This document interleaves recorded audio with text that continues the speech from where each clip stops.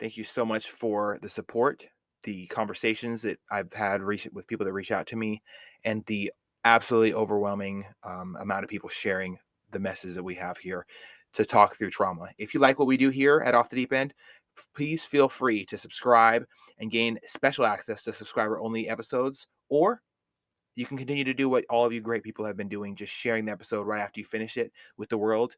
So we can share these conversations, not just with people that we know, but even people that I might not know.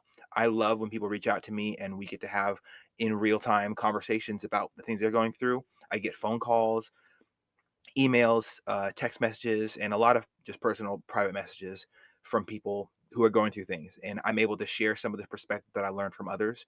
And slowly we can work towards the the end goal of stopping at least one person a day from ending their own life, thinking that they can't talk to other people about their problems. Talking through trauma is the goal here at our program here, and I really do appreciate everybody's endless support and all the different conversations we've had so far. So if you like what we're doing here and you'd love to support us, please do subscribe.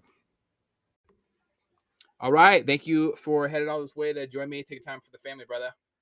Yeah, no problem.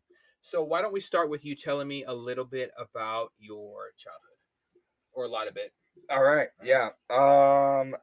So I'm originally from Hawaii.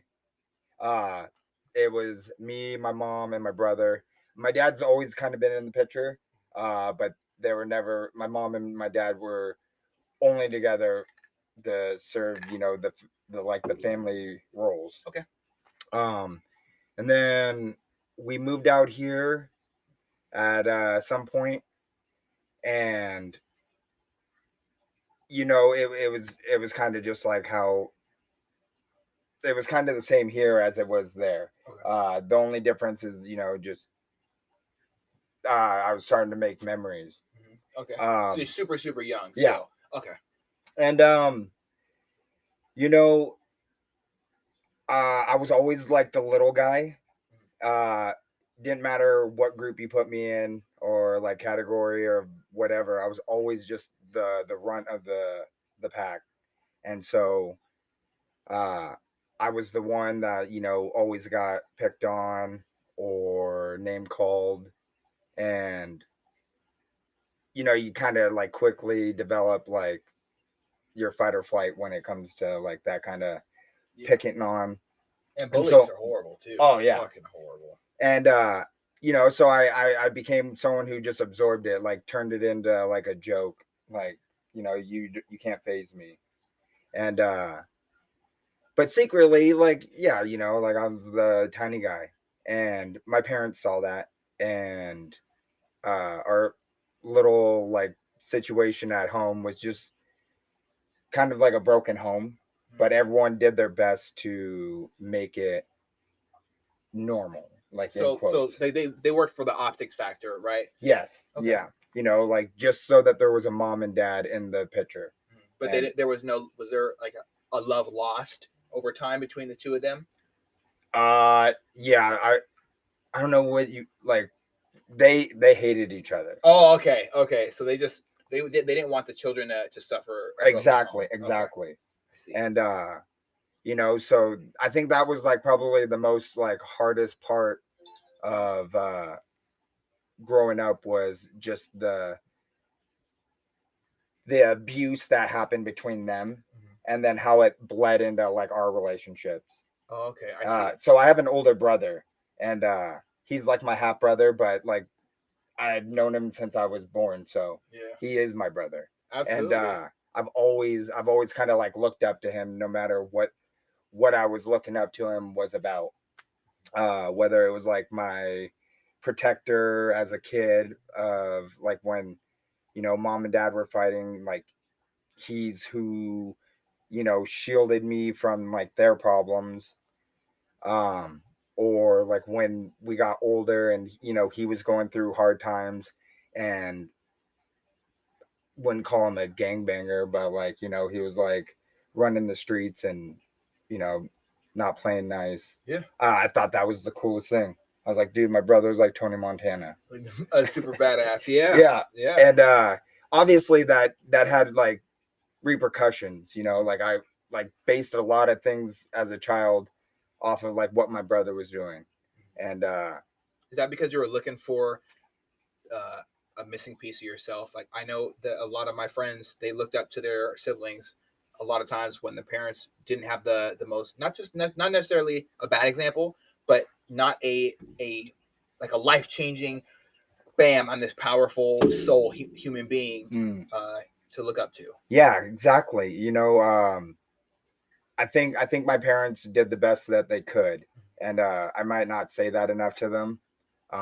You know, like I still like have like somewhat of resentment, but I needed somebody or something to assure me that like I was okay being me, Mm-hmm. and I didn't really have that, so I just tried to be my brother, I see. and yeah, man, that it started all kinds of bad habits and just bad outlooks on life. Like my brother and me have like almost a decade gap between our ages. And so, he's in high school, I'm in elementary school or whatever it is. And, so when he's getting in trouble, like doing like high schooler stuff, I'm just this little kid going, like, that's what I want to do. I want those kind of problems. Mm-hmm. And Is it because of the attention factor that you weren't receiving at home as a child? probably, you know what I mean? Like, I think I got somewhat attention, but it was mostly like we'll just fill your day with sports. Oh, I have so many friends that that's happened to, and it never ceases. We're human beings, right? We are easy to see patterns and things. Right. I like beautiful textile, nice floors. Mm-hmm. I can recognize those nice patterns. You look at American flags and you see beautiful symmetry. You Mm-hmm. look at I don't know a bunch of interchanging circles, and we call it a Venn diagram. Human Right. beings recognize patterns. One pattern that I recognize, and a lot of other people have, is that when you don't have a leader in the house necessarily, a strong leader that a young man can look up to. And I'm saying young man because I'm not a woman, right? Right. I'm, Right. I'm absolutely sure I'm not a woman. But I look at a lot of my friends and me, especially when I didn't have that leader, I looked to other leaders. So for me, my leader, my big person to look up to was my grandfather, and he was a Black Mm. Panther. He was a great leader, Right. a complete patriarch in the family, dealing with love. He believed in violence, and all that rubbed off on me. And I wouldn't say it was a bad choice to believe in him, but it was a great thing to have someone to look up to. A lot of people don't have that, Right. and they look somewhere else. So if it's not the parents, they'll look at the big homies who got the money. They'll look at the drug dealers who have this dope outfits and dope, and they're moving dope. Yeah, and it's kind of just like how society is today, Yeah, right? Like especially with like absent fathers. oh, it's a complete travesty, man. But so yeah, like you were saying, leadership, that was my brother's first role. Was he was the guy I looked up to. Whatever he did, I wanted to do. And my parents probably picked up on this, and they're like, he's probably no different than him. So let's just fill his time with sports, to keep him from doing other dumb shit. And so I got into like Aikido when I was real young, and into skateboarding. And so like my time was constantly full of like things to do. Mm-hmm.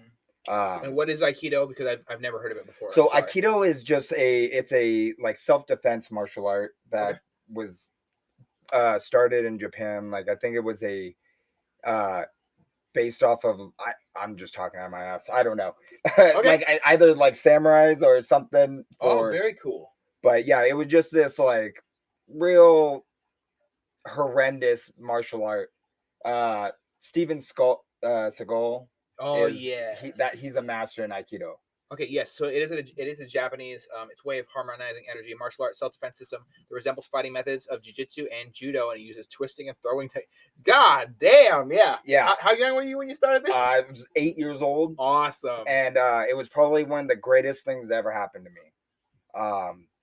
Because for once I had a sensei. Okay. You know what I mean? Yeah, a leader. Yeah. Someone that teaches you, hey, respect this house, respect me, Right. and you're going to be respected as well. And it was something I never had. You know, my parents were real like, you know, as long as you do this and this, like it's whatever. Like you backtalk, you get hit. But as long as you know you don't do this, this doesn't happen to you. Okay, so they dealt in. Would you say they dealt in absolution when it comes to violent discipline, or would you say that they were not helicopter parents? They were parents that I call them in and out parents. So when you do something wrong, I'm in. I'm in. You fucked up. Blah blah blah, and then they step back and watch how it changes. Yep. Okay. Yeah, not helicopter at all. Yes. Like, hey, do you need a Band-Aid for the air you just breathed? Like, no. Right. No.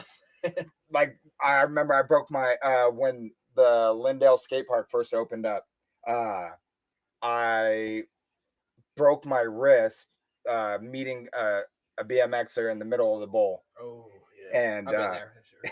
Yeah, so I broke my wrist in two, my growth plate and then something else. And I called my mom from the payphone there, and I was like, "Hey, I think I broke my wrist. Can you come pick me up?" And she was like, "It's like a 2-mile walk." She was like, "Just come home." And I was like, "All right." And so like all my buddies are making fun of me, and like, you know, I'm like trying to hold the skateboard with this hand. I'm like, something's wrong. Yeah. And my mom doesn't believe me. She thinks that I'm just being over dramatic. Go to, you know, Aikido, and you know, there's a lot of like kendo stick, like, or like swords that we practice with, and they're all wood, but I couldn't hold the sword with my right hand. And one of the other students' dad was a sports medicine doctor, and he was like, "They're the best." He was like, "Yo, something's wrong with your kid." He's like, "This is Kai's favorite part of class, and he can't hold a sword." Yeah. And so he was like, "Why don't you just come in? We'll, you know, we can do this off the books. Look at his arm." And so yeah, my mom takes me in. She's all like super embarrassed when, you know, he comes back. He's like, "Yeah, that thing's broken." Oh no. And it's been like 3 weeks, and I'm like looking at my mom. I was like, "I told you."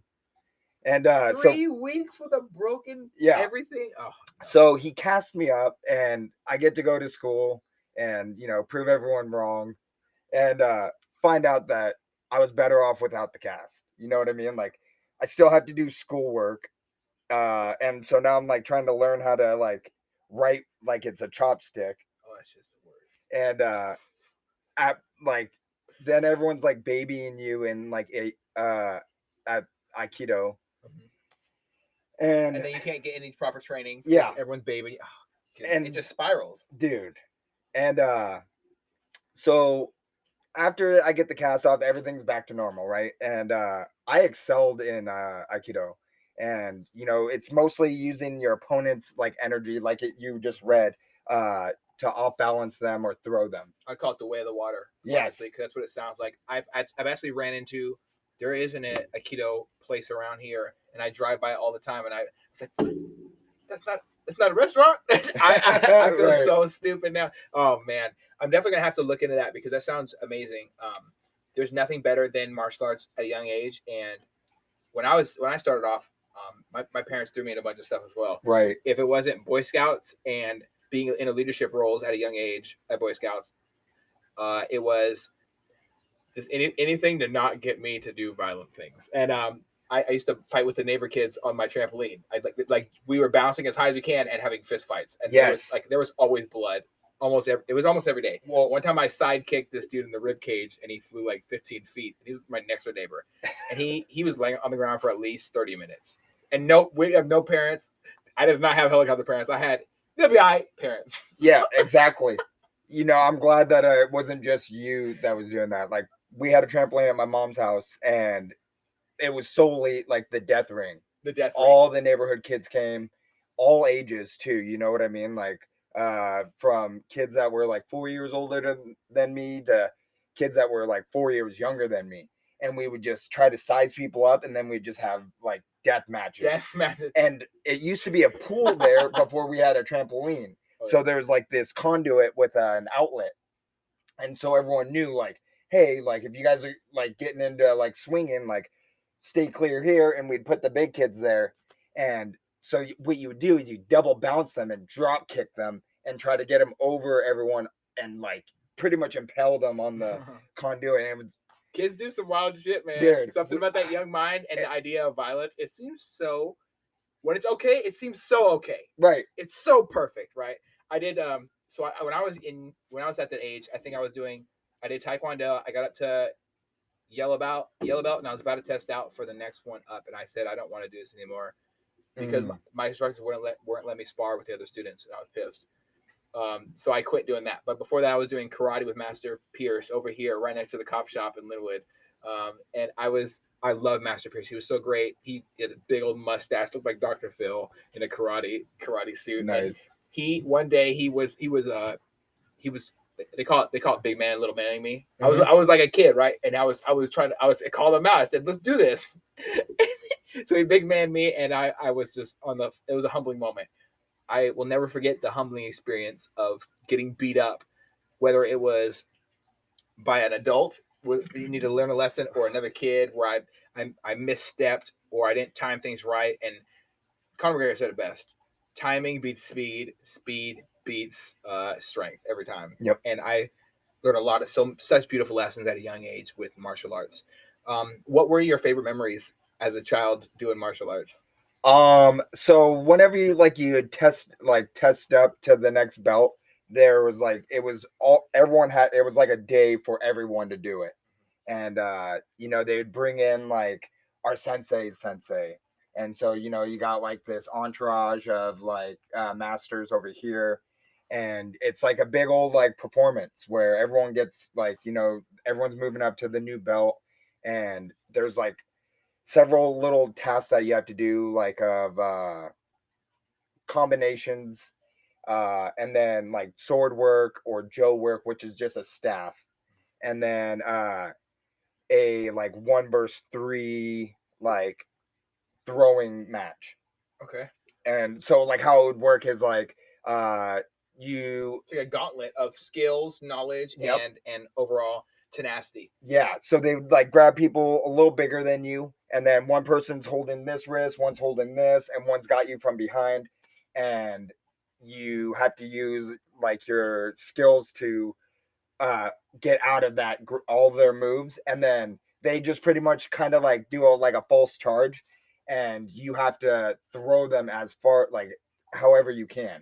And in so judo is when you're slamming using the world to slam people. Yep. Pretty much. You don't Exactly. slam people in the world. You use gravity, their balance, Exactly. everything. And so your equilibrium was pretty much synced up with your brain at Right. a young age. Yeah, and then while that was all happening, I got into wrestling because my brother was a wrestler, and that became everything for me. Not at first, you know what I mean? Like I started this is all happening when I was so young, like 8, 9, and 10. And then I got my second like leader or my second coach. And it was just the most humbling experience for a child. Because this, thinking back, like I was pretty spoiled in compared to like my brother. Like my brother got like the brunt end of the broom anytime anything went wrong. And I got spankings, or I got screamed at, or I got scratched. And so I was somewhat of like a little spoiled brat, I think, like emotionally. Okay. Like I had to deal with hard times, but at the same time, it wasn't as bad as like my brother. And so like getting into wrestling, it was easy to lose and then try to blame like the world for my failures. You know what I mean? Displacing that self. He cheated. Yeah. He did this to me, like, and a lot of crying. And dude, I feel so sorry for my mom, for anyone that had to like watch me after a loss. You know what I mean? Like I didn't make a scene on the mat, but I'd be like under the bleachers or in the locker room, and my mom's trying to like, quell my emotions. And I'm just like crying and blaming this, the ref, this, that. Always had an excuse. I see.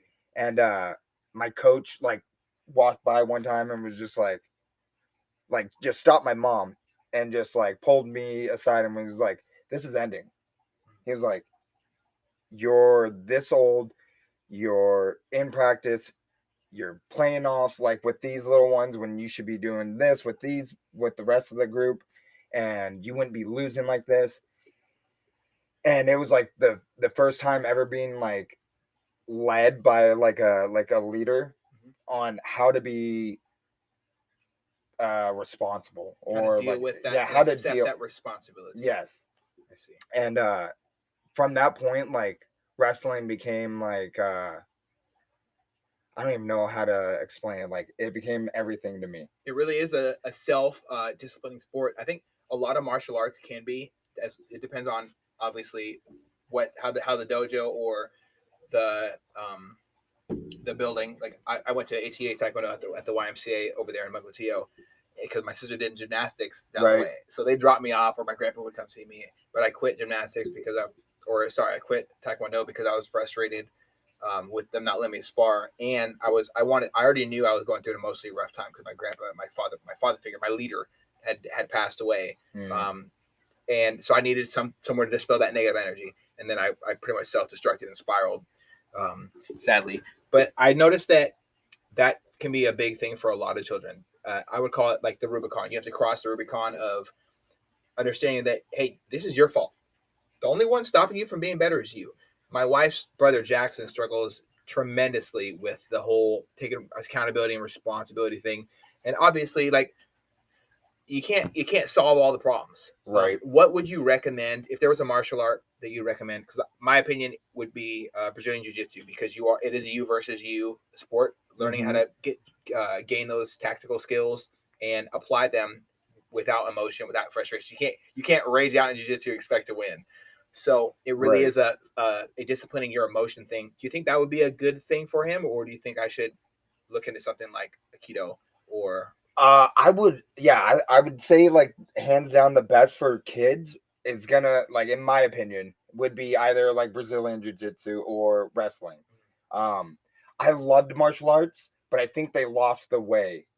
You know what I mean? I Like see. it used to be like your sensei was uh like had like legal obligation, like he's mine for this hour and a half, and you either don't come into the gym or into the dojo, or you sit there and you don't Not a question word. my methods. Mm-mm.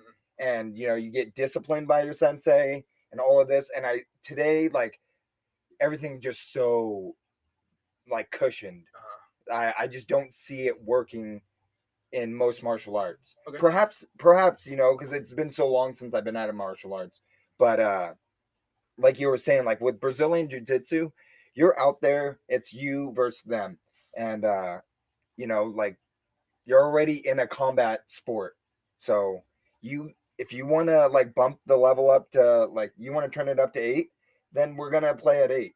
Like And they'll go easier on you too, right. Because I've seen kids go against adults. I've seen, I didn't know I was using obviously at the time Brazilian Jiu Jitsu, but I've defended my life twice with Jiu Jitsu. Other times it was just like, I thank God time beats speed and strength, because I was not a big dude and Right. I was a twig. I was twigged up my whole life, but I've always been able to understand things, and things kind of slow down when that adrenaline kicks in. I get really calm instead of real hyped up, and it's a really weird feeling to see how people react poorly when they don't have that keep calm, cool, calm, collected mentality in those situations. I know that I wanted to do jujitsu, but I was doing jujitsu as like completely not organized. I don't know the names of the shit. Right. I was doing jujitsu moves to keep myself safe and just to ward off bullies. Sometimes there's no two-dimensional fighting anymore. It's not a thing. Exactly. Like if the only two-dimensional fights I've ever seen in the past, I would say 8 years even, has been between tweakers in Seattle over random things like meth, usually. Probably. Right. Like I've watched it. Like it's my job. I'm stuck down there in the middle of hard Seattle, Yeah. right near the all the crazy spots, and I watch it happen, and I'm just like, damn. If they get some moves, they could actually, they could really make an entertainment industry if they really wanted to get off the streets. And but they won't. They won't. They just keep arguing over meth. And they kind of like that old YouTube channel, like Bum Fights. Yeah, bum fights. I used to watch bum fights, but now it's just like it's horrible drugs, man. Fentanyl's taking over the world. Yes. Yeah, it's so bad. Everything. God, I'm never taking my kids to Seattle. I would much rather get the fuck out and go to Texas or something. Exactly. That's like that's the end goal for me, is like to get to like the homeland. Yeah, you know what dude. I mean? Like whenever I look at them, like, anywhere. it's nice, the West Coast, but I'm just so like just in deep in all like types of stuff of politics and this. It's like I can't even enjoy being in one of the nicest like wooded parts of America. Because I'm just like, You're watching it burn around slowly. yeah, like these small little literally fires. too. Yeah, literally. You know what I man. mean? Like, it's wow, we pay all this money in taxes for like our for it to national forests and all of this, and nothing. it doesn't get cleaned up, and bushfire, bam. I got firefighter buddies right now that are over there, and it's terrifying. After watching that one, there was like a firefighter movie, and I can't name that. I purposely try to forget the name of it, but it has that asshole actor Miles Teller, and it screwed me up, man. Watching that happen, I was probably crying for at least 45 minutes because I have a lot of friends who are firefighters, and it terrifies me that is like some of their jobs. I've lost friends in occupation, and right? Yeah, it's not a fan. I've lost a lot of family members to fires, even so with arson issues in Tacoma and stuff. So, not a fan. But sorry, I'm off on a tangent now. So, jiu-jitsu is what you would recommend for the youth. Absolutely. Anything that's like individual sport. You know what I mean? I'm cool with team sports, but I hate team sports. You have to be, to learn how to be a teammate, you have to be on your own team first, right? In my opinion. I mean, I'm not an expert on children. Fuck, I don't even have kids yet, but I'm learning. Yeah. So I really would implore other parents to put your child in at least 1 year of jiu-jitsu, go consistently, and watch what happens to your child's self-confidence, their ability to deal with bullying. I know bullying is a big issue for me when I was a kid, but a lot of schools apparently frown upon adults encouraging children to beat up the bullies these days. Yeah, exactly. Dude, and when I was a kid, the teachers used to wait until you got done beating up the bully and then intervene and ask what happened, and then realize that justice was done and give you a pat on the back behind closed doors. Yeah, like my oldest boy is in high school, and he's had this issue with another student for a little while, and over time it just continued to escalate, and next thing you know, the mom of this kid got involved and then tried to turn it into like oh, your kid's racist, and was like, what? Like, yeah, we have her on video because like my kid, he's been through so much for his age, like I feel sorry for him sometimes. Like he immediately told his like girlfriend, like, hey, start recording. And she's like verbally attacking them for being white, and that like this and that she could like get some real dudes to come over to their houses and mess them up. And oh wow, it was this big old thing. It's pretty interesting. I've seen this type of stuff happen before, and it usually never ends well for a threat. The threatening party never succeeds. Exactly. And they just we reported it to the school. They didn't really want to touch it. Yeah. Even though like my kid is like Hispanic, they're like, he leans more on the whiter side, so we don't want to like cause a problem here. That stuff is completely atrocious. Like we can't. How do we stand on the side of moral sanctity and justice, and say that white people are inherently racist and they're the problem? My mom's white. Is she fucking racist? I wasn't held as a child because of my skin color, right? By my mom's parents, and she said, "Fuck that! I'm never talking to you guys again." She stood up for me. And it's no secret, I'm half black. Yeah, it's a thing. Am I half racist? Is my wife racist? I don't know. But we have to stop playing these identity politic games and get to a point where we can be active members of society and just love people for who they are individually. Are you thinking about making a podcast? Spotify has a platform that lets you make one, and if I can figure it out, you definitely can too. You can create your own content all in one place for free with zero hangups and even earn money as soon as you get started. Spotify lets you record and edit episodes from your phone or computer so you can go mobile, just like I enjoy to do. My favorite thing about it is that you can create video episodes if you wish and upload them to wherever podcasts are heard. You can even set up subscriptions or, if you're like me, listener support options for listeners to help you grow. I 10 out of 10 recommend the Spotify for Podcasters app. Or, why don't you just step over to www.spotify.com/podcasters to get started on your own podcast. So yeah, we tried to do everything by the book. We report it, showed the principal, the video, all of this. They were like, all right, well, we'll just tell her that she's not allowed to, come to the school. And so we're like, there needs to be better repercussions for this. You're threatening a child's home. Right. And my son's girlfriend's mom is big wig of the PTA or whatever. And so she got, in touch with the right people and all of this. And what happened was it escalated to this kid planning to assault my kid during lunch. And they didn't have the same lunch period. So this kid's skipping class and has either a sister or someone recording. And they were going to try to make a public example and say that they were doing the right thing. Yeah. It's pathetic, man. That's a lot of people seem to forget, and this is at Marysville Pacific High School, correct? Yep. So I've spent a lot of time in that area. I got kicked off school campus for I was sticking up for my friends. He had his life threatened by somebody, and I showed up. I rode the bus to Arts and Tech over there across on the res right next to Heritage High School. Right. So I heard about this, and immediately I said, well, where the fuck is this guy at? Right. And I walked into the breakfast cafeteria room where this guy's sitting with his giant clique of 30 guys. I guess he was popular or whatever.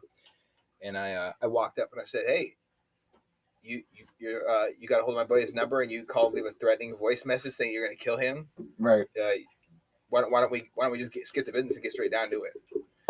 And did I have a knife at the school? Fuck yeah. I had a knife in my pocket. We're talking about death. We're talking about a child murdering another child who was my friend. And I wasn't going to stand for that. My friend was not built to that caliber where we dealt with death. Right. A fist fight, yeah, he might be down. But he's not like, oh, I can't wait. I'm going to wait till you get off school and shoot you or kill you. It wasn't like that for him. And I had a big issue with people bullying people. Really big issue with people claiming gang affiliations when it wasn't true. And so I made an executive decision to walk in front of the whole school and punk this motherfucker in front of the entire school. Nice. And he didn't like it well. And of course I got banned from the school. He wouldn't get up and fight me. He wouldn't get up and deal death with me either. Because I invited him to mutual combat. And we are in a mutual combat state, of course. Ironically, the state still allows it. I love it. I love it. I've done it. It's great, man. The cops love it too. Fuck. They absolutely love it. But it's important to stick up against bullies, and especially when you're dealing with that's a threat against your home, right? Obviously, you have other children there. Yeah. What if these people show up at your house and they're not good people, or what if now you have a target on literally a target, and they're trying to develop a target package on how to assault your home and harm your child or you, right, or your wife. Absolutely. And she could be, women carry children. Right now, we're talking about the possibility of it being a pregnant person. What if one of your child has suffered a domestic violence situation in the past? They might be triggering and causing more trauma to a child. A lot of kids and a lot of parents don't think about stuff like this. And I've been on the receiving end of threats like that before. And I've had to tell people, even in high school, hey, if you show up at my house, I'm going to kill whoever you send. Exactly. And they have to die. As soon as and I told them, as soon as they cross, if you step on my property, I'm gonna do it. Then I can't with ill intent. Absolutely. Because at the time I was at an apartment at the time, and I had my little sister there. Oh, and my little sister is so important to me. I bawled my eyes out on the episode I did with Cherie. And she's asking me about the relationship I have with my sister, and I just burst into tears. I love her so much. And it's really difficult for me to imagine a life without her. So am I gonna probably die on whatever hill possibly has to deal with protecting her. Yeah, bitch! Absolutely. Yeah. Absolutely. So I cannot imagine another parent threatening. And just with her attitude too, and like just like her being like, I could bring some real deal. I'm like, bring them all, Real please, dudes? bring them all. I Real will cut dudes them all in half. to argue, verbally, or to throw hands. Like No, if to they pull assault up to your children. residence, or to assault Adults children. to assault children. And I was just like, you know what? Fine, bring everyone you know. Yeah, they're not gonna make and just please step onto my property. I'm gonna cut your car in half, and I'm gonna cut all of you in half. And absolutely. We'll deal with it in the courts. Yeah. Well, it's so important to be fierce protectors for our children, especially in this day and age, because they need to learn how to be fierce protectors for the next generation. And right. As a father, I know you know this, obviously. That's why I love you so much, man, because you're willing to protect your family, and you understand the importance of things like the Second Amendment, the First Amendment, and but more importantly, you understand the importance of everybody's self-obligation to protect your home. You can't always, like you said right there, you cannot always take the easy route. And a lot of people who trust the government, which is not a great thing coming from somebody who's worked for the government. And I've spent months of my life on a wrong aircraft carrier because the government fucked up. Because one person fucked up. Like when I had orders in my hand saying that I was on the wrong ship, and they're like, "Oh, I don't know." Like the government doesn't have all the answers. Right, it's too big. They do not have it. There's too many people. Yeah, that's why people say they want small government, so maybe shit could be accomplished. I don't know. I'd like to give it a shot. It's worth it. I think it's worth it. Yeah, and we've tried the other way for so long. Maybe we need less people getting doing nothing. Because I've had people do nothing when I call. It's easy to not do anything when there's thousands of you. Yeah. You know what I mean? Yeah. But if you shrink it down, and then everyone's like, "What are you doing standing there?" Mm-hmm. Like, it's like being on a union job. 100%. Like it's easy to like walk with intent when you're not doing anything. Like, oh yeah, I gotta go grab this. Grab a clipboard and one of those, and don't wear safety goggles. Yeah. Walk around. No one will say a word. They think you're an inspector or something, right? And so it's easy to like get caught up in all of that. But this whole situation with my oldest boy like is on the backside of what happened to my oldest daughter. She was in this, and it was like a year, like 2 years ago maybe. My oldest daughter was in a relationship, and they break up.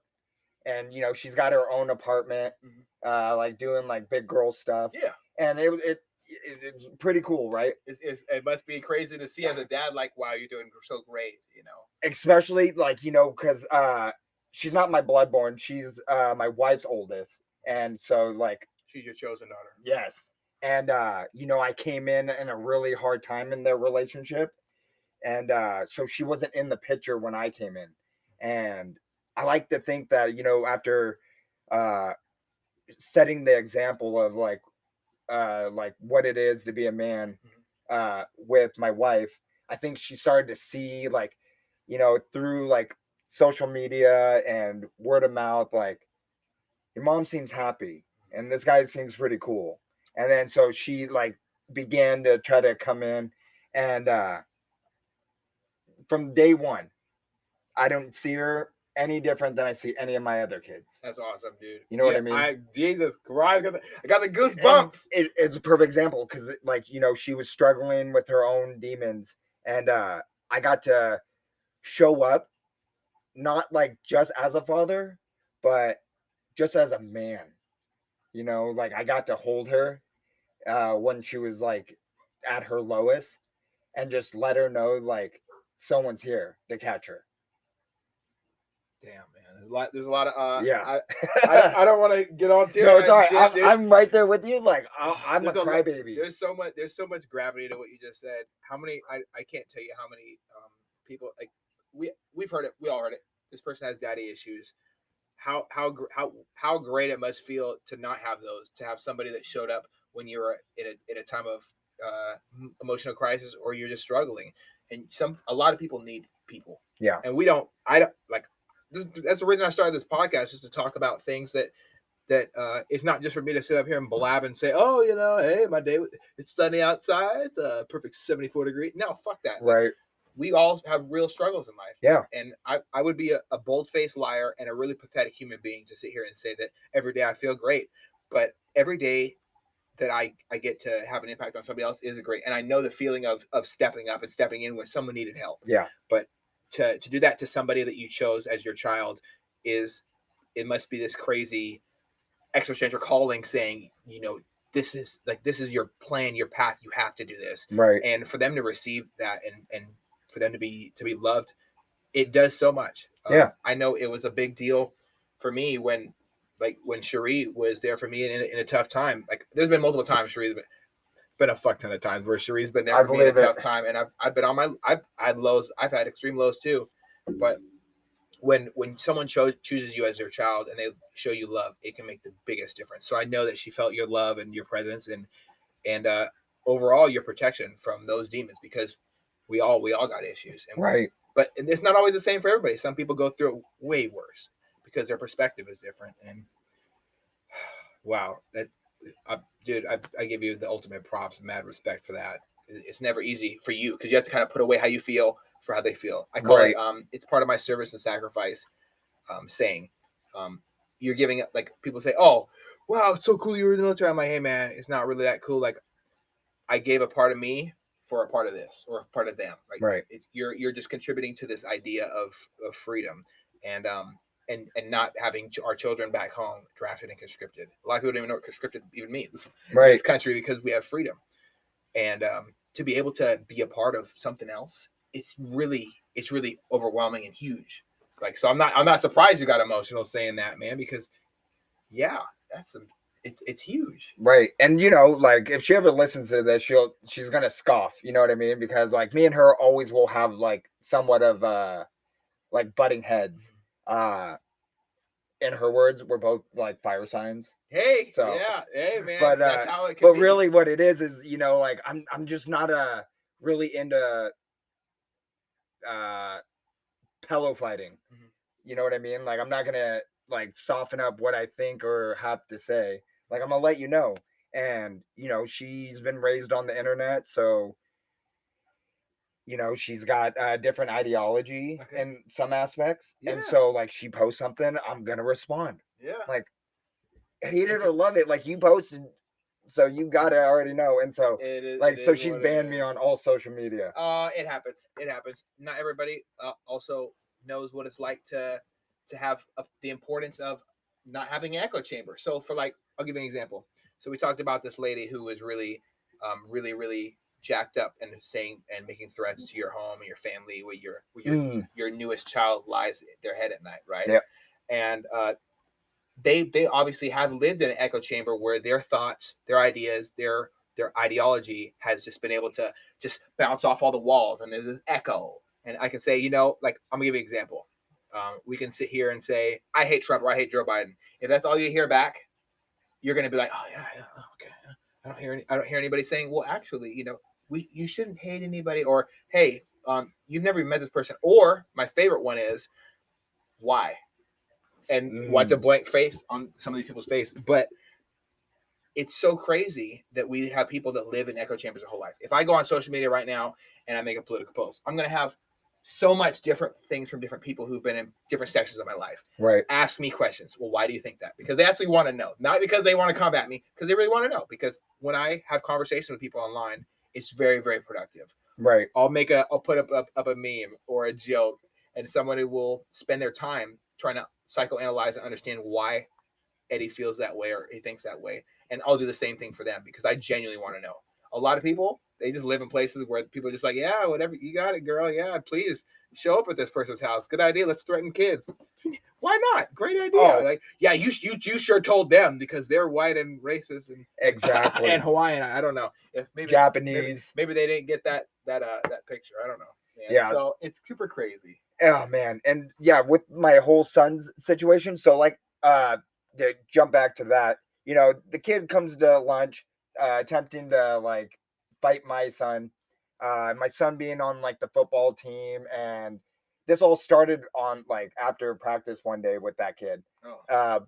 And that kid's not on the inside, you know what I mean, with the whole team. He didn't grow up like doing like the junior leagues or whatever, like the Pop Warner. Developing brotherhood Right. and sisterhood. And this is like at this table are my son's like his people. His people. They're gonna be his kids' uncles that aren't blood related in the right. future. And ironically, he's the only white kid at the table. You know what I mean? Mm-hmm. Like being on a football team in Marysville, like you got all your native boys, you got your black boys, and Mexican, everybody, yeah. Asians too, yeah. And you know, like Nico just fits right in with his team, and it's not about color. And this kid like comes up like trying to start shit.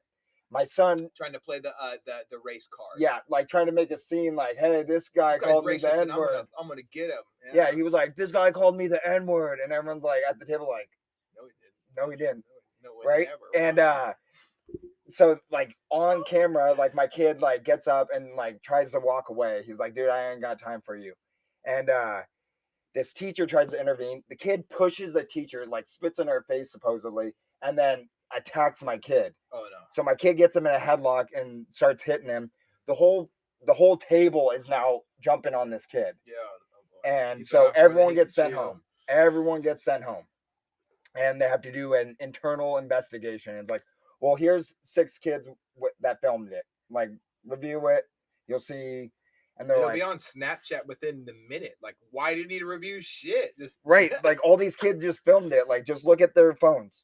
Like, look at the video. Like, and most of them are on the football team. So, you know, they're all like, yeah, look, Nico didn't do anything. Yeah, innocent until proven innocent, man. And even then, they're like, well, we're not gonna suspend anyone until we have a thorough understanding of the situation. It was like, mom's threatening violence against him. And this has already happened. There's already obviously a baseline established. Yeah. So the school does know, and they're just choosing to trying to stay out of it. Yeah. Because everybody wants to do nothing. Now it's happening at school, like the violence.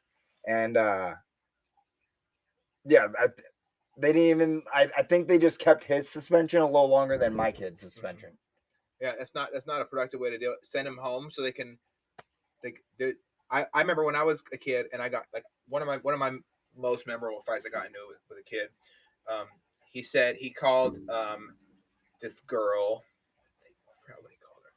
I think he called her mom a stupid faggot bitch because she was a lesbian, right? Got it. And I didn't like that too well, right? So I said, okay, well, so my friend here is crying, and I say, okay, well, there's an easy way to solve this. I think there's no need to waste time talking about our feelings. Let's just get straight to the point. So I found this guy, right? And it was probably about a mile trek. I found out where he lives. I knocked on his door of his trailer, and because he was living in a trailer. Not that poverty is something to be made fun of. I'm not making fun absolutely of that because I've been I've gone through some shit. Everybody's gone through some shit. But I knocked on his trailer door and I asked his mother if he's home. She said no. I said if he's home, I want him to come out, and I'm gonna beat him up in front of you so we can find out who the toughest is, because he likes to say really screwed up shit to people because of who they are and who they love or whatever, right? And his mom wasn't too fond of the idea. She said she's gonna call the cops. So obviously I don't think she was there because I told him what she said, and hopefully, and I found out later that if she knew he would have said that, she would have brought him out and he would have had to fight me.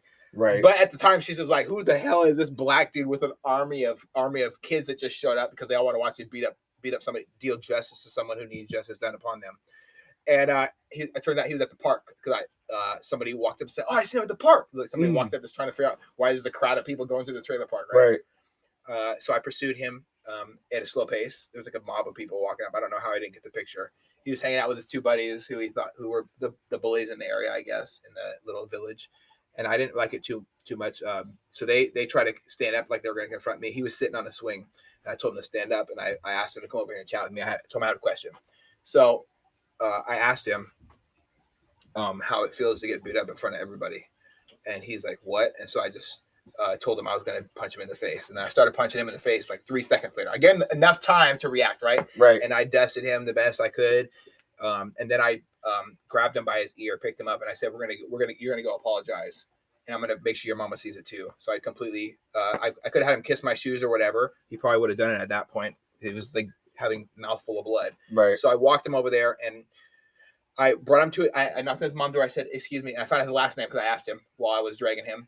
Excuse me, what's your last name? And he told me, and I think I got it right. I might have pronounced it wrong because she gave me a weird look. And I asked her to come with me because I'm gonna have her son apologize. And so he apologized, and then I punched him in the face one last time for good measure. Absolutely. And then so that's how I was, and that to me was socially acceptable at that point. Obviously, I know that it's a different time and we don't do things like that. And I'm not promoting violence for the people that are going to report this, but Wink, wink. it's really important that we do have people who are willing to do violence upon those who aren't. Like you said before, your brother was your protector. He stuck up for you when those bigger kids tried to pick on you because you weren't. Oh, you're like 10 years old, younger than them, Yeah. right? So of course you're gonna be smaller than them. It's never a fair fight. So your brother being there for you is a really cool thing as well. Absolutely. Did you gain some of that protective, that need to protect people? Do you think it's That- something that's built into you? That came later in life. Okay. I think what happened was, I stopped doing Aikido after I got my brown belt. Maybe I was thinking about it, listening to one of your podcasts. Maybe I have like commitment issues, like seeing something all the way through, because this is going to show up all through my life. Okay. I got my brown belt, didn't want to do Aikido anymore. Just wanted to focus on wrestling. Okay. And now, like I'm like the local skateboarding kid. I do martial arts. I do wrestling. I'm actually excelling in wrestling now. Like, Do you have people that were your parents pretty present too when they showed up to believe in you, show you that they believe in you and stuff? yeah, my dad did the best he could. You know what I mean? Like, he has muscular dystrophy, so he doesn't go around twice as much. Okay. And he, I think, threw himself into like work while he still could. I see. Yeah, the because provider role needed to be filled. because he was soon going to not be able to walk, and so I think he was just like on his own like vision of like doing what he could. And my mom kind of just was like full on parent, all the wrestling meets, all the practices, all of this, whatever it took, just get me to A to B so that I don't like get tracked off and go to like C or whatever. And yeah, I was now like I'm not just the little kid, I'm the little kid that can defend myself. Yes. And like somehow word got out, and just with who my brother was, like older kids that had like kids my age who had older like siblings, they were like, oh, that's Colley's little brother, like whatever, don't mess with him. And so then this ego gets inflated from being like the victim. I almost wanted to become like the bully. Did you have internal struggles with pulling back those reels to stop yourself from becoming a bully, or did you like in and out? In and out, you know what I mean? Like I went through like, well, so and on through like once I like got out of Aikido and was just doing wrestling and like started skateboarding a lot, I started like doing drugs. And I'm not gonna do drugs half-ass. Like everything that I had done in my life was like full tilt. And so it's like binges and shit. Yeah. And so like 12 years old, smoking weed all day with like the older kids at the skate park, and then like having to like clear up my eyes, go to wrestling practice. And so I started living like this like Dr. Jekyll and Mr. Hyde life, where when I wasn't around wrestling, I was just a complete degenerate. And it had to excel like as I got older. And but somehow I was like almost like a functioning addict. Like when it went to wrestling, like I was phenomenal. I had great conditioning and super good at all of that stuff. My work ethic was great. But then when I wasn't at practice, I was like fully committed to like this like drug addict skateboarding life. And it was a crazy like thing to have to try to balance as a kid.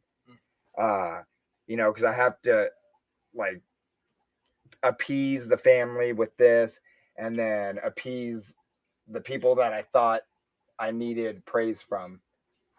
And so yeah, like this is where like everything gets all kinds of crazy. So 13 or 14, I start using like hard drugs.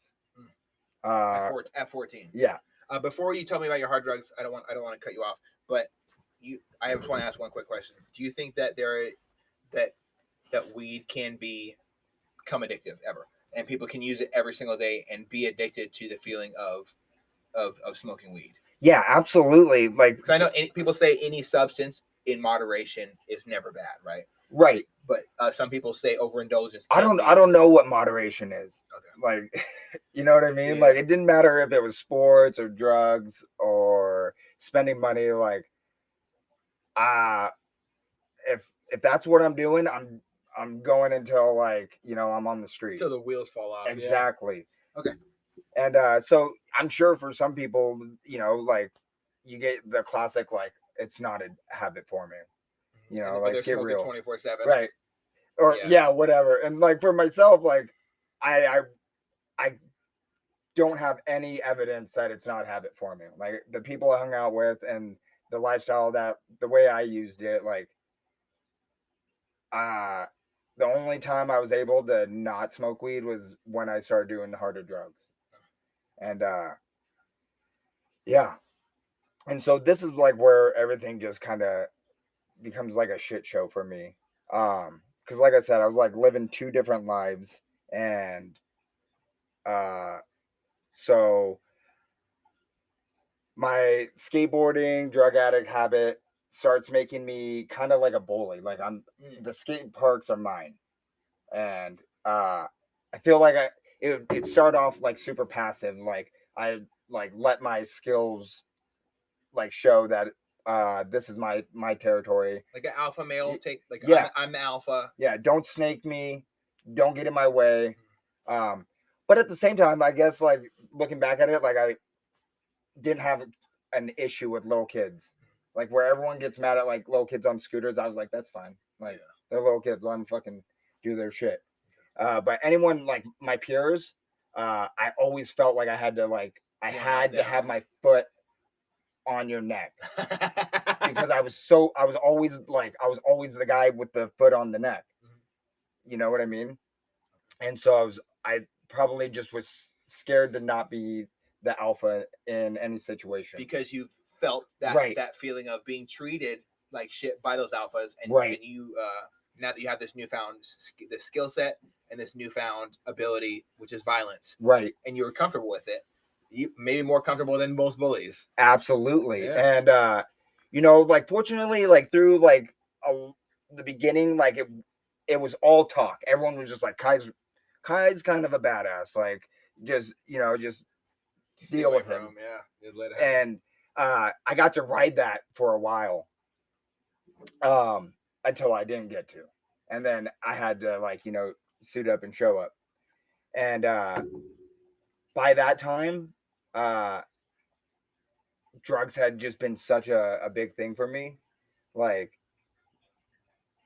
I didn't care about school. It wasn't like my home life was, you know, worth going back to. I like just being at skate parks and that whole lifestyle. And so yeah, like it was easy to, like when I had to start getting violent, to be violent. And this is at Lindale Park? Yeah, Lindale, or like down by the Space Needle, there's a skate park there, or Rain City. Well, when I probably definitely ran into you somewhere in our probably in life, because I used to go to Lindale Park all the time. Yeah, to skate around this time frame. I'm assuming. Yeah. So, did you ever see people fighting with skateboards, like battling like with swords? Yeah, probably over by like the playground, or like behind the bowl, like there's a grass area. Because I watched two people right next to the skate park getting like this crazy ass fight, and they decided instead of using fists, they were going to use skateboards. And so they were like smacking each other with trucks and shit. He was getting gnarly. My grandpa was like, "We out." Yeah, we're out of here. We're out. That's it. But wow, man, it's crazy how close, how small the world it is.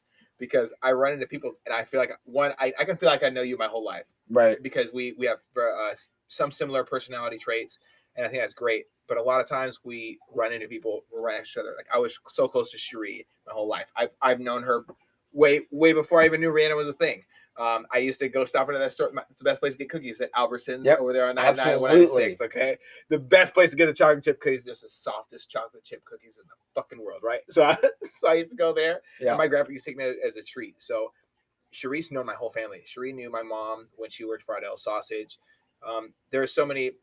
It's crazy how close, and that song, "It's a Small World" from the Channel, always gets stuck in my mind when I realize that I've been surrounded by people my whole life and just never actually talked to them. So you're going through these different levels of addiction, going through different phases of were you looking for like an escape? Was it just escapism, or was it just doing it just to do it, or was it you being what I call them 100%ers? So someone who goes all in on something like we were talking about earlier. Right. I think it's a mix of everything. You know what I mean? You know, like many men that you've had on here, like molestation is a big part of my story. Oh my goodness, I'm sorry to hear that, man. You know, as I hear more and more, and being in the rooms, you know what I mean, like NA and AA, and getting to hear how common it is, it's kind of allowed me to like lose this stigma of, you know, like that I'm this person all alone in this world who You're never was alone, molested brother. as Ever. a kid. Never alone. It happened to me. Yeah. And it's disgusting how many of us have been, you know, harmed as children. And yeah, and on that, like, I know there's a big conversation that's going on right now, and it's all across every social media platform. It's involved in the school districts. People are really getting frustrated about these books that are being put out in schools, and it's really difficult for a lot of people to realize why somebody wouldn't want their child in a public school. But I've listened to books where people call pedophiles minor attracted people. Yeah. There is nothing normal about having sex with a fucking baby or a child or touching them inappropriately. That is called fucking rape, molestation, and pedophiles are the scum of the earth. And you know what? You can't always fix shit in therapy. Exactly. Especially for the kids. There's only one cure for that. Yeah, there's only one. And you know what? I'm going to leave it up to your imagination because there's a lot of different ways we can find, you know, we can solve this shit, people. Absolutely. But yeah, you know, just as a child, when that happens, you know what I mean? Like, what am I supposed to do? Like, who am I supposed like? Is it wrong? I thought it was a secret. Exactly. And as it became more apparent that what happened to me was not okay, then it becomes like this like deep secret within myself, and all kinds of like questioning, like, am I gay? Like, because that's how it was presented to me as a child too, by a therapist that my parents sent me to. And it's disgusting, really, because we think about what our therapists, what our parents are supposed to do. They're supposed to guide and protect us. Right. Is being gay really worse than understanding the fact that your child was fucking molested or raped? Like, and the therapist told me that. Like, my therapist told me, "Well, are you gay?" And I said, "I don't know what gay is. Gay is people that like to have sex with guys." Right. I said, "I didn't like whatever happened to me." But is that the message we're trying to tell people who are preyed upon? That they should just keep it to themselves because they don't want to be associated with the idea of being gay. Exactly. And I just had my first ever person on my shit yesterday who was treated differently his whole life. Like, went through the same struggles that, you know, we as men know as so well. Mental health, identity issues, not knowing who we are, whether it's being an alpha male or a Bravo male. I try to be a Bravo male, not take the ego out of the alpha male, and I try to be that a protector and shit like that, right? I like that. But he didn't know who the fuck he was. It led to, you know, potential suicide, therapy, all for him to just come to the realization that he doesn't like vagina, and it's okay to not like vaginas. Hey, I'm not here to judge because I like vaginas, and absolutely you like vagina. Like, it's what we like, but it's not whatever. We're not here to control everybody else's life, but to have people like to say a therapist, a licensed therapist, tell me as a child, well, did you like it? Because that means you're gay. Like, as if it was like the worse than, hey, I'm sorry you got preyed upon, kid. You know, this is not something that's wrong with you. Right. Are you okay? Are you sleeping? Are you having nightmares? Do you need a hug? Right. Is it okay if I hug you? Are you creeped out by touching people physically now? Because none of those questions were fucking asked in therapy. So I quit. Well, for me, like I'd never let anyone know.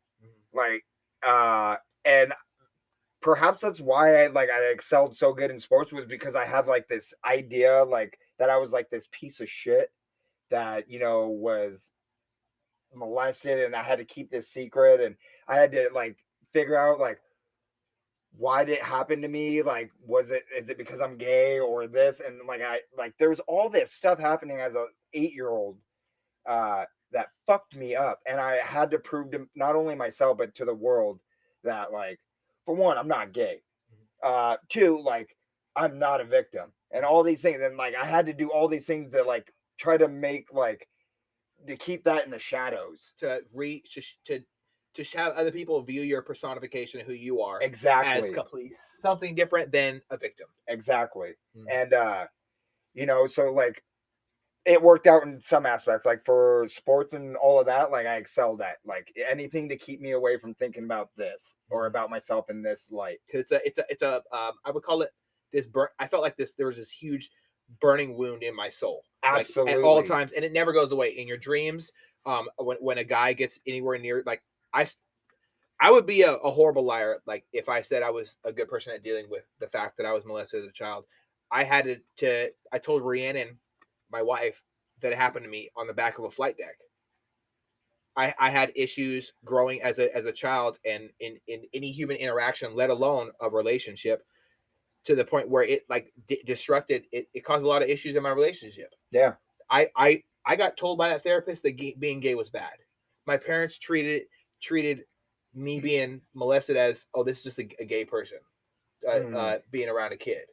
And so, like, for me, I didn't grow up. I didn't have a good relationship with anybody who was anything but straight until I really realized, like, in my middle school time, that what a fuck a pedophile was, and a pedophile is someone who doesn't need to be on this earth. It was difficult for me to have that burning wound, that feeling of just disgust with myself. You have a lot of self-loathing, and anything but guilt. Yeah. Anything guilt ridden, you are completely overwhelmed, and there's nothing to get this dirty feeling off of you, other than, and I found this later in life, talking about it, just being honest, telling my wife, hey, I was molested multiple times as a child. One, and I don't normally say this. No, probably nobody knows this, but if I don't practice what I preach and talk about my problems, I'm a douchebag, right? So I was molested. I got drugged, and someone tried to take advantage of me when I was 18 years old. Like, I was a full ass grown ass adult, but not a grown ass man, because we never start grown as men. Right. But like, I can say that, like, it doesn't sit right with me to this point, and there's only like 4 people who know that, other than the rest of the world now. And I should be honest, because we're not alone. You've gone through this. Yeah. I know other men who've gone through this, but this just dirtiness doesn't go away. You can't scrub it off. You can't take a Brillo pad to yourself or some steel wool and just say, oh, I'm clean now. You can't change your body spray and feel like you're not if only it was that a victim. Easy. Yeah. And it really puts it in perspective for me how any young woman feels, or any woman at all in this world feels, when they're being preyed upon sexually when they don't want to be. Right. Damn. Like, it really clicks. Yeah. And I think, you know, like, a lot of who I am as a sheepdog, you know, like from Tim Kennedy, comes from like the constant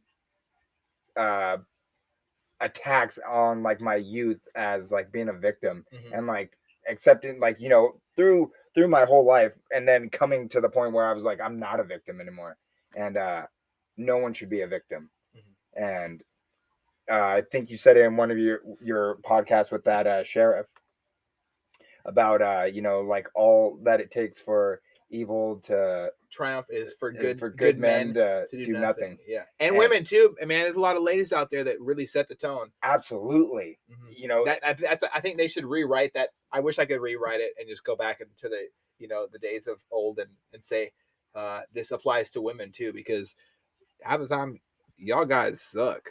You're like, you suck. You dropped the ball. The women do great things. We can't. Can you birth a child, bitch? Probably not. Hell But no. she can. Yeah, Yeah. and like never forget about like Rosie Revere. You know, that's one of my. Dude, we'll get into it later, but I got a little like child's book, with like stories of like whatever, and one of them is like based off of Rosie the Riveter's like granddaughter, and dude, it's got one of the best lines in the fucking book. I'm gonna have to write when we're done. I'm gonna have to write down this and look that up because I'd really like to know more about it, man. Yeah, but so yeah, back to like my addiction and sports. So you know, obviously being molested like really fucked me up, and I think I got to a point where I needed like just like with like violence, I needed to like it couldn't just be word of mouth anymore. I had to prove it to myself. And so like at a really, really young age, like 13, like I lost my virginity. And from that point, like I needed to prove to myself that I wasn't gay. And so that meant like, you know, the doors were open and I was just a little slut.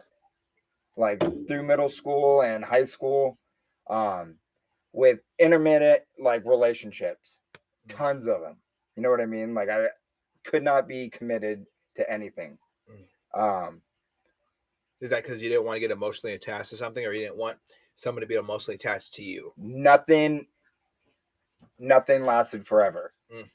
And that was like, you know, something that life had taught me. And so there was no point in, you know, living this, like attempting to live like this fairy tale where, you know, I'm going to marry my high school sweetheart and, you know, I'm not going to do drugs ever again. And the police aren't going to be at my door.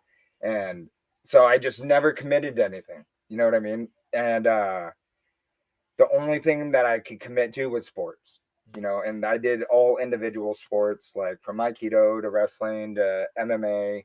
And that was like my next little thing was when, because of like how I was outside of wrestling, I had this temper and this violent tendency, and it sometimes would show up in like at wrestling matches. Oh. And one of our coaches, Boyd Ballard, was like, you should have him come to this gym in Everett. Charlie's Combat Club. I was right. That's right. Yeah, Miranda Danger fights out of there. I'm a really big fan of hers. Yeah, she's phenomenal. She's phenomenal. She's got a great attitude. She's super respectful, and she's obviously now a great mother. And I love seeing her do these great things. I have a buddy who works with the Alberta Union. He's sparred with Miranda Danger quite a few times, and he said it never gets old because she's always learning new things, and she's and regardless of what people's perception of mixed martial arts is, it doesn't matter how many wins and losses you have. In my opinion, as a spectator and as someone who understands what violence it really is, think different things happen in fights. Sometimes you get knocked on your rocker and you're done. Yeah, there's no stopping it. Yeah, one solid one on like the right part of your chin, everything's up in the air. Yeah, but yeah. So then I got to meet one of the most impactful men in my life, which is Charlie. He's such a badass, man. Dude, everything about him, like his aura that he puts off is this like he's a giant. He's like giant. He was like you know, so like he's so like at peace because he's so comfortable in violence. I love it. And I'm just like, man, I was like, dude, this guy's awesome. And he took a liking to me quickly. And you know, and what age is this at right now? I think this is like 13, 14. Okay. And so now like I'm not only wrestling, but I'm going up to this MMA thing, and the coach really likes me. I'm the youngest guy there. Well, besides this kid Seth, who was super cool. But yeah, he really took it upon himself to invest into me.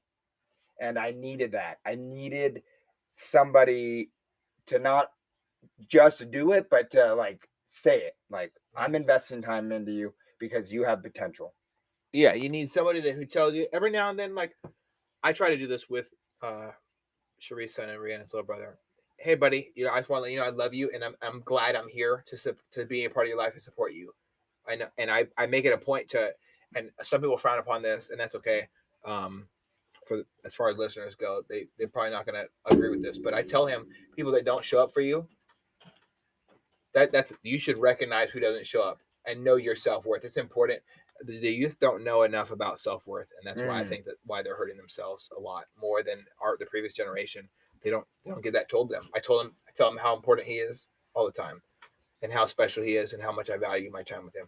But I'm also the most fucking down to discipline motherfucker for him, because we need a healthy balance. I know you made me feel like shit with your dark humor podcast because you're talking about like how you say that you love you make it a point to let them know where like they're at in your life, with I love you and all of this. And I struggle with the words I love you. Okay. I got no problem saying to like my wife, you know what I mean? Like, that's obvious. And so I think I've kind of I almost like abused the word I love you. You know what I mean? Like, it's just like I love you. It's like a goodbye or a hey. The reason why, you want to know what the reason why I do that?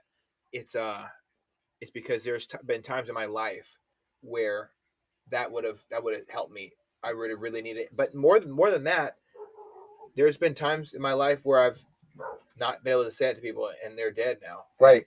Or I'm telling I'm on a pier in Norfolk about to deploy, and there's a severe possibility of me not coming back home. And I tell my wife I love her. And I say this to my friends too, my guy friends. Yeah. Especially my guy friends, because guys don't get told enough that that we have we don't tell each other enough that we have love for this other person. I say, if I get off the phone with you, I say much love. Like, that's everyone's starting to say it back now. Right. It's great. Nice. Because people need to know that there is still love in the world for them. There's a light in the darkness. And it really is super important, especially for the youth.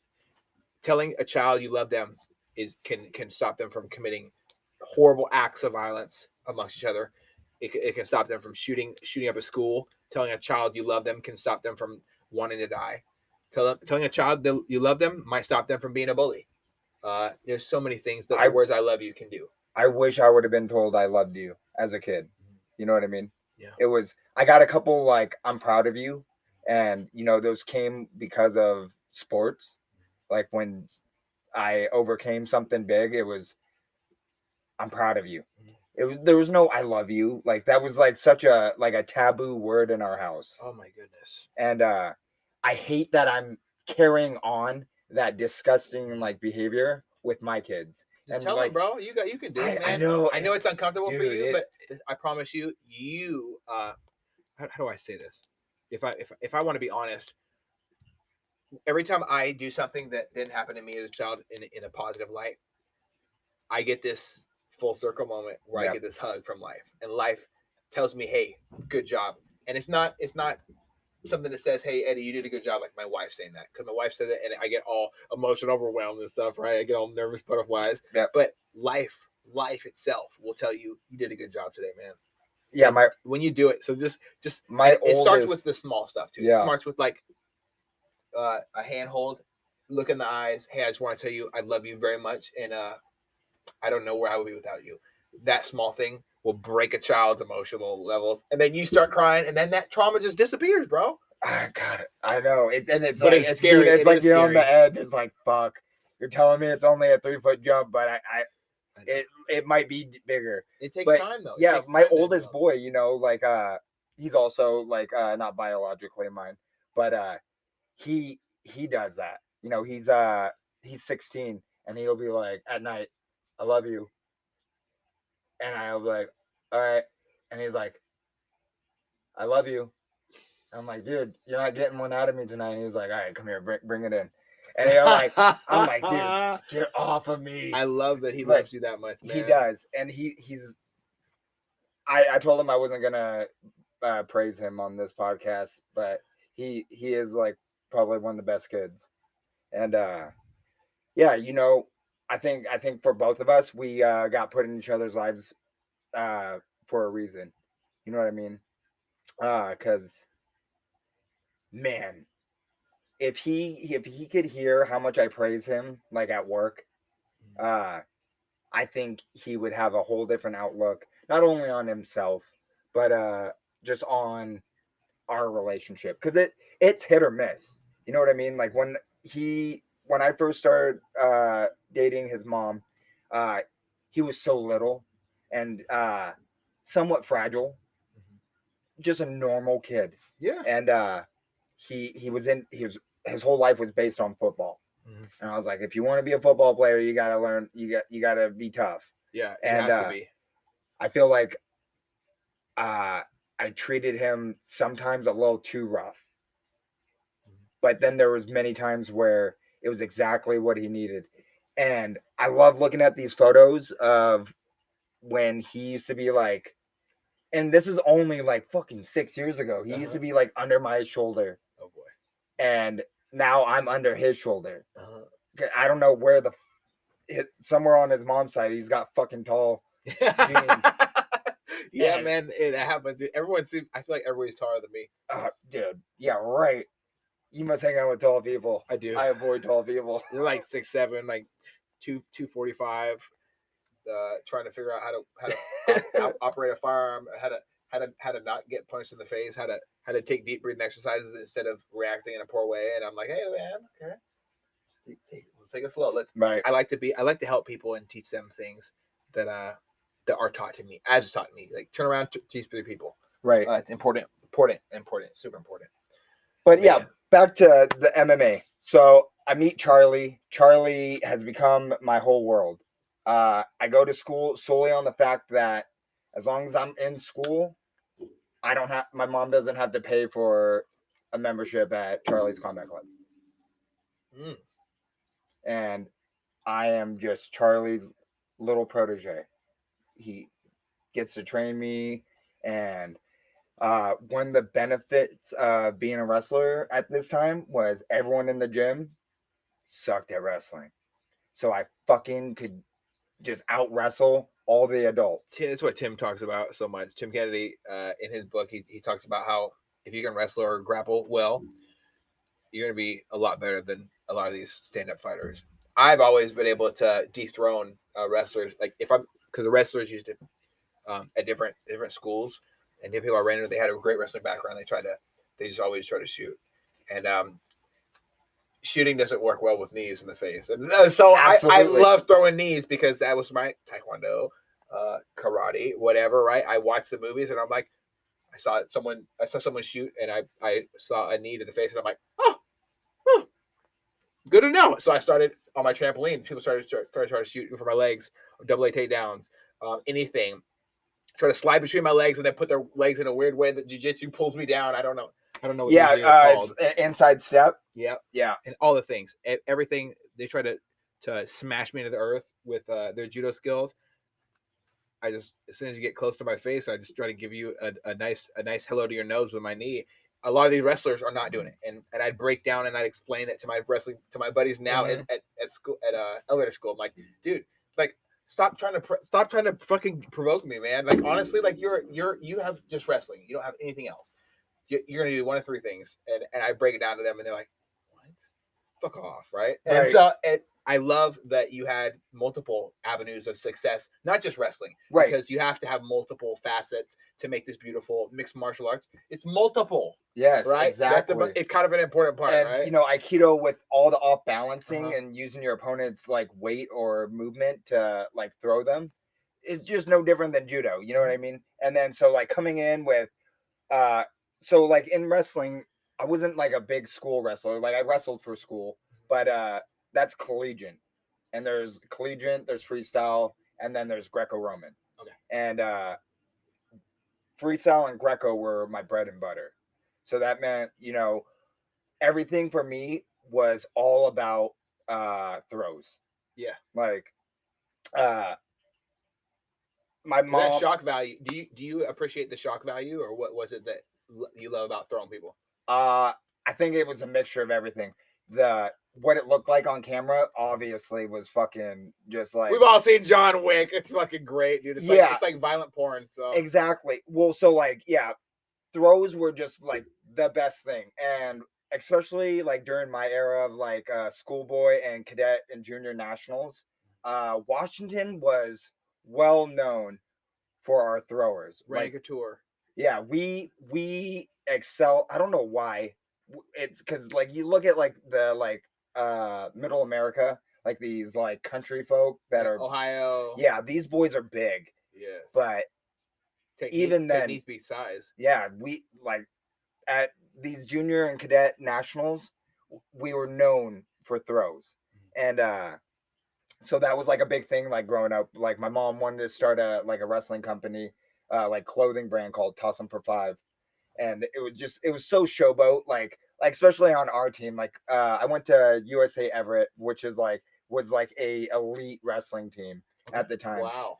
And so like we would all the boys would be there, and like you scoop someone up, and you flash the 5 to all your teammates, and then everyone like Oh, so there was like a hand signal you did while yeah. slamming So like somebody. whenever like you throw someone, if you go straight over the back, it's a 5.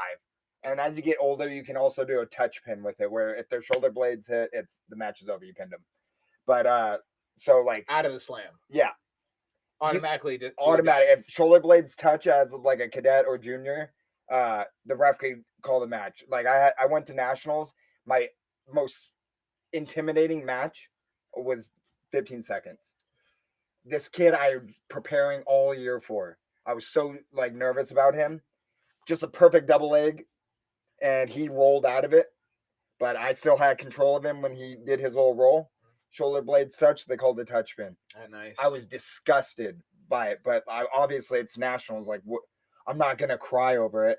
I was just like offended that I put all this effort in for this one guy, and to get a touch pin on accident. Hey, well, you know what? It's always been difficult for me and my friends, and hearing it from you, it's not a surprise why simple victories never seem great, because we put a lot of work into random things. Like for bodybuilding, it was tough for me to understand why we like what like I don't do bodybuilding anymore because of my health and my injuries, obviously, but being like working towards bodybuilding, you get ready, you do a show, you do all this lean out process. The process, I was working so hard. Everything, not a fucking grain of rice was out of place. Dude, I've heard. I ate Tic Tacs. I freaked out, called my coach because I didn't. I thought they were 0 calories. It says 0 calories on the back. I thought it was good.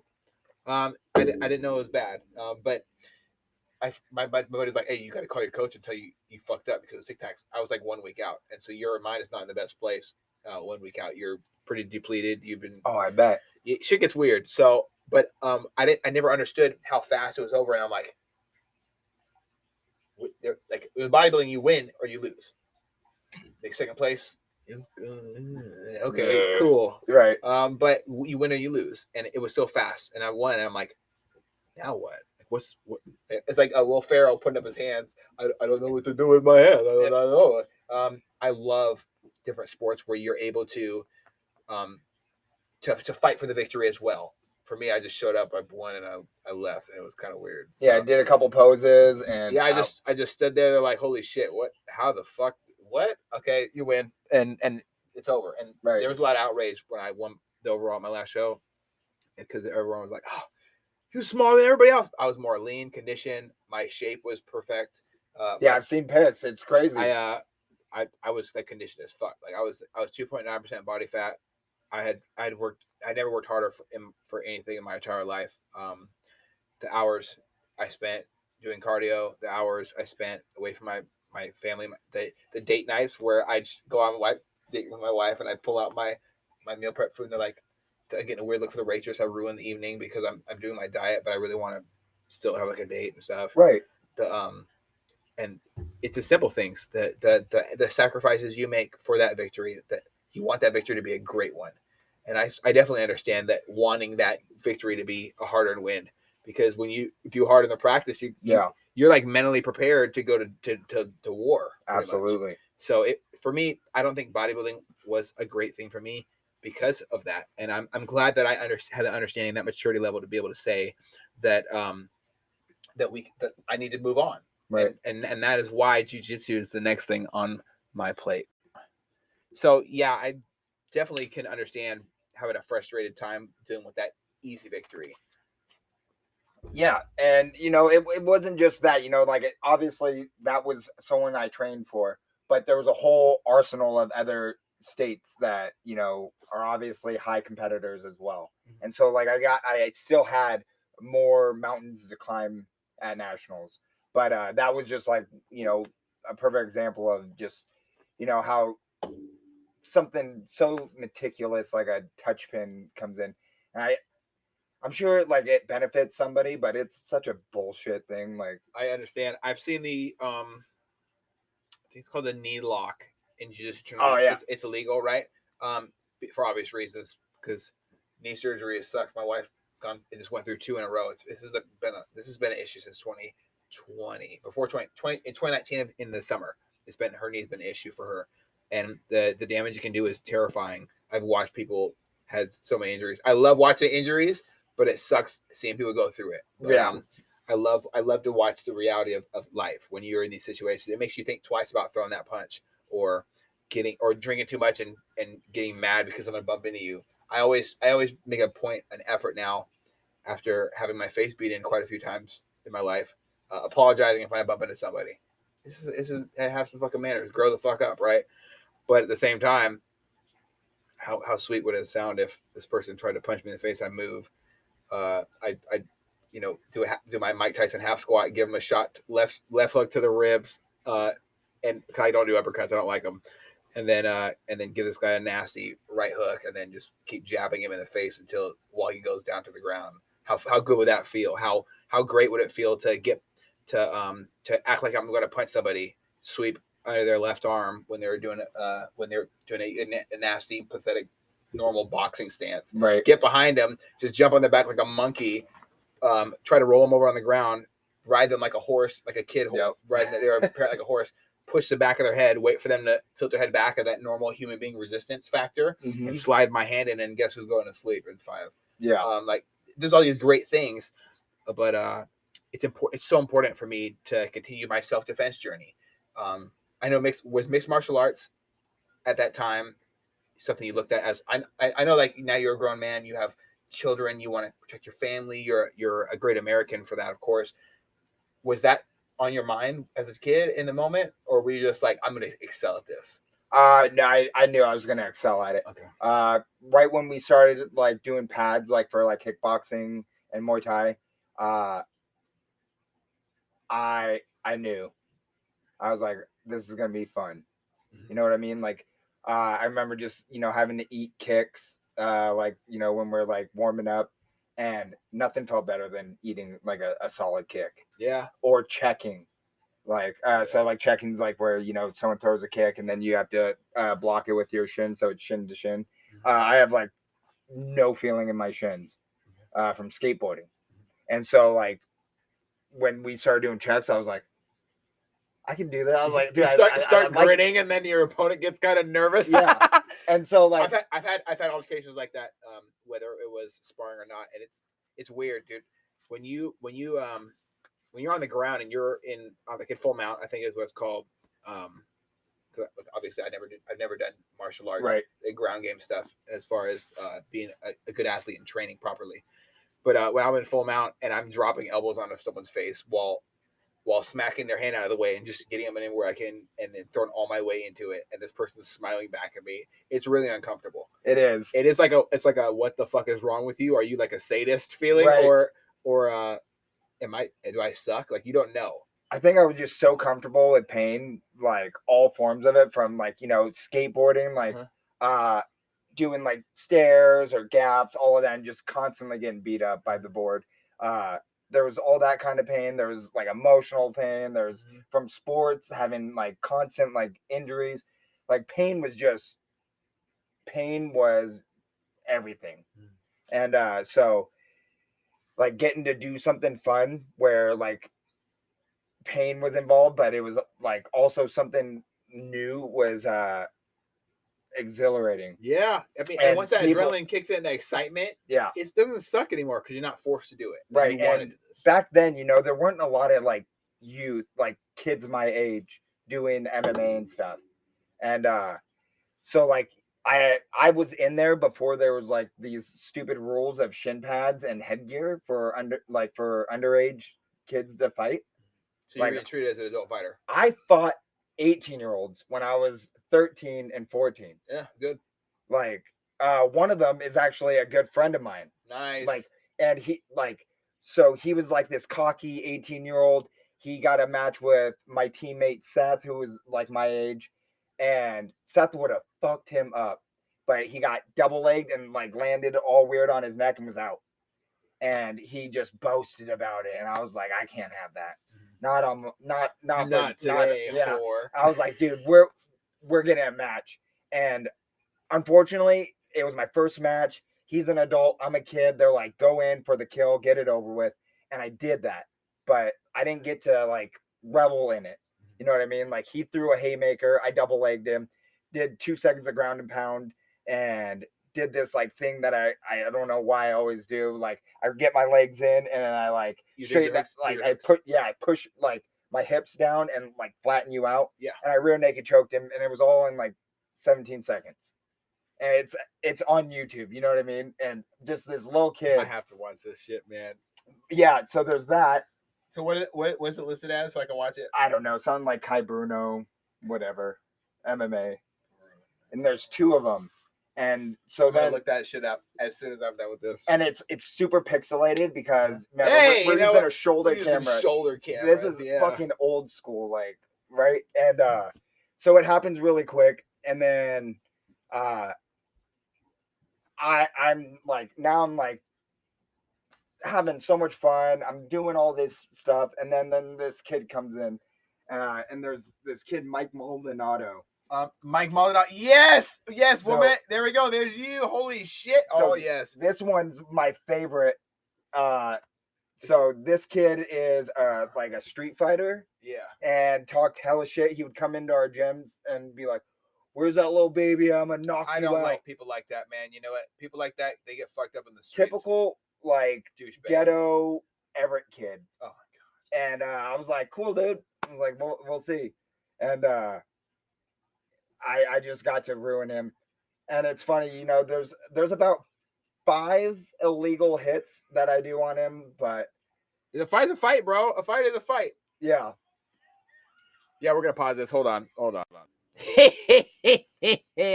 was a proper ass whipping you gave him. Jesus Christ. Yeah, and he needed that one.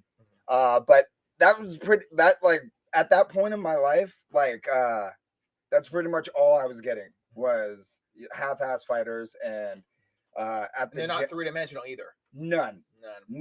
And that was always one of the biggest benefits, which turns out to be a curse for me later in my my whatever career of MMA. But yeah, like at the gym, I got to be the real me. Everyone accepted me. They loved like everything that was about me. But everyone knew. They were like, this kid's got some problems. Like, you know what I mean?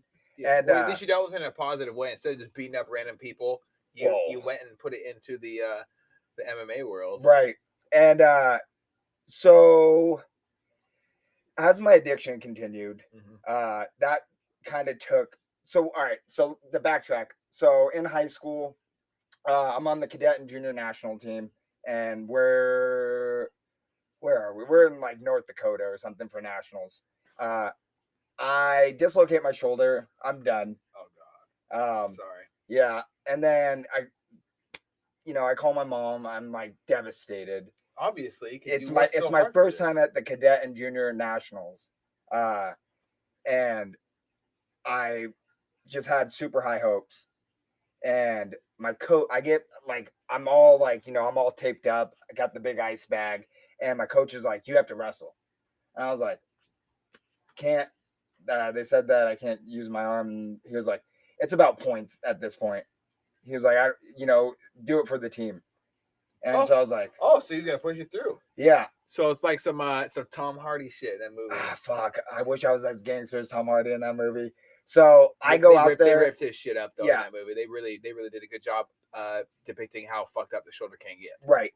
And I was literally super fucked up. Mhm. Like so they taped my shoulder forward tight so that I could like almost hold it right here with the ice.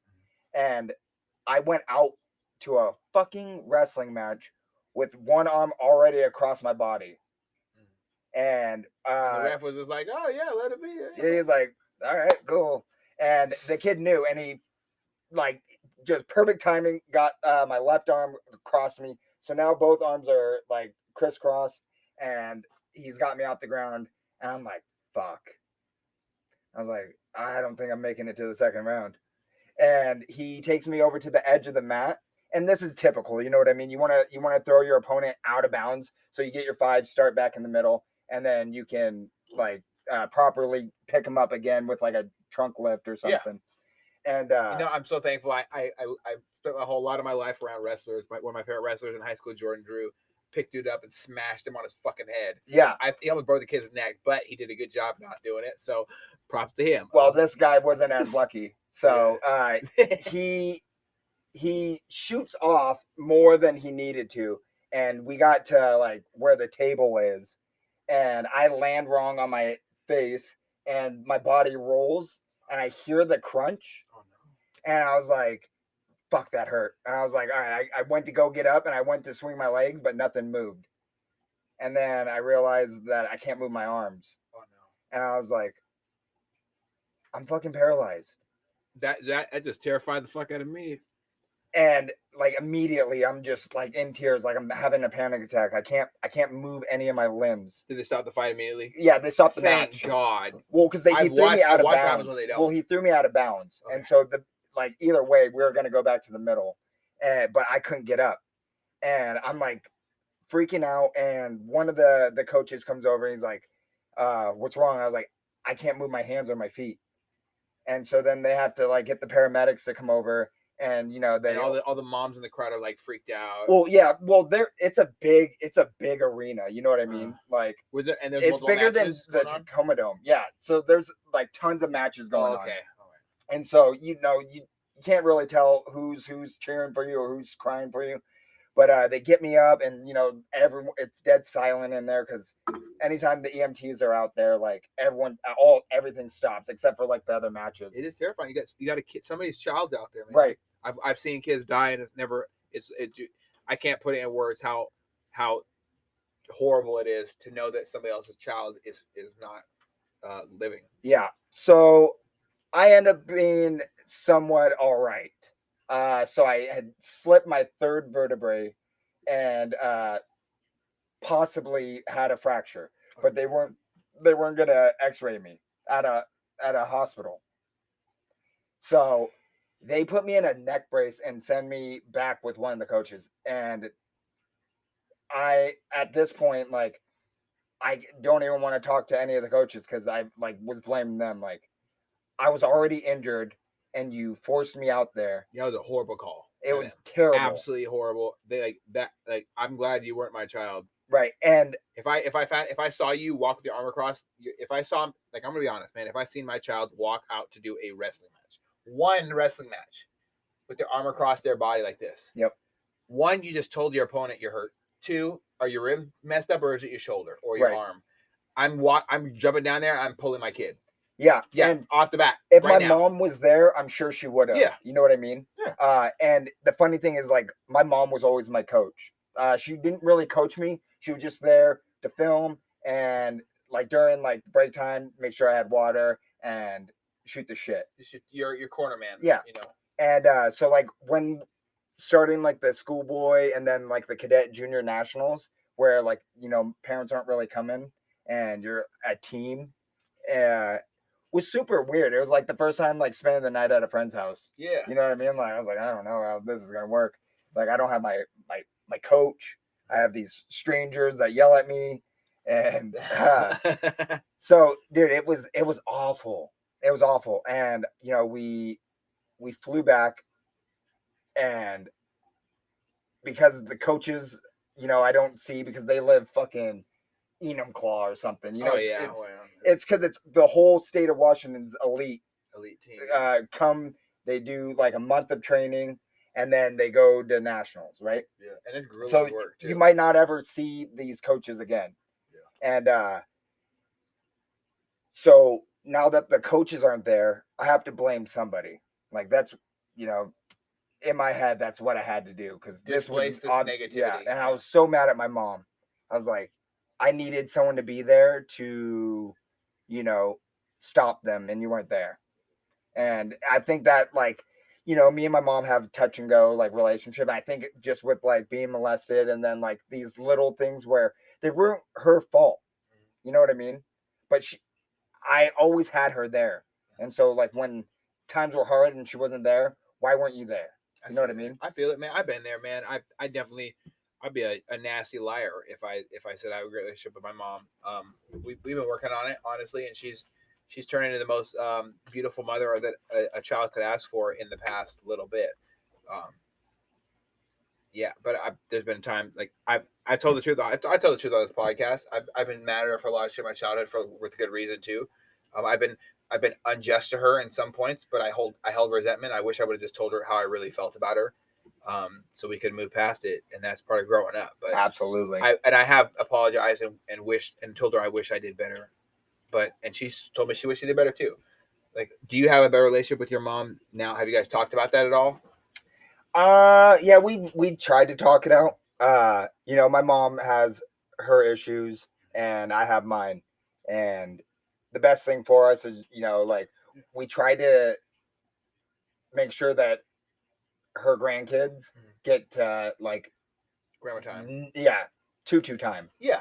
And tutu. I love it. Yeah, and so, I try not to, but God, I suck at it sometimes. You know what, man? No one's perfect, and not everybody has a great relationship with their parents, and right. It's okay. It's okay.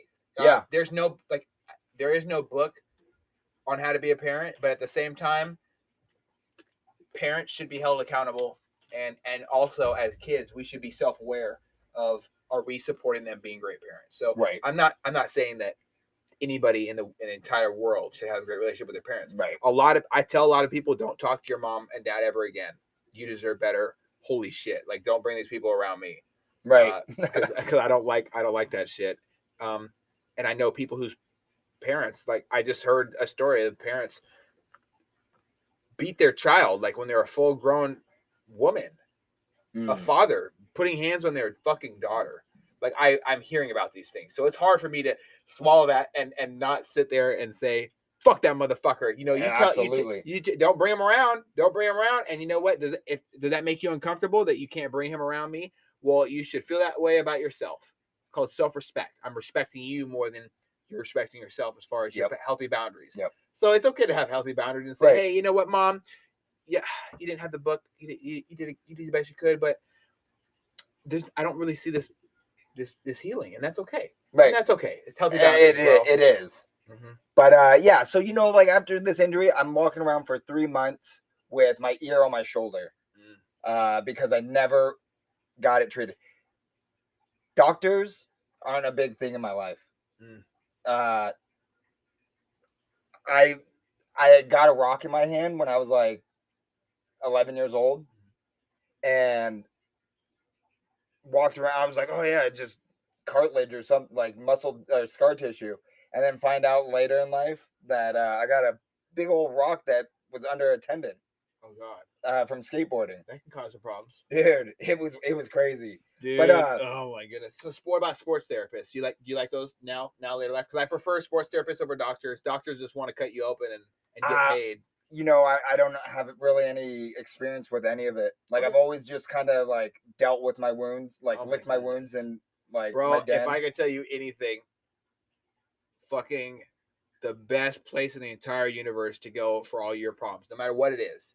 And these people are really great, tried and true. They usually work with athletes. Mm-hmm. It's a sports therapy center in Everett, and it's called Engineered Sports Therapy. I go there right now. Got it. Sorry, it's hard for me to remember so many names, but Engineered Sports Therapy, I recommend them over anybody. If you just go there for a consultation, and like you pay the $15 or whatever, however much it costs to get a consultation, you'll be well off knowing that you're in good hands. These people really do care. They're taking care of me and my wife. I brought my wife there because they did such a good job with my shoulder. Having this, I never thought I was going to have a torn labrum. Right. Like I can't. I'm doing bench press right now. My chest feels different. I can't flex my muscle to engage the muscle with light weight to have that muscle growth to do the recovery. My left pec is weird. This is my first time since 2016. I can say I'm like a flat chested motherfucker because I was so I was muscular for a long period of my life, and now I've lost like 20 pounds, 27 pounds, and I don't have that muscular healing back. And I don't trust a lot of doctors because I know what the medical industry has done. Like, do we live in a society that has capitalism? Yes. Is free healthcare a solution to capitalism? Probably not. But it can be, maybe. But right now we have doctors that aren't doing their job when they're paid through the ass. So if you pay them less, what do you think is going to change? It might. I'm let's be optimistic. Maybe something, but I don't see it happening. So, but sports meds. I'll die by the sword. These sports medicine people at Engineering Sports Therapy and Everett are absolutely amazing. And if anyone's listening, you have sports meds near you, feel them out. Try different ones. If they don't have turf on the ground at their sports med facility, go somewhere else. But these people having me do random shit I've never done. Nice. Weighted baseballs with my left arm, throwing it. Does this hurt your rotator cuff? Okay, well, it's not the rotator cuff. It's been 3 months since I got hurt, and I haven't had my MRI. I have it next Monday. But thank God these people know their shit because they've tested every single thing, and they can wire down that my issue is my labrum. Yeah, it's that my oldest boy needs to do something because he's got like some like injured knees. Bring him in because those the knees they never heal. And if you don't take care of he had such a huge growth spurt, like God only knows what kind of damage he has in there. They have him. They'll turn him into a quadrosaurus for sure. And if not, I can help write him workout plans if you want. I can help write diet plan. We can diagnose the issue as far as if it's a muscle issue. I have a great bodybuilding coach who can take anybody's body to a great spot. Brian Click, he's on Instagram at the Click Way, man, and he's just overwhelmingly an amazing person. He does such a great job with everybody I send to him, but he also takes good care of me. He was my coach. Yeah. So there's multiple options, bro. But I'm sorry that you had that fucking rock stuck in your hand in your shoulder. They just didn't take. No one told you to the doctor. Who didn't take you to the doctor? So the national team was responsible for me during that time. So they were responsible for everything that happened then. Jesus Christ. So I get home. You're broken. I'm broken. Like my neck is like I'm walking around like this, but I'm seeing everything this way. So like my vision had adapted to my neck injury. We call that broke dick in the military, dude. Once you're broke dick, like you need to be taken care of, or like weird things happen. So one of my wrestling teammates, his dad owns a chiropractic. Well, used to own a chiropractic business in Mill Creek. Dave Gilbertson, phenomenal place. The people that just took over for him, more phenomenal people, and they have like ideology that I can appreciate. You know what I mean? Especially through this pandemic, like they were able to. They didn't just shut down. No, they took care of their patients. Yeah, chiropractors are important. So is sports meds. So is people who are doing, I don't know, physical therapy. Like my wife's shit. Yeah, like, and I can be honest. She was going to ATI at the time, ATI Sports Therapy, right down there on Linwood Highway 9. They shut down, and they gave her some bands and said, "Hey, you got this from here, right?" That's what they did. Like what they did with my son. Yeah. Guess who just had surgery again? Yeah. The woman I love more than anything. So like, this is why I'm really big on, if you're going to physical therapy, sports. If there's not the word sports there, you're gonna be done a disservice. You can go to cross function sports therapy in Mill Creek, or you can go to any sports therapy, or even the one you're talking about. Like chiropractors are important. We need these people in our life. If I wasn't such a fuck up through high school, I would have been a sports medicine doctor. Because when I was a freshman, I got a full ride scholarship to Simon Fraser University. Wow. In Canada, and that's what they have one of the best sports medicine whatever there, and that full ride for wrestling. It's freestyle up there, so they were like they loved me, and they're like you're in. I'm a freshman, and I already got like a guaranteed like full ride. When you're a freshman, you don't know what you're doing with your life. Exactly. Man. And I was like, oh well, I have to do sports medicine. You want me to go to college, but there's so many things. There's so many things to do in high school. Yeah. High school is And crazy. that quickly fell apart. You Oh, know what I yeah. mean? Like just through my addiction and just all kinds of What were you doing at this time? so at this time I was doing like ecstasy, coke, meth, oxycontin, because Others. well, everything.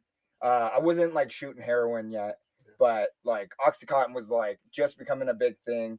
Oh yeah, it was a Little White song. Yeah, exactly. Oxycontin, Xanax bars, Percocet, L'Oreal, I think was it. Now you're Yep. smoking Cass's ecstasy, and it's all for Lord grabs. have that's What you want, Yeah, what you need, hit me up. I got you. I remember exactly. the song. No, But it was being promoted like come do fucked up shit. yeah, but that was the music It was the industry though. culture. Yeah, that was the culture. You know, there was like that parody of like I Need Love from LL Cool J. It was called I Need Drugs. Yes. But I was I was like the #1 student in the DARE program, and that changed Right. sadly. But yeah, so like I was off the deep end when it came to drugs. Just anything that I could put in my body to change the way I felt was all right for me. And if it made me feel good, I needed like 10 times the legal amount or like The normal normal status amount. quo, yeah. And at a certain point, like I broke my neck, I'm getting it adjusted. Now I have the perfect excuse to be a victim. Like fuck wrestling. Like the coaches don't care about you.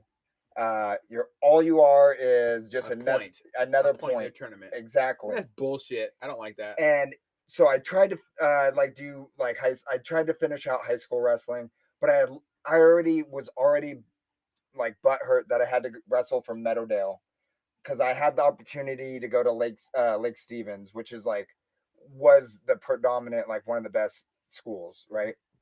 And there was all these parents that were like, we'll help you get an apartment up here and you can live up here. Yeah. And it's like a culture. It's right. like a really the #1. My favorite part of the word culture is cult. Yes, people will exactly. do whatever. And I love it. Man. That's what they were doing, and so they were already under the magnifying glass. You know what I mean? Especially because they poached a lot, and it's against the law in high school. And so I got forced to wrestle only for Meadowdale. I couldn't wrestle if I went to Lake Stevens or even if we moved up there. It was kaput.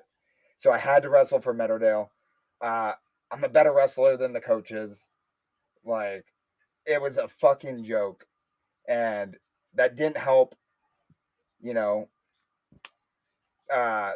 situation. And then I go and get injured, like on what really mattered to me was like, the upper, like elite wrestling.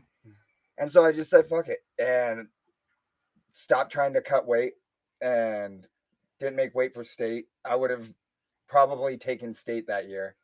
And I just didn't care. And then now everyone's looking down at you. It's no more like you're on the pedestal. Now you're in the gutter and everyone's just looking at you. So giving up is not something that a fighter ever does easy. And I know it was really tough for you to have to have all these emotions overwhelm you to the point where you didn't want to do something anymore. Yeah, literally being physically broken broke me. Like, obviously I wasn't in a great headspace, like with just everything that was going on in my life outside of wrestling. And then the one thing that kept me grounded in this, like in society, became one of my biggest like predators. You know what I mean? Like wrestling, now everyone's like, pick a side. And I always feel like there's this bullshit of like pick a side. Yeah, dealing in absolution is never a good thing. Right. They say in Star Wars even, it's in a fucking Disney. Right. Well, obviously it wasn't a Disney movie at the time. But they said only a Sith deals in absolutes. And I think it's one of the most important things that as human beings we can do. We don't say, hey, it's either my way or the highway. Right. It's either this or that. Like you either do this or this. Like as parents, is it important to provide choices of absolution for children when it comes to discipline and things like that? Yes. But at the same time, other people doing it to us in society is a poor thing.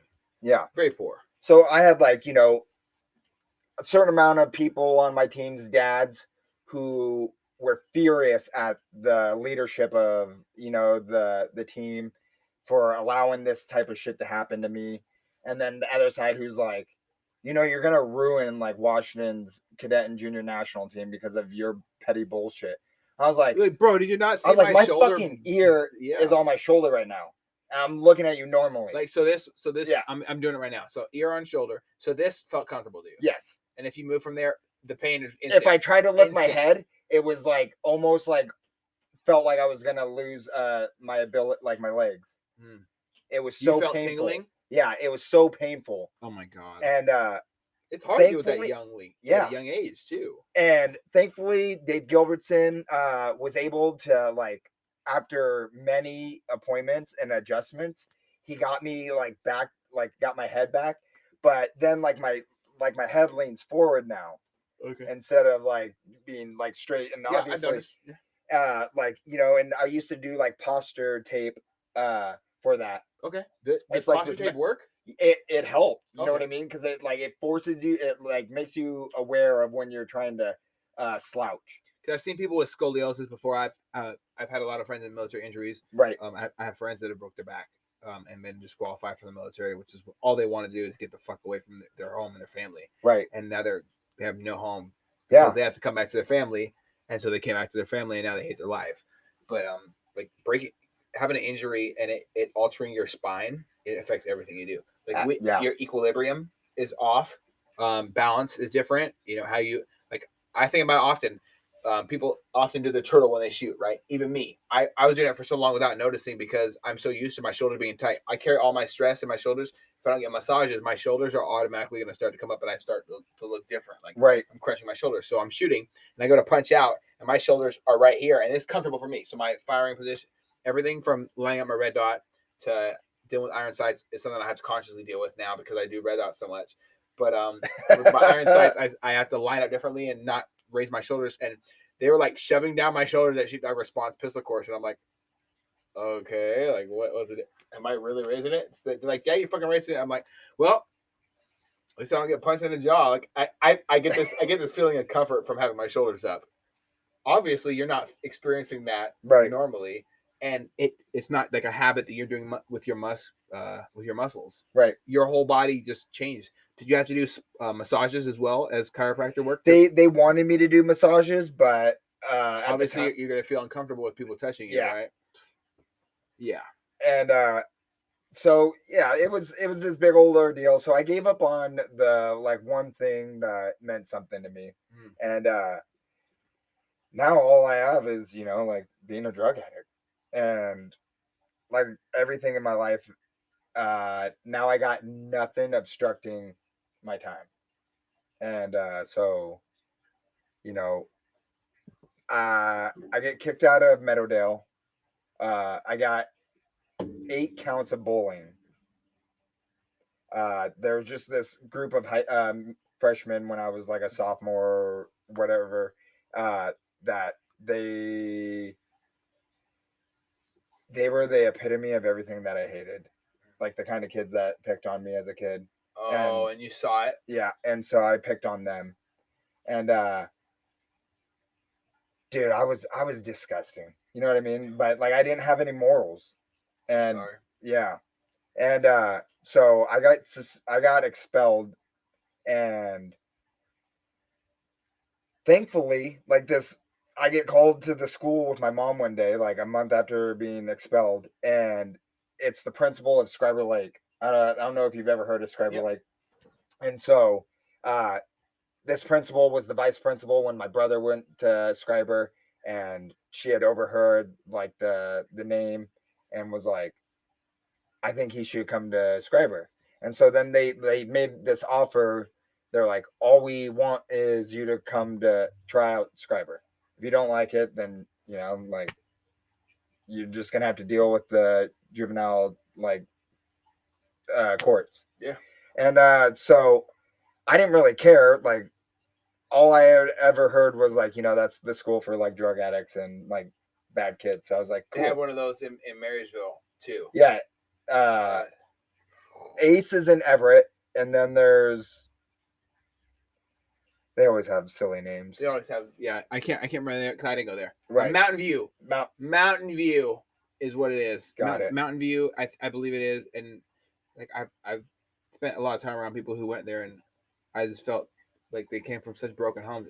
The children don't decide to just spiral out of fucking control. Right. Like there is that 1 in 1,000. I'm sorry, Mhm. that Django of the crazy people, but a lot of times it isn't children who are going through those. Like they react off of their surroundings. Children aren't inherently evil. Right. So I get there, and there's two types of kids. There's the troublemakers, and then there's the troubled. And that's how I saw it. Wow. I've never heard of it like that. There was the kids that were like, like the nerdy, just they did not fit the mold of like any certain like group in like the high school realm. You know what I mean? They were like real kept to self. Like I always saw them as like the weird Naruto runners. You know, like there's always that kid. There's always a that's kid running running class to Naruto. class. God. And I thought it was. At first I thought it was stupid. Right, for a long time, I was like, "What the fuck is wrong with you?" The person's bumping into me. I ended up grabbing one kid one day and just be like, "Hey, stop running in to other human beings." Right. And he was just like, "Oh, sorry, man." And I was like, "Oh, this is not, right." Maybe his kid's not weird. He just Exactly. He's just in his own world. And you know what? If that's what they need to escape from their parenting world now, in hindsight, I'm gonna tell my children, hey, if you see the Naruto runners, just look out, because they're running from they're not running from class to class. They're running from what's keeping them alive to what's keeping them alive. Right. A lot of those kids who were Naruto runners ended up, sadly ended their own life because they didn't have anything to live for. Exactly. A lot of their childhood is fucked. And so I go. So you were around the troubled, right? I was around both of them now, because that scriber, there's the troublemakers like myself, and then there's the troubled, and it was heartbreaking because I always saw myself as like this. I saw myself as the wolf, not the sheepdog. You know what I mean? I was top of the line, like killing machine, all of this, and I go to this school, and there's a dozen of me, and then there's a dozen like victims just waiting to be preyed on, and I saw it happen, and I was like, dude, what the fuck? And I like go over and confront, and this is like day 2 of being in this school. Oh yeah, it doesn't take long. I'm like, great, like I'm already like making enemies with my peers, like the ones that I'm like, because I'm not gonna fucking sit down at the table like in some Disney movie and be like, hey man, like blah blah blah, like with the nerd, right? Yeah. I was like, these are the troublemakers. That's what I am. Those are who I'm gonna gravitate to. And I saw them treating this kid like shit. And I like help him get him out of the like trash can, like total fucking 90s movie type shit. And I was like, dude, what the fuck's wrong with you? I was like they would have shoved him in a locker if we had lockers. Yeah. You know what? I feel so fucked up because I can't believe I just said that. There was I can remember one time I took place in bullying once in my life.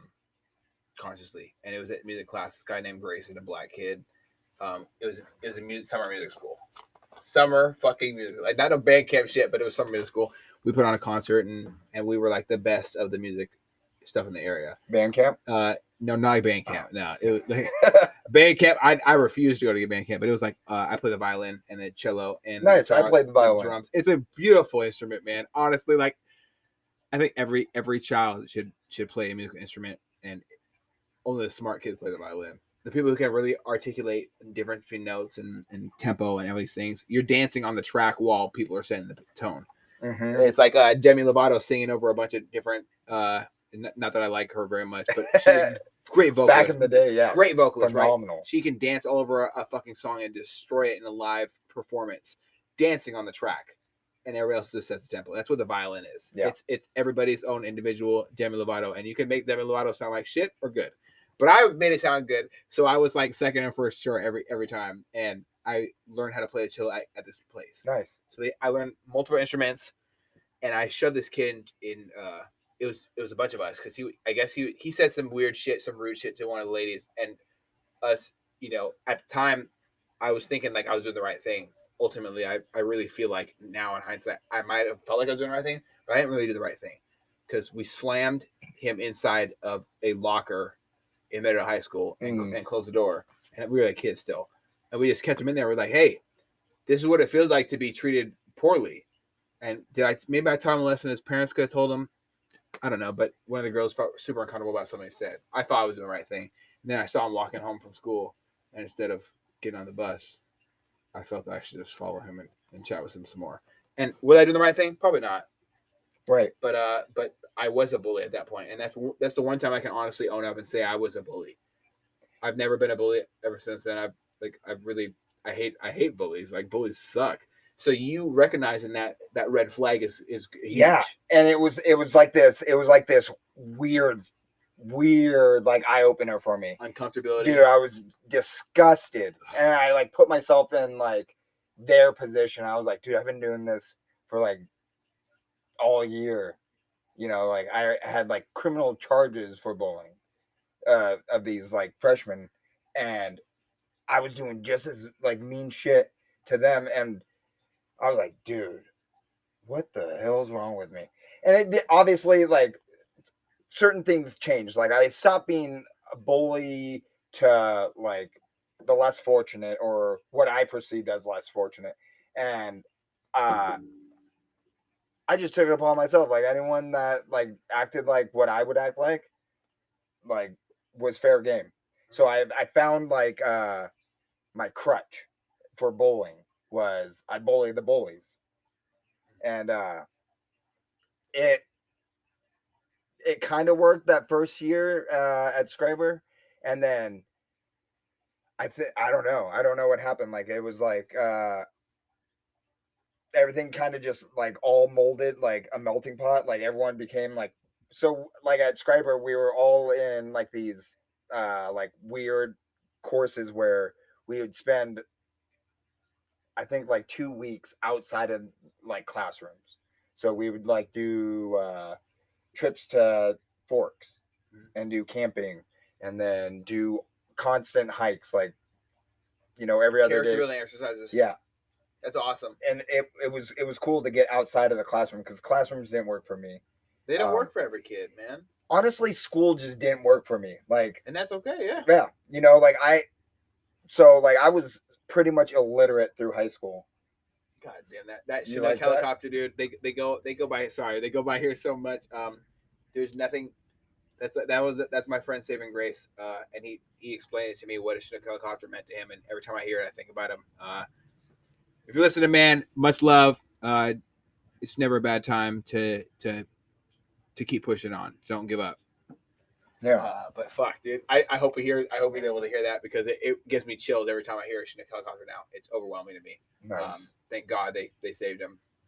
Being stuck in a firefight overseas, and you don't always hear the QRF. That was the QRF for him, so they showed up. I mean, Chinooks don't move fast, but it was it was a saving grace, and I'm happy here, brother.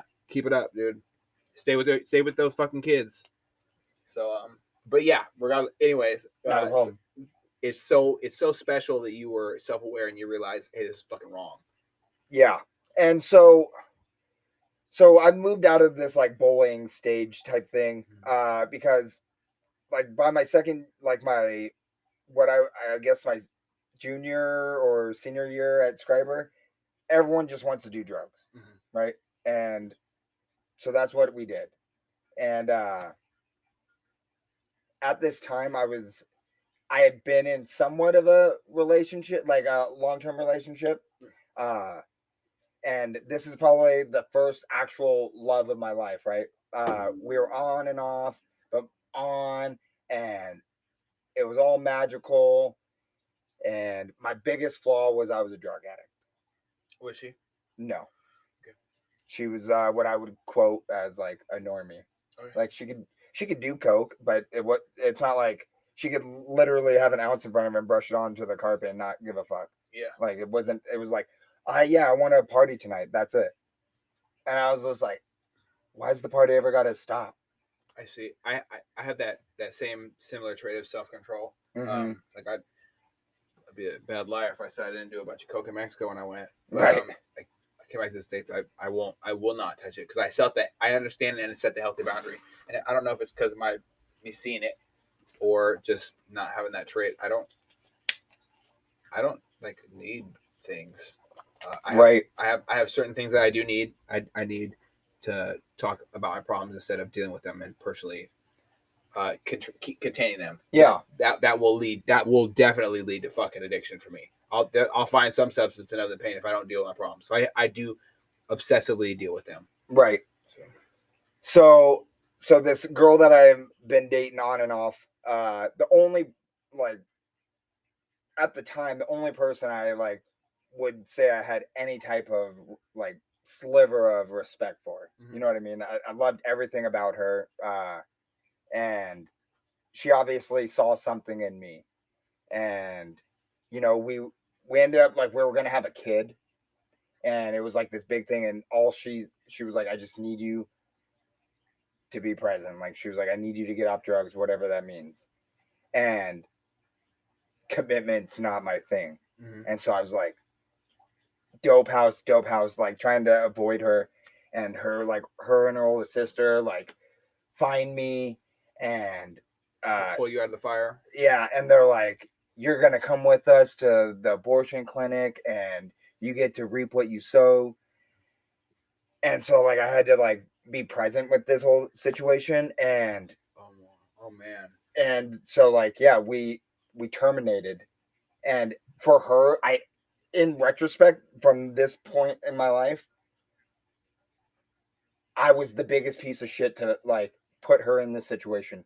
She was a woman of Christ, and I couldn't imagine what it took to have to make that decision, you know, because we were so young, and she didn't want to like bring a kid in with me No, at like where I was in life. And I'm sure even if I wasn't as bad, she would have like, because of her faith, would have kept the kid and just dealt with me. You know what I mean? But I was such a junkie that she was forced. She felt forced to like make this like choice. And dude, that was hard on both of us. And I don't think there was, obviously there was no amending that. And I held that against her, and I after that point I was fully committed to dying, no matter what it was, whether it was in a shootout, drug overdose, whatever. I didn't care. You I lost all value of your life. all value, nothing mattered, and that was the most dangerous time of my life, because at the time I was like selling coke for like a pretty important person over here. Yeah. And you know, so like I was talking to you before like we started, like it wasn't uncommon to be in life and death situations. Like Dude, when drugs are involved, shit gets really weird. People over drugs. I've watched people commit murder over drugs. I've watched people tie up a pregnant woman over drugs. I've experienced extreme acts of complete desperation, not just on the addict side. And I had a life before the Navy, man. right. It can be horrible. The things we'll do for another type of drug never talked about is the green one, and there's many faces to it. Yeah. So it doesn't matter if it's 1, 5, 10, 20s or hundreds. Right. Green is, I think, the most addictive thing in the world. The green money. Yeah. Motherfucking money is the biggest drug ever. And, absolutely. The things we'll do for it, shit. And so yeah, you know, like I started to feel like my boss was like sending me like on like death missions. Yeah. He'd be like, hey, feeling out this new connect, why don't you go? Yeah, just the judge, you're an executioner of your own life. And yeah, and so like it was super common to be in situations where like for example, like running people over, uh it was either like die or escape. Yeah. And you know, if you're gonna barricade a vehicle, barricade it with another vehicle, not a body. Yeah. And so like shit happened, And uh the people that were with me like on these things were like, dude, this guy's super down. Like, he doesn't give a fuck. And they were like, that's what we need. And they respect it more and they use it as a tool. Right. And at that time I didn't care. Like, I was like I had nothing for me. Not life had just been nothing but like sad story after sad story for me. And like I came to a point where me and this ex-girlfriend came across each other again in like the worst of ways. She It's the same one that. Yeah. Oh my goodness. And so she had stuff of mine that I personally held as like tokens of like who I was. And childhood possessions and stuff. Kinda. It was like, my very first job, my whole paycheck, I bought something, and I'm embarrassed to say it now. Okay, you don't but have to, man. No, it's all right. Like I can like look at it. Like I bought a pair of these sunglasses, like Prada sunglasses. They're like really big. They were super cool at the time. And remember, I'm like 15 when I bought these, and they were like almost $600, and that was what my first paycheck ever was. So I dropped my whole paycheck. My first ever paycheck, I bought a pair of these, like Nike only released them for a little bit. They were really, really nice shoes for any athlete, and I gave them to my dad, and he bawled his eyes out when I first paycheck in this exact same room. I walked up, and he was Scudell Hair School at Evergreen Beauty Barber College, and I'd hand it to him. So first purchases are really important. Like, I don't care what anybody says. Your first paycheck, like, it's a big deal. Some people put it on the wall, right? Like the pay stub or whatever. Not me. I wore them on my face. You wore them on your face. And anyone that went to high school with me knows these glasses. Yeah. Because it was a trope. Like, people would like purposely be at like house parties would be like, I dare you to try to touch Kai's glasses. Because it was like a rule in like the Linwood, Edmonds, Everett area was Kai has a pair of glasses that he doesn't like to take off, and he will light you up like a fucking Christmas tree if you reach for them. And so it became I would be that guy to not do that, actually. Because people would always be like, dude, go. That's the perfect time. Go try to check out Kai's glasses. And everyone's drunk, right? And so they're like, oh, whoa, those are really cool. And they reach, and then it's like roundhouse, and then like. And then the laughing stock of the party. Yeah, everyone's like, dude, do you see what Kai did, blah, blah, blah, at this weekend's party? And they're like, yeah, he deserved that one. He became a piece of culture. Right. And so, like, these glasses, like, held, like, a token of, like, something of me, like, my hard work and this, and, like, everyone self-respect. Yeah, everyone knew Kai for his sunglasses. Right. Right? Yeah. And maybe his shit-eating grin. Yeah. But sunglasses for sure. And so she had them, and she was like, I'm gonna break these and blah blah blah. And oh my god. And I was like, no. I was like, don't. I was like, we need to meet up, and you need to give me those sunglasses. And she was like, no, I'm gonna obviously there's a little bit of bad blood. Yeah. And it's a fucking weekend too, so I'm fucking belligerent. I'm either drunk on coke or ecstasy or whatever the cocktail was for that night. And I told her, I was like, if you do anything to my sunglasses, I'm gonna have these girls destroy you. Oh yeah. Well, sicking women on a woman is something that's not uncommon. Right. Well, unfortunately, she's a badass. So she fucks these girls up that I'm with, and then pursues what I vaguely remember, because I was so fucked up. I vaguely remember her pursuing me, and I assaulted her. Oh no! And she got out of hand. It got really bad, and this was like the breaking point. Peak addiction. That Rubicon of you crossing it. This is the Rubicon, exactly. Yeah. Yes, you know what I mean. Like, there's no like lower that you felt you stooped.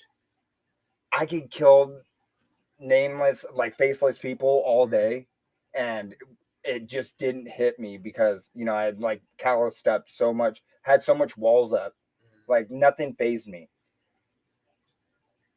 But for me to put my hands on the only person that I truly thought I could ever love was the scariest moment of my life. And I woke up the next morning thinking it was a bad dream, called my work, tell them like, hey, I'm going to be late. And they're like, be late? Like, the cops are looking for you. You're probably going to jail, so don't worry about coming in. Oh, fuck. My brother calls me. He's like, dude, what did you do to Katie? And I was like, Oh, no. oh. I was like, are the police looking for me? And he was like, yeah. So I call the cops. I'm like, hey, I need to turn myself in. And these assholes are like, no, you have to wait till the officer that did the report is on. I was like, can I just come turn myself into the jail? And they're like, no, or you could just sit where you are and wait 8 hours and then the officer can meet you there. And What? I was like, I think this is a domestic violence. And they're like, are you in their area right now? I was like, no. I was like, I don't know where they are. And they're like, do you need an ambulance? I was like, no. So long story short, I get arrested and I go to jail. I asked, like, well, I didn't ask. I did not post bail. I just did what I needed you to do. ate your shit, yeah. And,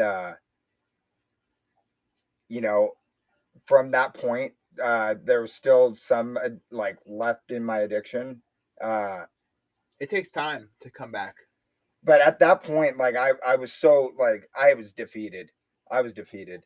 And I was already like I had a couple little scenarios where I was like looking at like a lethal dose of whatever, and I was just like, I'm gonna do it, and wake up on the floor, and was like, I can't even kill myself. That's so unbelievably sad that you had to go through that for you, man. Honestly, because like sitting here with you right now, we're sitting in my downstairs. I got my fish tank on over there with my little fishies, Right.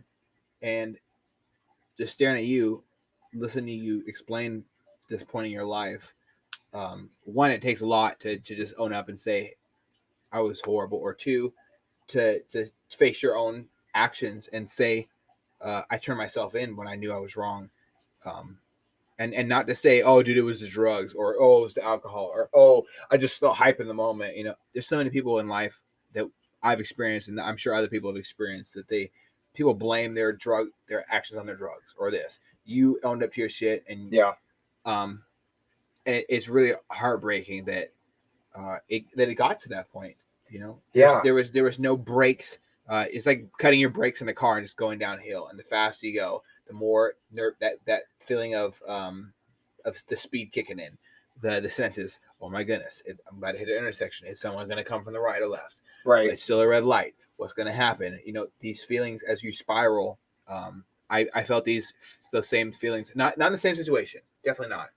And not the same way, because your life is your life, and my life is mine, and none should be judged. But as I was spiraling down, I felt this overwhelming feeling of this darkness slowly creeping in, and I was losing every bit of light I was as a child. And I'll never ever remember a happy time in my life post being 11 until I met my wife, who lit up my universe. Right. It was just dark, like this fucking, like we saw it in Game of Thrones in season 7. I think it was episode 3, where the Night King and all these cunts show up and they're being douchebags and blah blah blah, and the Dothraki disappear into the darkness, and then only a couple of them come back terrified. That's what I felt like every time I looked in the mirror, as I became this person consumed by violence and drugs. And it's an overwhelming feeling. A lot of people have lived life, and I'm not going to look down on them for living a life of, some people call them squares or whatever. I'm fine with people, my friends are squares. I'm happy for them, dude. They never felt these feelings of self-loathing. I'm almost jealous. like I'm glad that like I got like a wild ass story of a life. Like I got to experience all kinds of like goods and bads. But man, sometimes I like contemplate like how dope it would have been just to have like a square life. I wish I was still in chess club. I wish I ran cross country Yeah. at my new school. I wish I didn't quit taekwondo, even though I taekwondo really upsets me because they wouldn't let me spar. But Right. I wanted to test my skills that I practiced, because I'd go home and I'd kick the bar stools that are over there. Like it's still the same one when I was a little kid. Right. I would dodge and do foot exercises to build speed on the ground. Footwork. I do push-ups. I used to ride those same stools that were in this exact room on my old ass big box TV and Yep. pretend I remember these beautiful childhood memories of focusing on my craft and trying to better myself, only to have myself be lost in a world of broken hands, violence, fear, not knowing who I was, losing myself, and trying to throw this person who was molested as a child, who was called a nigger at age 11, and I did violence at age 11, like horrible violence over understanding what that word meant. In this same exact room we're sitting in, and which is why I love doing podcasts here, because it brings back all these feelings and these emotions. I watched Roots. I learned what the word nigger meant. I learned the true horrible fuck that just called me this in school, this bully. Right now, I gotta go get it back. I have to get it back in blood. The only way to do it. I remember not seeing that bully ever show up at school again, because it's hard to live life when you can't speak well. Mm-hmm. And these I look back on my life. I don't want to crimp myself and shit, but it's hard to look back on my life and imagine being positive since my grandpa died, since my leader left this earth, and how much I miss him will never ever be summed up in words. But when you're lost at sea, that you can pull out a compass and it just spins like in Pirates of the Caribbean. But this darkness creeping in was overwhelming. I cannot even compare. I can't compare that to the feeling you must have felt sitting in that cell. What can you put it in in a sentence what it was for you? Being in jail, in that cell when you're completely sober, feeling what the fuck happened. Justice. Justice. I felt like I was exactly where I belonged. Cold, intimidated, embarrassed, locked up. Like those were all like what I deserved at that time. And I was, I had been preparing myself mentally to like live the life of like a prisoner, because I was already somewhat of a prisoner. Like, I was chained up with all this like expectations and drug addiction and this and that, and just always always failing. And so like when I was in jail, I was like, this is exactly where I need to be. And I didn't know what I was going to do. Like, because I knew the moment I got out of jail, I was just going to go back to using drugs. That was like my coping skill. That was all I knew. Yada, yada. Your security blanket. Exactly. A lot of kids need security blankets. I've seen this video of weighted blankets helping people feel grounded and shit like that. So you sitting there, obviously up to this point you've never committed an act of domestic violence again. Like you've never assaulted a woman before, like this. So you're not. I hope that people listen to this, they don't compare you to the people who've done who are these constant abusers, because I've intervened in constant abusers' lives. I've stepped up, like and I know you have done great things in your life to stop issues as well. You know what? Like I'm a huge proponent of judging. Like I think that's how like how being human works, is we judge everything and we decide what's okay and what's not okay, what we want, what we don't want. And I think like with even like past things, we gotta like keep that in our periffs of like, all right, this is something that is capable of happening. And so like I've never been like bothered by the fact that like people would judge me, because I would have judged. I judge myself. But what I always tell like my kids is, because they'll be like, oh, don't judge me. I'm like, I'm gonna judge you. I'm just not gonna judge you out loud. And what I mean by that is, if you're a piece of shit, like, I'm gonna judge that.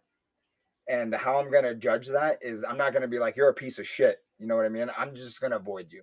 You have nothing to bring to the table. They So don't come you're around not my in my life. kids. Yeah, don't come Don't around my kids. don't influence them in a poor way. Right. You're out of our circle. Like, and that's how we work as societies and humans. And it's so good. It's good to do that too. Right. You need to police your children's future. Right. And so like I understand like people make mistakes and you know we can all grow from it. I'm the perfect example of that. But like when people are like, "Oh, that's so fucked up. You're so like you must just always hate yourself." I'm like, I don't hate myself I wouldn't anymore. say that I was to like, anybody, man. That is so foul. right. Because you could be, dude. You could be. These Oh my god, I don't want to fucking fall apart today. But- I'm really trying not to. You could have a 3-day born child. You've held him for the first time, and this child puts horrible and beautiful at the same time perspective in your life, and you commit suicide the next day. right. Your child's 3 days old, and you see this vision of perfection. And You're Right. so terrified of the person you used to be that you commit suicide just off what they say. Right. Judgment is not a positive thing at all times. You have to be self-judged, but you also can't tell somebody, "Hey, man, wow, I would feel horrible if I did that." Like, Right. how pathetic does that sound? Yeah. You got a good point. You know what I mean? Like I don't know. I perhaps there's probably a part of me that hasn't like still forgiven myself. And so I'm like I hold on to this. It's okay to judge because I still judge myself. Yeah, You know what I mean? Perhaps. But either way, like I'm okay. yeah, You know, I like you were saying earlier about something like something I like to say is those that matter don't judge and those that judge don't matter. And what I use that in all aspects because this like judgment is a big part of like me. You know, because I've done terrible things in my life and I've had to accept like all of them. So I go through the judicial system, uh, and you know I get out of jail and then I get a DUI and an assault on an officer. So what happened was I was driving on the wrong side of the road. Officer pulls me over. I don't have a seatbelt on. He knows me. He's familiar with me. Asks me to step out of the vehicle. Opens the door. I fall on my face. And like I must have had like a little like it must have knocked me out or something because I like snap out of it. I'm like face down and gravel. I'm like, what the hell's going on? And I get turned over, and you know I got a light over here in my face, and so up. Yeah, so I grabbed him and I judoed him. Like I put my foot on his like stomach and flipped him, and his partner throws his flashlight down, picks me up off the ground, and just lifts me hella high, slams me, and I was like, all right, I'm done. I was like, I'm fucked. I was like, I don't know what just happened, but I'm not okay. Sorry for the inconvenience, my friends. I didn't know that you were pulling me over. I thought I was fucked up. Yeah. So that fog of war shit is real. In real time. When you get knocked out and you come back, you don't necessarily have this brain connection of what's going on. Yeah, especially like with everything that's been going on in my life. Like if I saw you fall on your face, I would have just asked you to talk to you. Yeah. You know, confront you verbally. Hey, brother, are you okay? Do you want me to call EMT? This is Once you our come first back, time, though. step the fuck back, right? These officers, it's not our first time. You know what I mean? I've had so many encounters with Linwood PD, which I'm super sorry for, except for Valentine. Worst officer ever. I've heard that name. I don't know why. I've heard that name. That's surprising. But yeah. I've definitely heard that name before. Valentine was my mom went to school with a lot of these cops. Oh, nice. Like a lot of cops. So this I know multiple, like I know at least 12 Linwood police cops that they might not be there anymore. They might have moved on, but I know at least 10. This is the kind of cop that give cops bad names. You know, there's a few of them out there, man. You know, but this wasn't who arrested me that night. I think it was Officer Moore. And he was pretty cool. But yeah, we just a terrible situation. I go to jail for a DUI. Now I'm in courts for a DV, DUI, assault on officer, all these things, and then they're like, dude, you're going away. And they're like, we already know, like, what you're doing on the side with these individuals. And they're like, you're done. And I was like, all right. I was like, You tell them like, hey, my bad, man. I don't know. yeah. Yeah. And so at this point, like, I found an attorney, and he like pushed it out like 9 months. He was like, dude, get your shit in order, because if they try to like push this to trial, like, you're going away. Because every situation in this, whether it's the assault or the DV or the assault on the officers or DUI, it's all on camera. Yeah. Everything. And so they're like, you're done. And so I was like, well, I'll just go balls to the wall in my addiction and die. And then, Yeah, so suicide was right on the cusp of your mind. And that's super, and I'm sorry. First off, I want to say I'm super sorry that you felt that way, man. Different things can happen in our childhood that can lead us to having this defense. Like, I think it's one of my missions as a father in the future to make sure that my children have this mental defense, right, so that they know that there's tools other than giving up and in the worst way possible, suicide. Yeah. Giving up. Or I wouldn't even call it giving up, it's called committing to death. Right. I don't want that, man. Well, fortunately, my second overdose in like 24 hours, they were like, you don't get to leave. They're like, you're clinically unwell, and so we have a 48-hour pass on you, or 72 hours, I think. Yeah, they can do 7. They can detain for 72.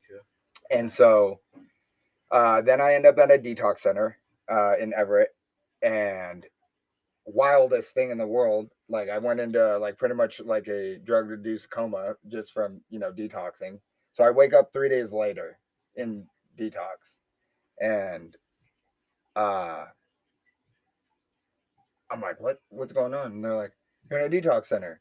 Like, there's a fridge full of food. You just don't get to leave. If you need a nicotine badge, here's this. And so I powered through like probably like these homemade fish fillets that they made. I powered through probably like 20 of them in my first day. And they're like, all right, like, you need to slow down. I was like, dude, like, I don't think I've eaten in weeks. And so I started getting like for the first time, like a little clarity, besides like when I was in jail, but like jail was just so distracting in itself. They were like, you can get into like a long-term treatment center and all of this. And, I was like, that might be a good idea. And so I was like, how does this all work? Right. And because at that point, like, I had like woken up like almost like a new person out of like this 3 days like sleep. That's awesome. Yeah. And I was like, I was like, I don't know if I want to die or not. Everyone in the world hates me, but like, I feel like if I don't give it at least a shot, then like, I have to live with that. And so I ended up going to like a 6-month treatment center in Spokane. So I Greyhound and had to detox again, because I guess you don't go straight from detox to treatment. And staying clean between getting kicked out of detox and my treatment or my bed date wasn't happening. So I had to re-detox on a Greyhound on the way there. And man, what a cool experience. You're reborn. I was literally reborn. Like, when I got clean, I had to pick up at the age of like pretty much where I picked up. You know what I mean? I'm in a treatment center full of adults. I'm barely 19 years old, and I'm acting like a fucking 12-year-old, like running around doing backflips off walls, showing everyone how cool I am, and like treating it like it's high school. And this treatment center I went to like had like real hard structure, and structure is one of my favorite things. You know what I mean? Like, the less I have to like crunch my brain on like certain decisions, if the simple decisions are already made for me, Like when you wake up, go eat, and then we got these tasks to do, and You would then have been done so well in the military, dude, man. Jesus I Christ. know, and Man, if I had like a 50 of you, I could have done great things in the Navy. and that's like one of my biggest regrets. Like now with like this long period of clean time and just my stuff that I picked up as I've been clean, like politics or this or that. Like How long have you been? Are you living fully sober? yes, 100%. I wish I knew that before I was talking to you. Holy shit, man! Well, congratulations. First off, Thanks. 12 years. 14 years. Sorry, 14 years. Yeah, August 18th of 08. Wow. Yeah. What is that like? It's like I'm sure like everything A that lot you of go clarity. a lot of clarity. I still like Like taking obviously an alpha brain for the first time. fuck. But it's no different than anything else, you know what I mean? Like I still fucking have to make decisions every day about like am I gonna punch this dude? Am I gonna road rage? Am I gonna show up as a husband or as a father? Like all the normal things. Just today I just don't fucking use. Yeah. And it's a good thing, you know what I mean? Because like I said, I'm not a half-asser kind of guy. Like I never was into beer. I was always into like hard alcohol and malt liquor. And so just all the nasty tasting things, right? Yeah. Yeah, man. More gritty, the better. Dude. I mean, I commend you. So many years of 365 days is a long time to be, to do anything. Right. But to commit to loving yourself and not putting poison in your body for 365 days is something. It's on my bucket list to not do anything that alters my mind for a whole year. I think it might be the first year I have a baby. I was thinking about it just the other day when I woke up in the morning. It was I have really bad insomnia and I'm dealing with the VA right now to sort out my issues. But I was thinking about at 2 a.m. how beautiful it's going to be when I have a child, and I started to cry, and it was the middle of the night, 2 a.m. insomnia thoughts, right? Look at my wife laying next to me as she heals in this great process, and I just think, man, how beautiful would it be to feel these completely crazy emotions, completely mind alteration, Yeah, I don't know without anything any alteration, but soberness now. Yeah, you know what I mean. How beautiful is it just to see your family every day? It's pretty beautiful. I'm gonna have to. I struggle. Gotta write it down. Okay, sober for a year. I'm gonna write it down. It's gonna be a challenge for the rest of my life. You and a couple other people have really inspired me to take on this part of my life. I went years not even touching like Dayquil because I was scared. Oh man, I was so scared. I was like, dude, what happened? Like, what if it triggers something and I have to like get loaded? Did you build that trust over time? I think I hit a point where I was just like, I had shared my story so many fucking times where, like a lot of people like to share about like the glories of addiction, like the highs of it. And every time I try to do that, it always ends like I finish the story. I don't stop at like the peak of the story. I take it to like, yeah, it was, we were doing this and it was all magical in Vegas. And then, I'm in a hotel room with 30 people I've never met, like sharing needles. And I'm scared that I just like contracted AIDS or HIV or whatever, you know what I mean? And trying to figure out how do you get back? How do you get back from Nevada? Like, where's Nevada? And it's pretty far away. Right? I've been there a couple times, man. Well, I'm aware of like our whole country now. Yeah, but back then, like, I could barely tell you anything about like Tacoma. You know what I mean? I was like, I couldn't get I-5 that way. Yeah. You know what I mean? Absolutely. And so like waking up and being in life of clarity. Yeah. Wow. And I get to feel things, and like one of the coolest things is pain. when you get hurt and first you're like, fuck, that hurts, and then you feel like your dopamine kick in. I get to feel the dopamine kick in. It's almost like doing drugs again. Like I feel it like flood my body to the like where the injured part is, and I'm like, woo, that's my body like doing like its own like own help. Yeah. yeah, and it's a really cool experience, except for like the pain. Yeah, the pain sucks, dude. God, I would be a sick liar if I said pain didn't remind you of how beautiful and disgustingly ugly life can be at the same time. So I never asked this question, even though it's always on my mind, and I'm gonna go off on it. I'm gonna go off and try and ask you, yeah, without sounding like an asshole for everybody else listening. What did you replace your addiction with? Because everybody replaced it with something. Some people replace it with Jesus. Praise Jesus. Other people replace it with different things. Like now they're addicted to something else, like doing something, but with an obsessive nature to avoid doing the drugs. What do you do? What I did in early recovery was sex. It was like that was like the thing to do, like in NA. Busting a nut is great, man. Like who doesn't like to have sex, right? Right, and it also helped with the issues of like my childhood.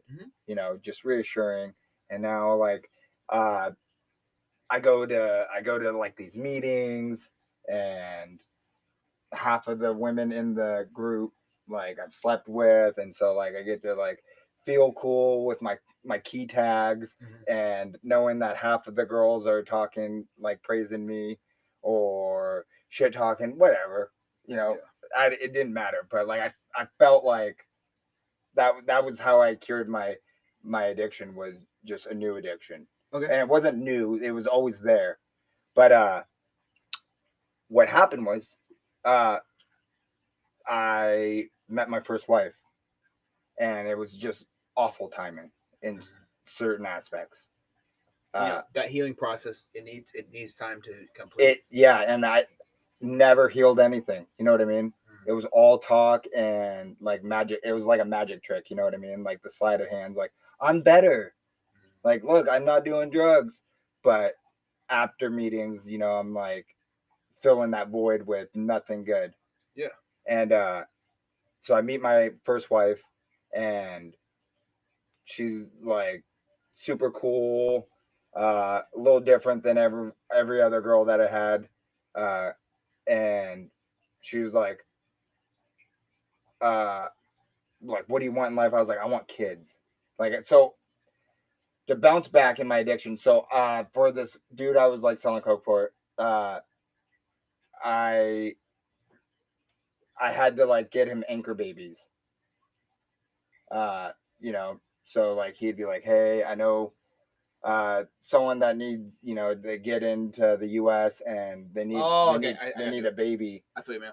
And so it kind of worked out. Like he introduced me to like someone in like a niece or a cousin or someone, and got her pregnant. And then there was this huge raid that everyone got deported. Obviously I didn't, but yeah, but she got deported, and I like there was a zero contact. Like I don't even know the dude's last name or her last name. There's no. Yeah, you don't do last names. And there's no like there was a language barrier. Field, they want to get rid of that. Yeah, and so big old ordeal. So there's a daughter out there, maybe in the U.S., maybe in Mexico. Roughly 18 years old, 19, I think, and no relation. Wow. And that like when I got clean was a big issue. Yeah, it can definitely hurt, knowing that there's a connection. Yeah, a piece of you is out there somewhere. And when I got clean, like I don't know where it came from. Maybe just it was like being like diluted with drugs, but like I love my kids. Like I was like I want to be the dad that I never had. Wow. And it wasn't like any like that's not a smack at like attack on my dad. but my dad had disabilities. Yeah, I always tell Jackson, he's 10 years old. Like, obviously, it's no secret this motherfucker's MIA. It's just me, his sister, and his mom, and we have to, and my friends who do a great job of trying to show him good examples of what it is to be a man. It is essential that we tell the youth to be the hero they needed as they grow up. So if we didn't do a good job, someone else can step in. And you saying that is a really huge full circle moment for me hearing that. I hope Jackson one day grows up and says, I'm the hero I needed when I was a kid. Because you need it. You need to do it. Children need to know that they have the power to do great things. Not only that, it's important that we make reparations to ourselves for the mistakes that our parents made with us, with our own children, or with someone else's children. Like, I know a lot of people who are great that aren't parents to children at all. I get told all the time I do a great job with other people's kids, and I never give myself the pound on the back, but it's important for me to know that I did a good job mentoring this child. Hey, let's make sure today we're doing a great job respecting our mom, listening to our dad. It's never easy to be a parent, and they got jobs and stuff, right? So telling children that they can be their own hero, it is a tangible thing. And I'm so thankful that you said that, man, because it's important for people to know that you need to be their own hero, and you can be. So you're completing your recovery stuff, and you want to create children. You really want to do it. Yeah, anyone that was around me knew, like, you know, it was all I ever talked about. I was like, dude, I want to like build a militia. And people always laughed at it, but you know, like, who's laughing now? Like, I got 6 kids. I'm like super present father. Pretty present. You know, I saw that. I seen the pictures on Instagram, and I was like, oh goodness, I want to be a dad. Don't let those photos fool you. I wish I was half that man. The only difference is like, that's who we truly are. I love my kids, and like we have a solid foundation. But there is so much external stuff that like we all struggle with in our own ways. And foundations can always be built. Exactly. And the foundation is strong. You know what I mean? But we struggle in all aspects. You know, so with my ex-wife, I was like, I want kids, and she was like, you have to marry me first. I'm 19 years old. I'm like, okay. Like, what's marriage? Yeah. And so we get married, have a baby, and then we divorce. I stepped out of our marriage, and then she stepped out of our marriage, and there was no reconciling. Okay. But like I said about like judging and like teams, it was a real big eye opener. I thought I was someone special to a lot of people in the rooms of like NA and all of that, and quickly found out, you know, people pick sides, and so everyone was like, yeah, everyone's on this side, so I'm gonna be on this side. And I was like, what the fuck? Yeah. And it was nasty. It was one of the hardest, like, through my addiction, I think my addiction trained me to go through this divorce and custody battle, because it was crazy. Like, I think it was like 2.5 years back and forth. Her attorney was like notorious for bleeding the fathers dry, and so there's a lot of lawyers out there that make a lot of money based off doing that. Yeah, so like, I think it's a travesty. $360 something thousand later, I don't even have 50% or even close to 50% with my daughter. But and you know, it's a perfect example of how like messed up our everything is. And you want to be a present father, or you wouldn't do that, right? Like, no, I don't know anybody who isn't horribly insane who wouldn't throw away $364 or how many $1,000, right? Ever. And any number. Fortunately, it wasn't just me. Like, my whole family, we all like came together to figure out how we could do this, like selling homes and all of this and whatever. But yeah, you know, so like I go through this nasty custody battle and divorce, and I got to find out who was truly friends. You know what I mean? Because I lost all she's married now to him, but at the time she cheated on me with my best friend, my only friend, Oh God, I'm sorry, man. and I was furious. But What happened to Tom Platz, man? It's the same thing. His own training partner in gym, and he was preparing for the Mr. Olympic competition at the time, and his girlfriend at the time, who he wanted to marry, he's so excited, and cheated on him with his gym partner. And then he'd go to the gym, and he's like try to be a professional bodybuilder and not work.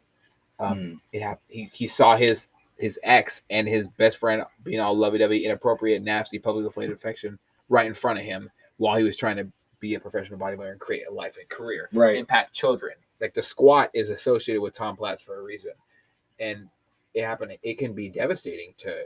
And what type of person are you to leave to start a relationship with somebody who was, in a relationship with your best friend? It's horrible. Yeah. Horrible. It shows his true character is pathetic. And you know what? Like my behavior was no better. Okay. You know what I mean? Yeah. Like I was the initial one to step out of the marriage because I didn't understand the sanctimony of like the commitment that I was making, not only like on paper but like to God. Like I was young and I had gone through all this stuff, not understanding a lot in life besides, like death is inevitable.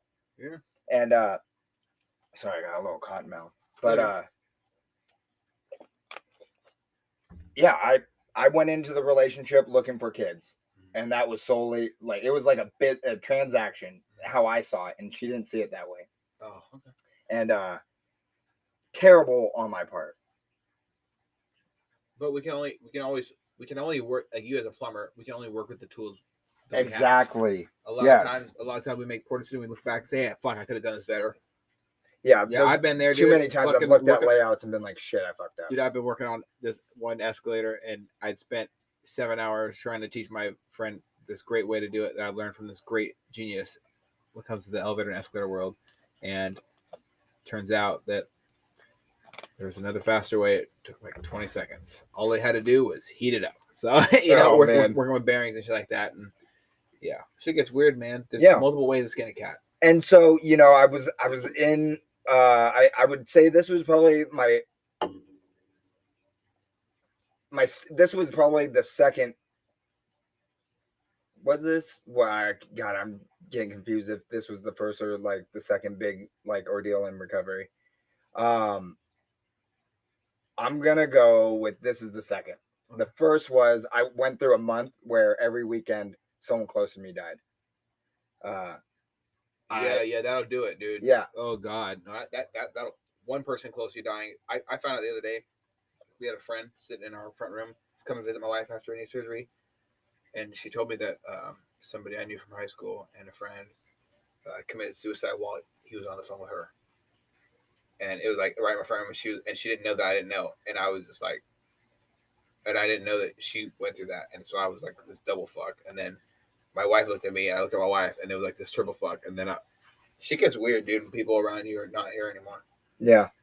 So that situation was I got a girl pregnant again, and this time she wanted to terminate because it was just kind of like we weren't in a relationship and all of that. And I was like, no. I was like, is there any way I can talk you out of this? You know what I mean? And she was like, I'm not ready for a kid. And I was like, if you go through with it, like I'll take the kid. You don't have to have any part in it. If you want to be a part of it, that's cool. I was like, I don't care. I was like, we made this, and these are the consequences of like the decisions we made. Like, can we work this out? Yeah. And I mean, if we're all being honest, like it's no secret, condoms suck. But but being responsible and not bringing life into this world to have no dad or no mom, right?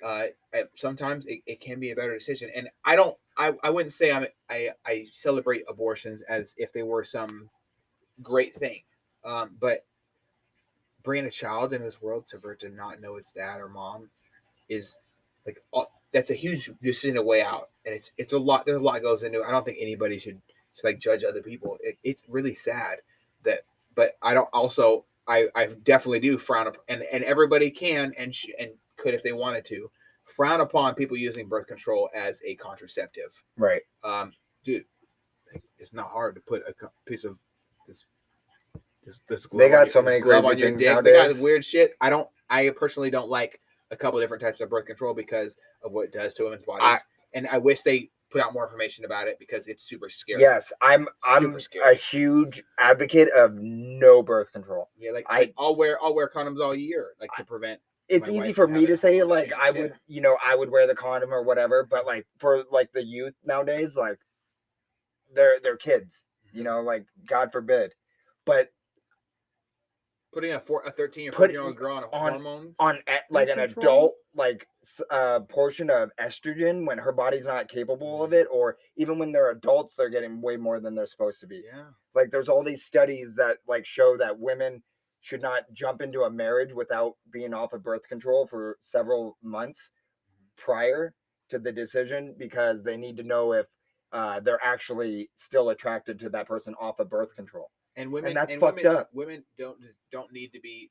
I think it's bullshit. Like how, as a society, like we can say that there's times where women are oppressed and times where women are treated like shit. Like we can say that, right? And when I think if we're being straight up and honest, man, like, and you've experienced this too, it's tough for us to sit here as men, as being in a relationship with our partner, and for them to suffer through going through significant hormonal changes. It already happens once a month. Holy shit! Like they go through extreme hormone changes, rage, sadness, heartbreak, all these things they happen, and hormones do weird things to guys.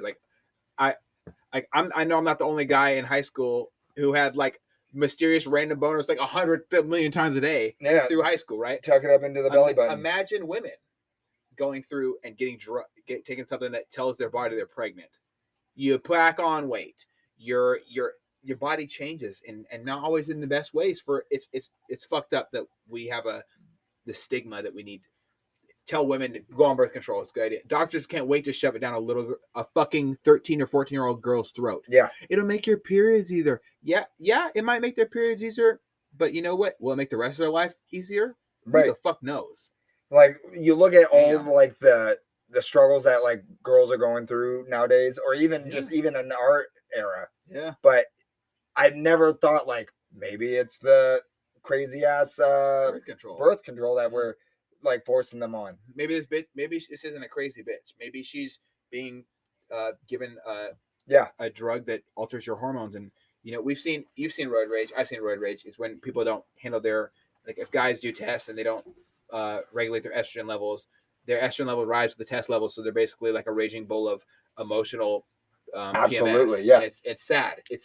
It is. It can make you go literally insane. I've seen it happen, man. I've watched it so many times, and it's tough to know that our women are going through that. But anyway, you have this lady. So I convinced this girl. I thought I had learned from my previous like relationship. I was like, I'll do whatever it takes. You know what I mean? And she was like, I just need some like reassurance that you're gonna be there. And I was like, I'm 100% there. So we're doing the doctor visits. We're doing fucking crazy breathing classes. I love it, man. Good for you. I was like, dude, everything's working out. And then she gets scared and goes and relapses and miscarriages on an overdose. Oh my God, I'm so sorry. Yeah, at like almost 8 months. So she had to have a stillborn, and you were there for that. No, I wasn't there because she had left my house and went and hung out with these people, got loaded, went to her parents' house, overdosed. They rushed her to the hospital. They don't even know me because they barely know her. Yeah.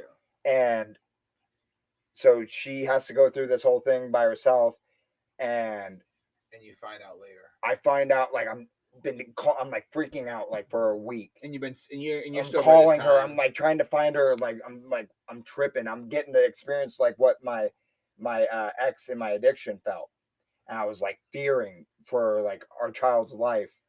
And I'm driving.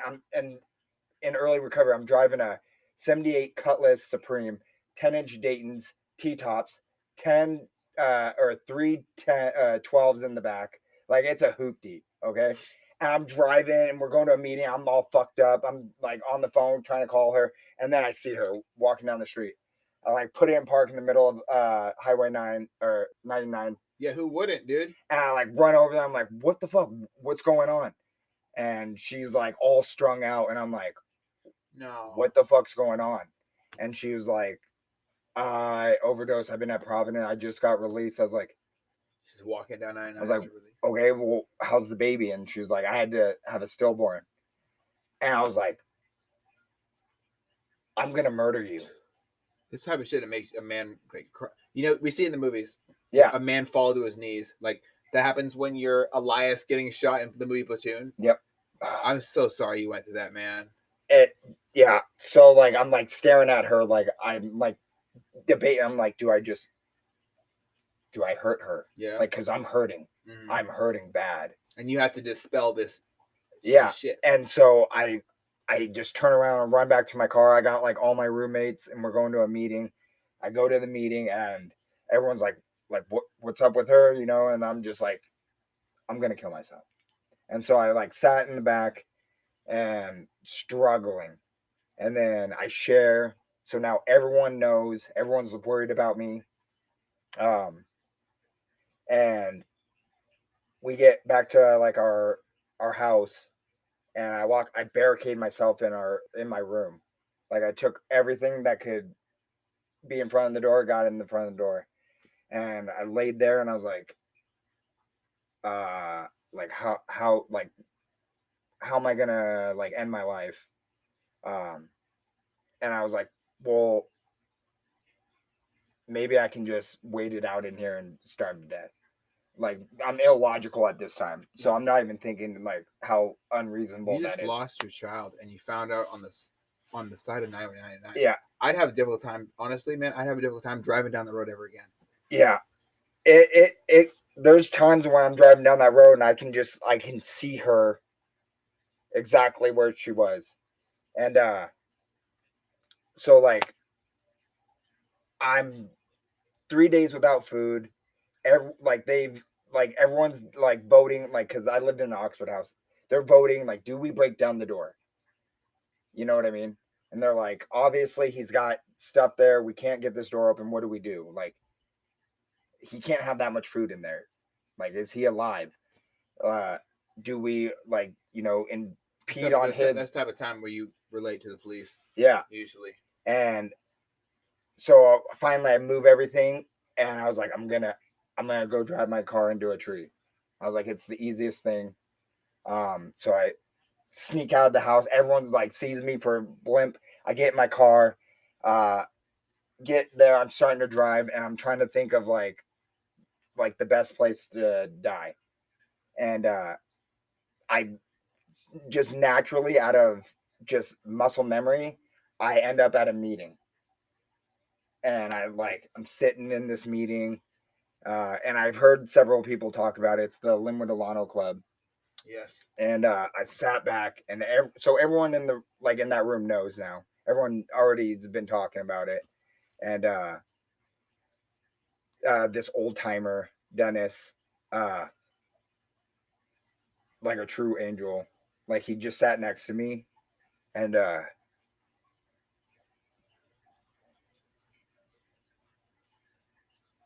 I used to remember like verbatim what he said. And it was something like, life, this isn't supposed to be fair. This isn't about being fair or whatever. This is about like, God believes that you're strong enough to deal with this.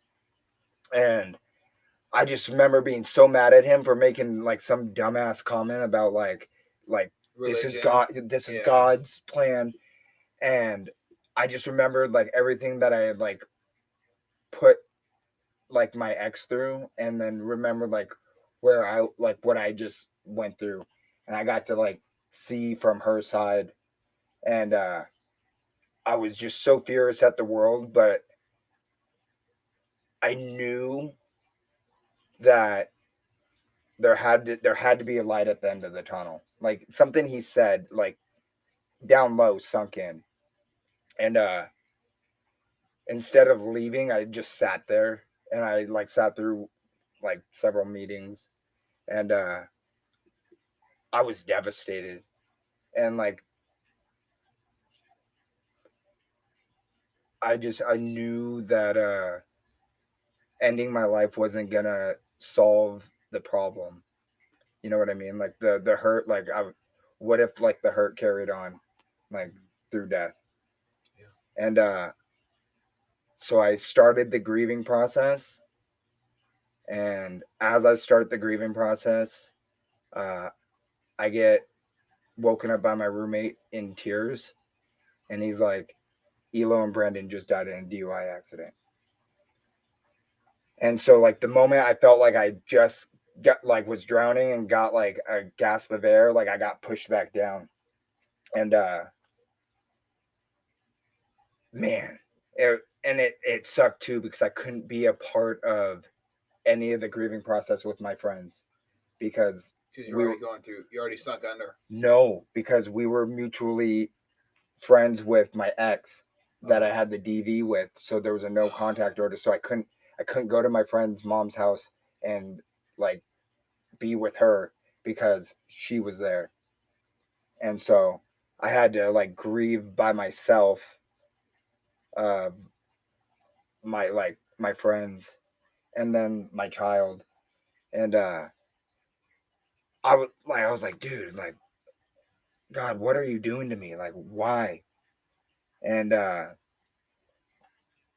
then I had a sponsee die of overdose, like purposely, and all the signs were there, and I ignored them because I was in my own shit. And so it was an awful November, uh, you know, 13 years ago, 12 years ago. Yeah. But yeah, uh, man, it sucks. It sucks. Grief is like the hardest thing for me, because all my life I've just been able to put walls up and be stone cold about it. Mm. And whew, Damn, man, it's a you just. I wish I could say I'm not speechless. Um, I feel like in that I don't know. Have you read all the Harry Potter novels?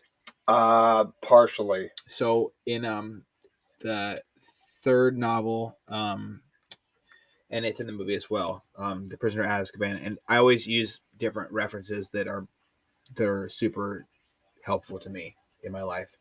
Um, when the Dementors show up and they do this weird thing where they try to eat people's souls or whatever the fuck. I like to look at that as a personification of what depression is, and what suicidal thoughts are. And at the end, when your soul's gone, that's what suicide is.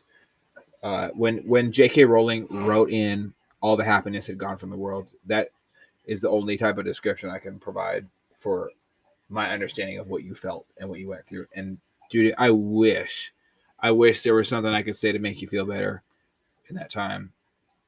That's the worst shit I've ever heard in my life. The worst. I've never heard anything. I've heard some fucked up shit, man.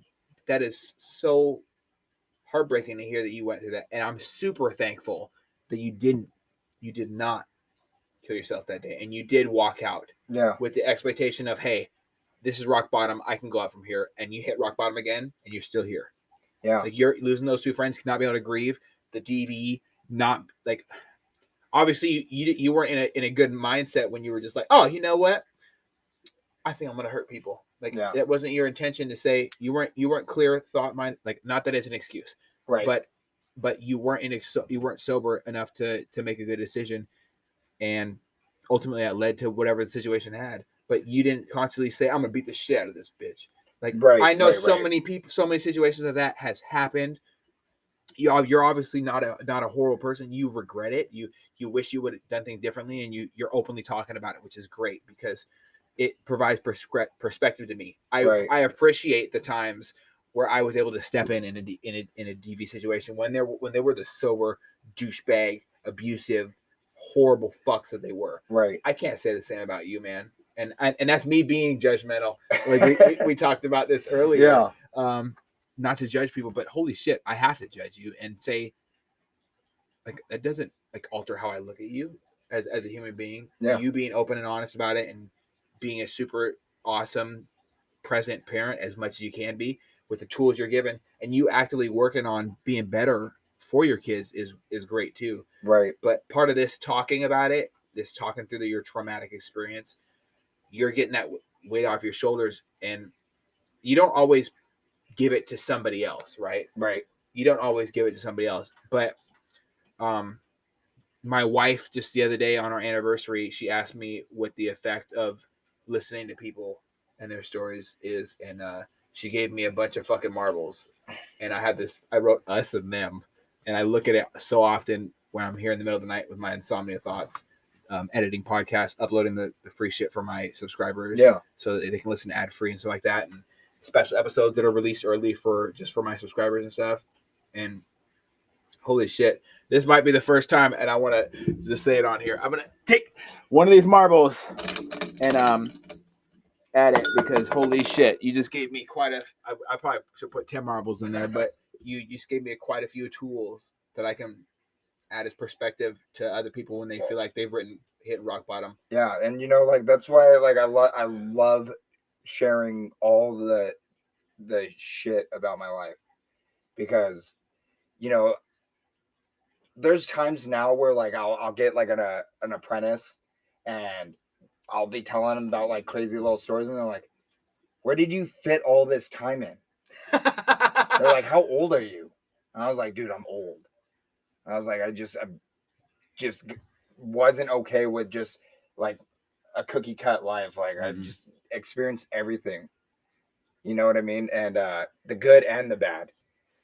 But yeah, so all these things like that, like life on life's terms, all these like little cliches you hear like in the rooms or whatever. Life doesn't happen to you, it happens for you. Exactly. Like at that time, like I can tell you right now, like I was hook, line, and sinker on that. Like there in the back of my head, I didn't think anything could ever defeat me, and nothing can. And that's like one of the silver lining of like this tragedy of my life is, I finally recover over all these deaths. I got to grieve.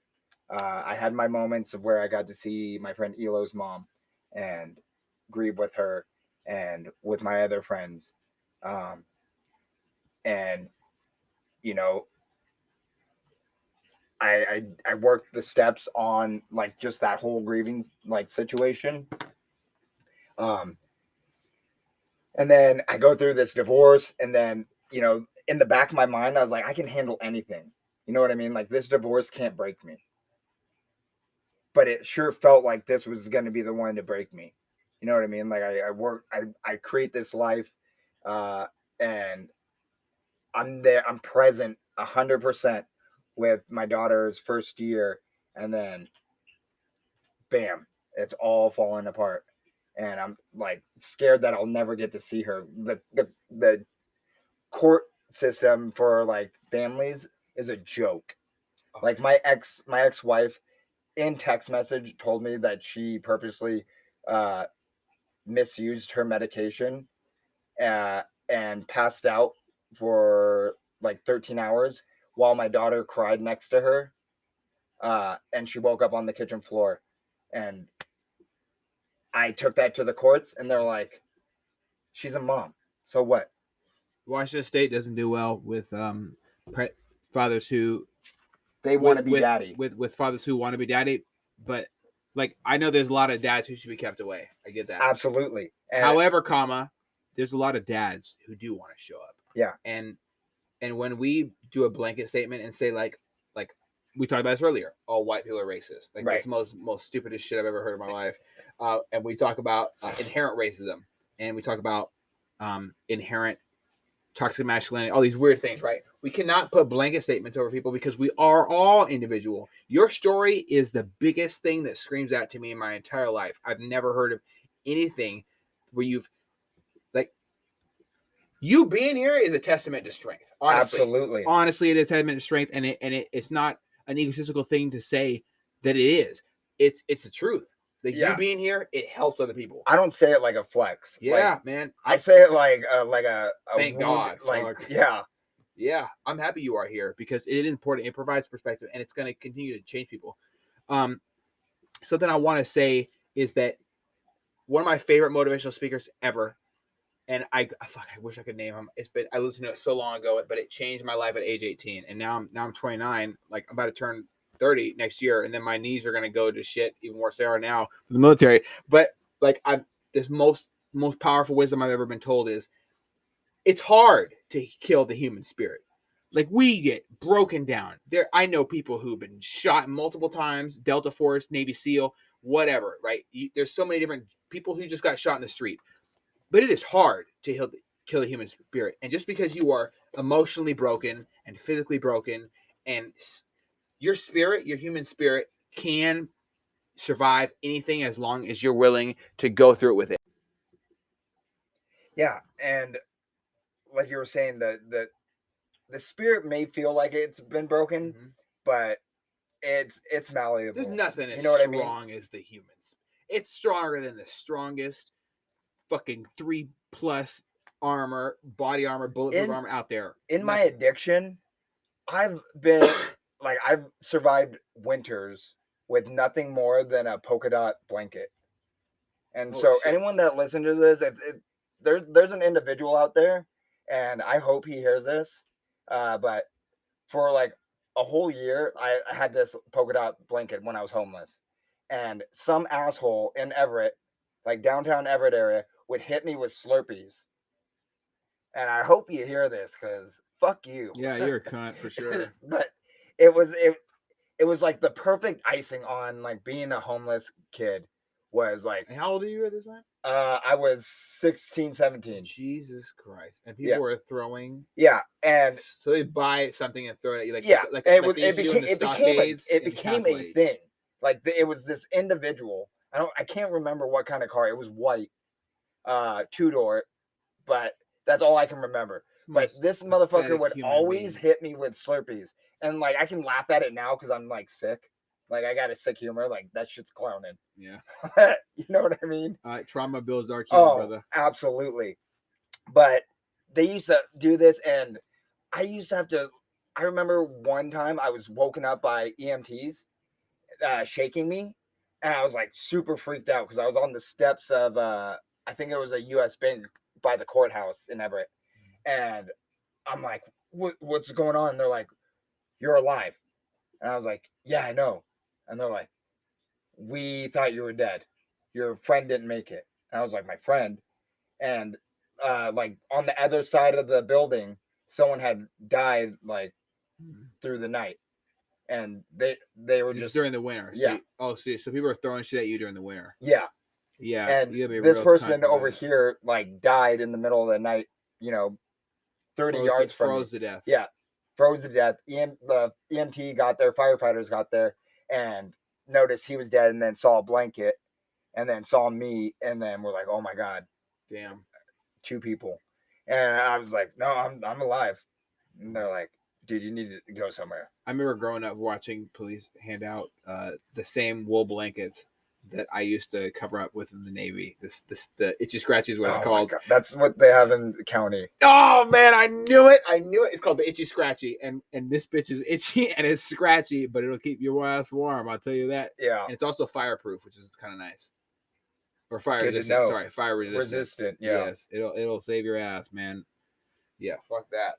Wow, holy shit. But yeah, so you've gone through these super nasty lows, and how did so post you being in this super super dark point in your life, and you go through this death, and you build these calluses you cover up. I know we've already talked about there's definitely some walls you set up.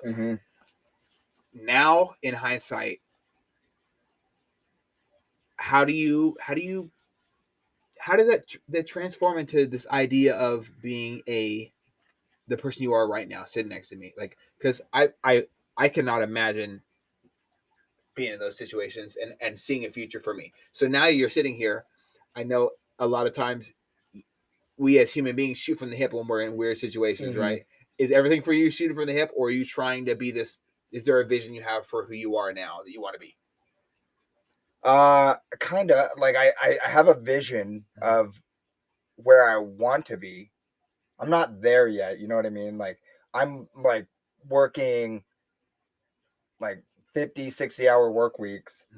Uh because I just want my kids to have everything that I wanted, but not in a way that they're like spoiled. Okay. You know what I mean? Yeah. And if I can get it here in Seattle, I can get it anywhere in America. There's a lot of broken shit in Seattle, and not just the human beings.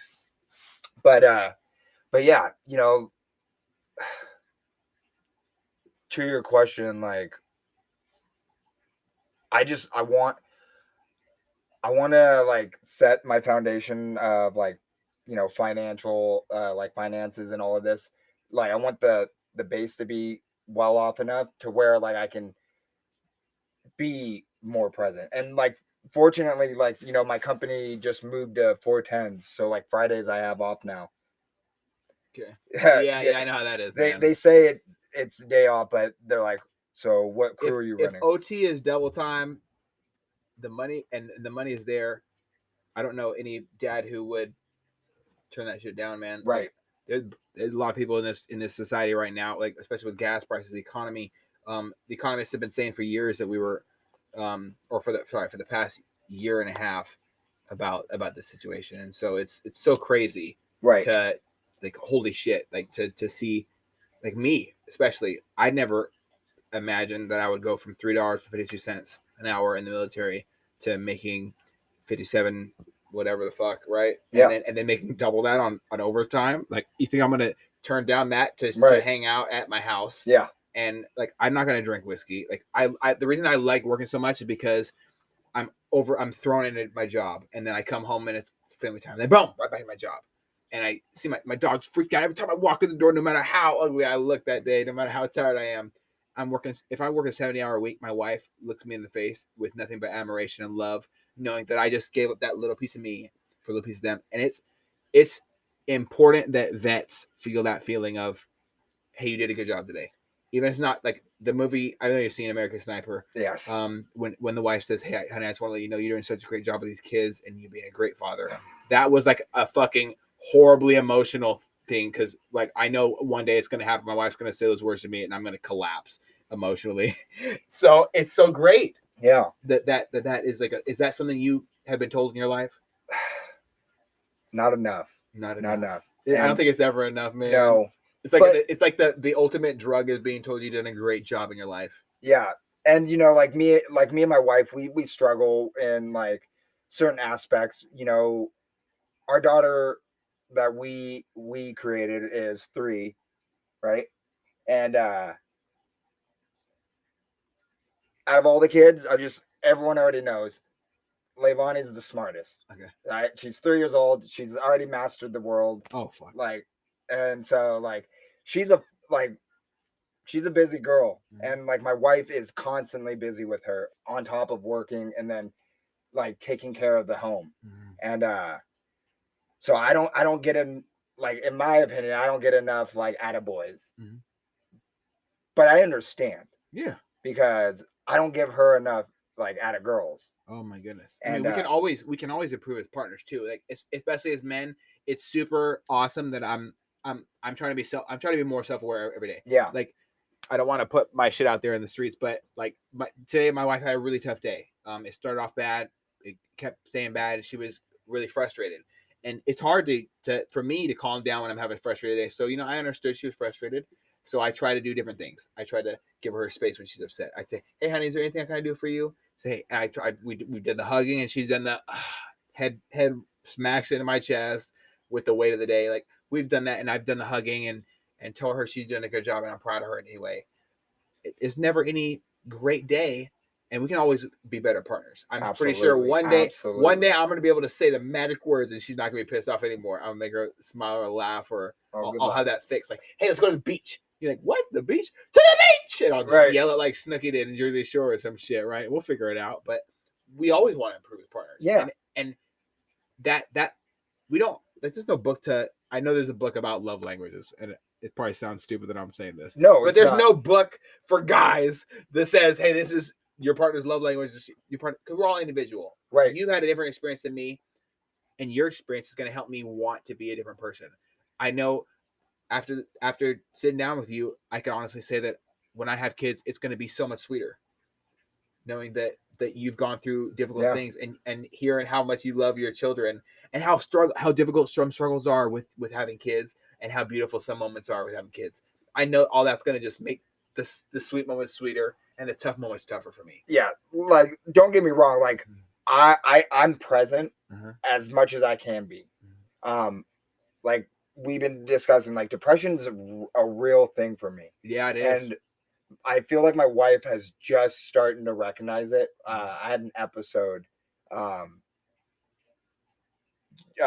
like a month or two ago, and it was a scary moment. And it's all because of financial stuff, you know what I mean? Like, we bought a big house, kill people, and man. we're going through this like shitty economy. I'm not lacking in work. I've built so much debt, and then I've attempted to commit to one company and not like my company and then my side hustle as much, because I used to make almost as much on the side in a year that I did for this company, if not more. And so I was asked, like, please commit this and you'll be benefited.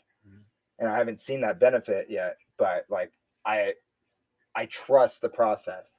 And so, like, right now I'm struggling in all like that stuff, and that stuff weighs hard. It weighs hard on me, because for the longest time that is my love language. I am a provider, and that means anything you need, we should be able to have, because I didn't always have that, and now I'm capable of that. And so if you want to get your hair done, you want tans, you want to like go do this, I want you to do those things too. The kids need money to be on some elite fucking flag football team. Let's do it. Like, I'll figure it out. Yeah. My daughter is a elite swimmer. My 11-year-old daughter. She's 11 now. The one with the ex-wife, and she's a phenomenal swimmer. And we have to support these dreams that your children have. Anything they want, I want them to pursue. You know what I mean? Like, it scares me sometimes, because like my oldest boy, he wants to go to college and all this stuff, and I'm like, what do you want to go to college for? Yeah, let's make sure we have a plan. Yeah, because some of those things is don't go to college like, to party have a and have a bunch degree of sex and have a piece of paper with your name on it. That doesn't benefit you in like a certain field that you want or something. Countless of my friends have that. Exactly. And it breaks my heart, because they feel sad about it. Yeah. And I don't want my friends to feel sad. I don't want anybody to feel sad. Shit. But yeah, like, you want to go to school for like something like being a computer engineer, or this, like, we'll make it happen. Like, that's always been my way, as my love language is providing. Yeah. And so when I can't provide adequately, I fall into this, like, I'm not good enough. That deep funk. Yeah. I would be a horrible liar if I said that I don't feel feelings too, man. If you have extreme highs, you have extreme lows. It's the way of life. Right. You can't have darkness without the light without the darkness, and it's different. It's different for everybody. Everybody has different perspectives of how bad it can get. That's why I love talking to people and getting perspective, because I would not have known that my love language is providing until you just said it. Now I feel like Nirvana. I've had this. I know myself better now.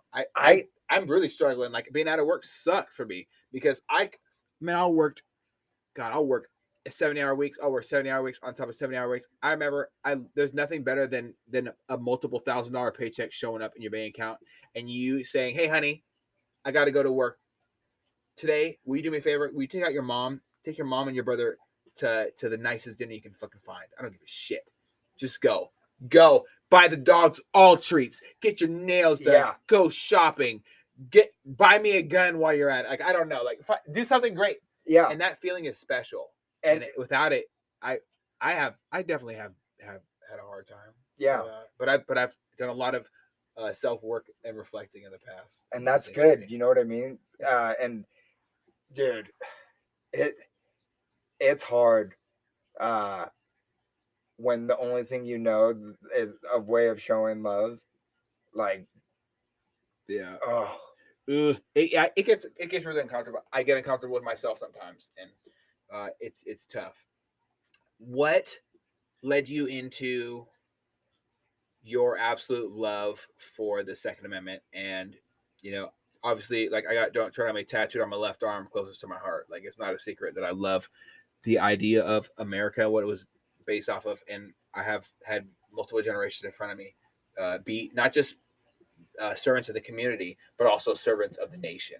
So, what is it that made you love this country? That's dude. So it's kind of funny because now I have to like put on my conspiracy hat. Hey, you know what? There's nothing wrong with it, man. I was 9/11. My mom wakes me up, shows me what's happening, says you have to go to school, and so I'm like, okay. Like I'm not grasping. I remember I was in school. What grade were you in when 9/11 happened? 7th or 8th. Oh shit! Yeah. I think. Yeah. I remember because you look older than me. I don't have a mustache. I'll never grow it. As long as it'll never be a strong stash, man. I think I'm 33. Okay, yeah, I'm 29 right now. So yeah. But yeah, so I go to school and I had a history teacher, and ironically, he's a conspiracy freak. He's like watching this happen, and he's like, he said something about they had just announced that they had found wallets, found like passports or something of possible like one of the terrorists on the plane. And he was where like, the fuck did they find that? It was on the ground on the street or something from like the plane crash. So that was unharmed. And he was like, we're gonna turn this off. He was like, we need to process this in our own ways. Mm-hmm. And he made that might have been a good thing, so children aren't traumatized by airplanes or something, right? And he had made a comment that it was weird that a passport was found so quickly. And it kind of just stuck with me like through middle school. It was like, yeah, that is weird. And then, like all this stuff starts coming out about like, dude, how many, like, I've seen it. We've all seen it. Like, regardless of how, of why we sign up for the military or whatever, we've all seen the really interesting explosion that happened.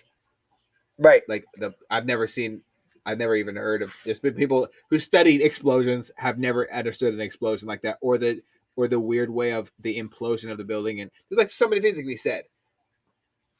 Yeah, and yeah. But so I was split, right? Because there's a part of me that is not okay with people somewhere else in the world, and I'm naive at this time. I'm a middle schooler, and I'm not okay with that. They just killed innocent people and like hit this plane. Well, when Osama bin Laden's sorry, I don't want to freak out. When Osama bin Laden's bitch ass came and all his little buddies came on their little TV platform. I don't know. Yeah, I don't know if they had YouTube or what over there they had gone, but they put out this video claiming ownership of it. I didn't give a motherfuck if the CIA did it. I didn't care if the government did. I don't care if Jesus did it. Someone has to pay. Exactly. I was so upset, man, because my stepdad deployed. Man, the base went on lockdown. We couldn't get a hold of him. We didn't know where he went. He actually flew to Germany that same, I think within the 24 hours of 9/11. He flew to Germany so they went. The entire world of America, as far as the military, went into a different stage. Right. Yeah. But so like this little piece of me of like this like patriot like thing had started, and then there's also this other side of me that's like being bred to believe that it's a conspiracy. Yeah. And I'm like, well, if our government would do this, like, how can we trust our government? And either way, it was like, whether you're a patriot or a conspiracy theorist, like it all leads to buy guns. Yes. And through my addiction, like guns were fun. They kept me safe in really hostile situations. Unfortunately, like I had to use them. Um, and that itself is the most uncomfortable thing because like certain things trigger me, like an addiction or like crowds, like really fuck me up. I don't like big crowds either, man. Like I love going to concerts. Like me and my wife make it a point to go to every Kane Brown concert. He's a And great artist. yeah, and those are big crowds. Yeah. And I always go front row, so everyone's behind me. And I have panic attacks. Like my son's mom, we used to go to like Journey and Def Leppard, all these like old 80s bands because that's I love the 80s. Dude. Nothing better. But like I always bought front row because like I'm bougie like that. But at the same time, then everyone's behind me and I'm panicking the whole show and trying to have a good time, but I'm panicking because you don't know what's gonna happen. But the worst thing, I hate when I walk by someone and someone reaches like into their pocket. It literally ruins my day. Yeah. I can't think straight, but so yeah, so I've got all this. I've always had like this understanding of like the purpose of guns, and it was never like just hunting. It was these are tools used to protect your own life. Yeah. Whether it's used in a good way or a bad way. Yeah. And because of my domestic violence and stuff, I forfeited my rights to firearms. And 10 years down the road, I'm at my friend's bachelor party. We're on a boat house and everyone brings their guns. I don't have guns, right? Yes. And so we talked to the game warden and we're like, hey, where's a good place to go shooting? And he's like, go around that cove and shoot on the right side. Don't shoot on the left. That's that's BLM, or that's a national forest. You want to be on BLM. Okay. And we're like, cool. So we go, we do, and we're coming back to dock our dinghy so we can get back on our houseboat. Yep.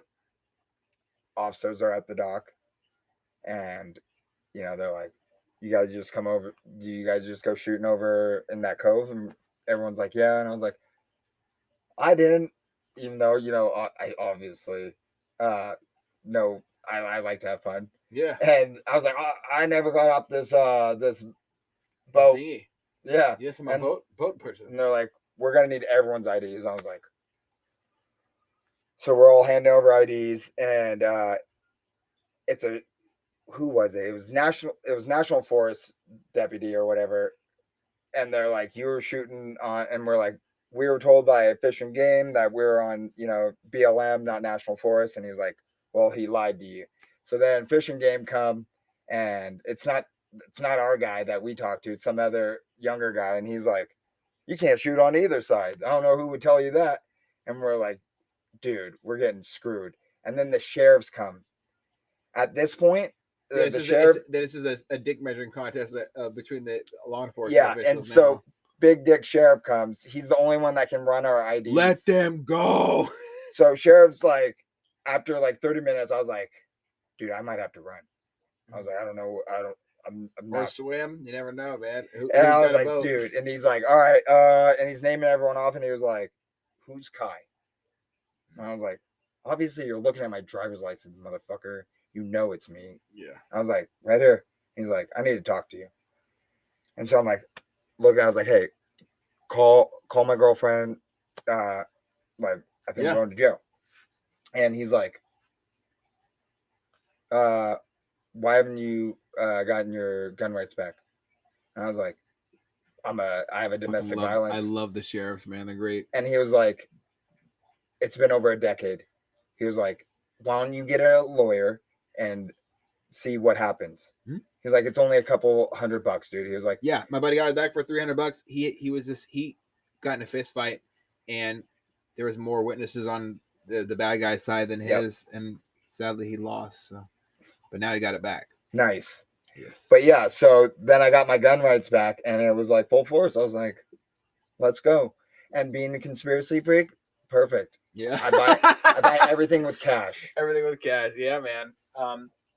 How do you? I know we feel the same way about this, but how is important is it to you that the women in your family, especially, understand that the the ultimate equalizer is a firearm? I'm disgusted with these infringements Mhm. because my daughter is 20, and when she was 18, she was physically ripped out of her apartment naked in front of my other children who she was babysitting by her ex-boyfriend, her ex-boyfriend's sister, and her boyfriend. All of them are like 6 foot something. And they assaulted They ripped her out into the hallway naked and started beating her ass. and the men as well. Yeah. Yeah. Yeah. That would She's be covered in scratches and bruises.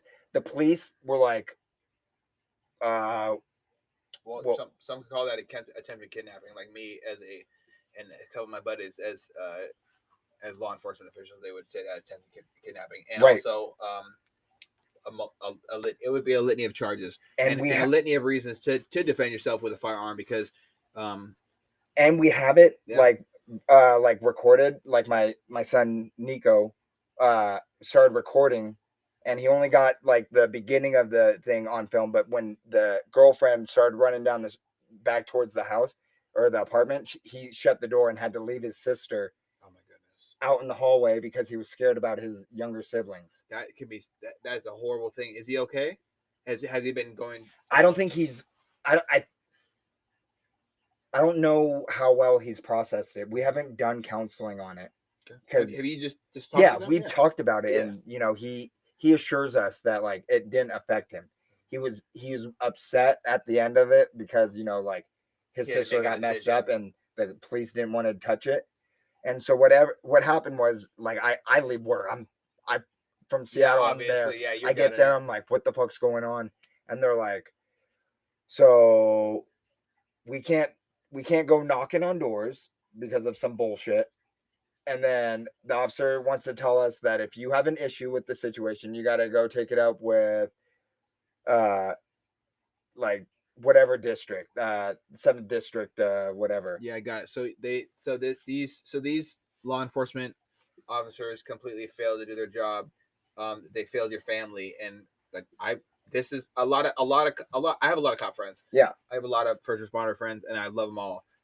They can't understand because they're not like that. They can't understand why the fuck people have mistrust in the government and the police. Like it's no secret to me. I've seen this. I've experienced shit. I almost got into it with a very very large section of the on duty patrol with the Lima Police Department because I was coming here to my house to stop the situation that was happening with somebody who was trying to break in and harm my wife. right. So yeah, and the lead officer on the thing literally asked one doing his report, "What did you do that provoked him to do this?" yeah. Oh god. I was like, at that point, I was like, can we get a different officer out here? I was like, get somebody else. I was like, a woman. I was like, what kind of question is that? I was like, do you ask rape victims like that shit? Like, why were you wearing that scanty dress? Like, who the fuck are you? And he was like, there's nothing that we can do. And I was like, yes, well, then, there is, bitch. I was like, check it out. What if I go and kick in his door and bring him out? Can you arrest us both? And they're like, well, technically, yes. And I was like, then follow me. And I jumped in my car and raced to his house. And I sat a block away debating how I was about to do the situation. Do justice, yeah. And I was like, part of me was like, just wait till the cops come. And I was like, but what if they only arrest you? And I was like, you better get your justice out of this. And I called a friend. I was like, what do I do? I was like, this dude just put hands on my daughter and the police don't want to help. And they're provoking me to have a negative response. And then I'm going to suffer the consequences. And he was like, and your family too. Yeah. And he was like, why don't you just leave? Yeah, just leave. Yeah, it's okay. And I was like, dude, I remember like, because then we had to have another thing with this officer. And I'm just like, dude, I just spent the last fucking year going to bat for you. all over Seattle. You fucking piece of shit. Yeah. You want to protect these perps? They're the one, like, you can't sit there and say that, hey, this criminal or this violent fuck is what he is. He's a horrible human being. Yeah. Decided that he was gonna take it upon himself to him and his sister's boyfriend to violate, one, the sanctity of where your family is resting, and two, like, they popped up at the house. Like, people say that pull up, don't pull up, bitch. It's not a good idea. And two, assaulting women is not something I ever agree with. Absolutely. So I don't know, but dude, it's so fucking enraging to hear that, man. I've had my issues with the police. I've been questioned for robbing my own house at the age of 15 for over an hour at the sheriff's office, the precinct for Snohomish County Sheriff over in Marysville. When I was living in Granite Falls at the time, I got investigated. Like, they were sitting there. Oh, well, you just nodded your head, so it must be reverse psychology means that you're trying to trick me. And I'm like, do you get paid to just make shit up, man? I asked him. I said, have you ever read a book on psychology? Because you would be, it might help. Like, do you think I robbed my own motherfucking house? Do you know how many hours I put into the game Oblivion? You douchebag. I was fucking freaking out, man, because my Xbox got stolen and my money I saved up for mowing lawns, my buddy got stolen. I'm not happy. And it's important. It's essential. No, it's not just important. It's essential, actively essential, that human beings do the right thing. How the fuck do you claim to represent this badge and uphold justice, and then because a politician or another human being tells you that you shouldn't do your job, you neglect to do the basic shit? Protect, right? That's number one. And this is Tim Kenny's big on this. Sheepdog Response is big on it. I've went to the course. We talked for hours. I love in interacting with other people who understand the use that a firearm has. Like, it's no secret. You can grab a gun, and if you're, you know what, someone raping you can't continue that if they get stopped, using equal or lesser force. If they have a knife, if I've had a knife point in Seattle multiple times. People try to rob me with knives. It's never a good idea. Thankfully, the last two I had my gun on me, and I was able to create distance and have witnesses call the police. And I told the cop, "Yeah, man, what? You gonna show up now? You gonna show up now? Don't just get the fuck away from me, man." Because I've done it. I've had to pull my firearm in front of officers before, and shit gets weird. Yeah, but at the end of the day, I was more level-headed than they were in this situation. It's important and essential that every single person who is a law enforcement official or first responder does their deep breathing exercise before they leave the house. Does their okay, if this happens, I'm going to do this. They have to put themselves to the mental paces. You cannot go into a situation dry and expect to succeed. Yes. And that's what we just talked about with Derek Sanders. It's so important. And these cops that, I'm not a cop, obviously. The cops that sign up just because they got a chip on their shoulder, or sign up because they just want to have a positional authority because they felt like the little guy their whole life, and they want to use these as excuses, is the most pathetic form of being a human being that we have, because you're supposed to be a protector. You're supposed to help. Right. If I'm so thankful and sad at the same time that I wasn't there when this happened. Not just to your daughter, but to you, being told that they're not going to do anything, and to have to look your daughter in the face and say, "Hey, anything." I don't like how that's demoralizing. It was demoralizing. I remember this is the first time that I had to show up for her, and I couldn't give her results. And it was awful. But these are just like back in the Western days, everyone would have just strung him up. It would have been good, but not anymore. Right. Not anymore. Yeah, would have hung him upside down by his toes until the blood rushed to his head, and he figured it out, and then we dropped him back up, beat him up, and then he apologizes, or he would have been shot at the door by her. Or he got lit up, and the kids would have lit him up too. Yeah, everyone had guns. You can. The funniest thing is, if you were to grab any of my kids besides the 3-year-old, and you were to set any type of firearm in front of them, and you said, "Grab it," you'd be like, "Dude, that's dope." My kids are so aware of gun safety and practice so much gun safety. It's one of the proudest things. Like, like my oldest is a phenomenal football player, amazing. Like you get to see him actually play, and you're like, God damn, he's good.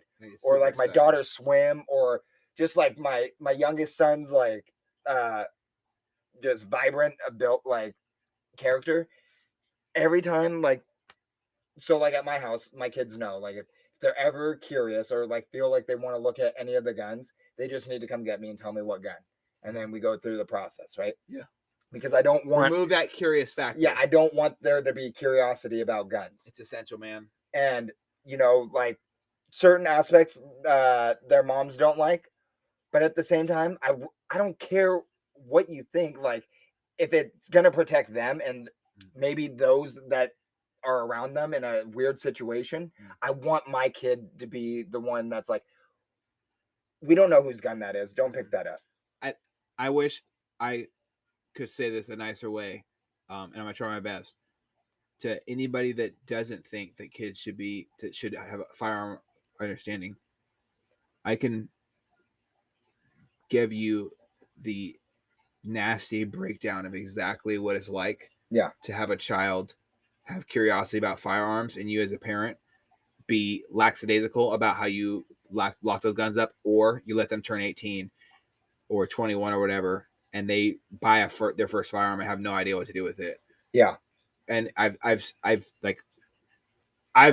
was involved in a gun ignorance situation. I had a Mac 11 pointed at my fucking face as a kid by the neighbor girl while her parents were away and my stepdad was at work.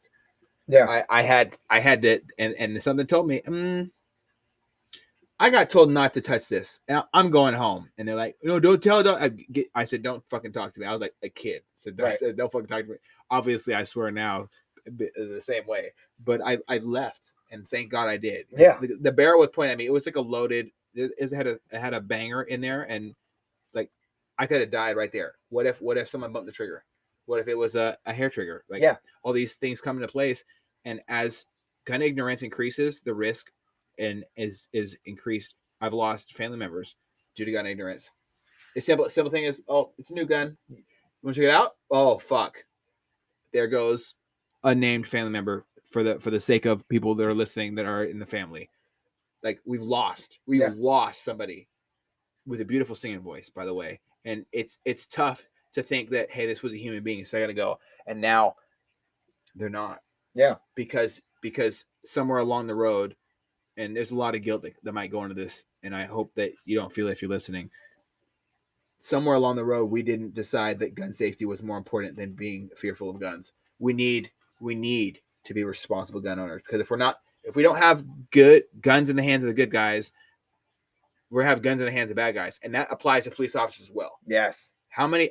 We've all seen the videos. Anyone can go on police activity on YouTube. It's one of my favorite channels.